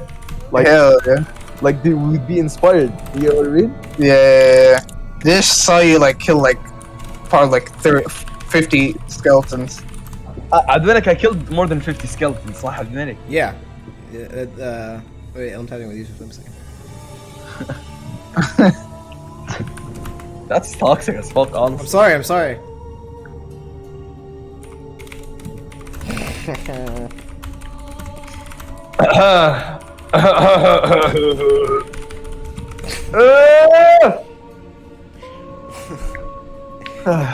Yeah. The point of the entire like that basically the race to the hill is basically supposed to like make you like feel when you're fucking destroying the dead and shit. You know? Dude, Yeah. dude, Advenek. they were speechless. صح Advenek. Dude, you painted a path of red ruin. Like it's Fucking go, dude. By the way, did Conrad see me yet, or like? no, like- that's where we cut off.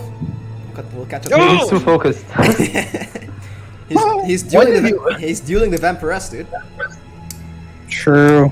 Why did you cut her off there, bitch? Because I like fucking with you. He left a cliffhanger, dude. So shit. I'm gonna do. Don't do that again. I'm gonna do more cliffhangers because I Oh, like it. medic. Yeah.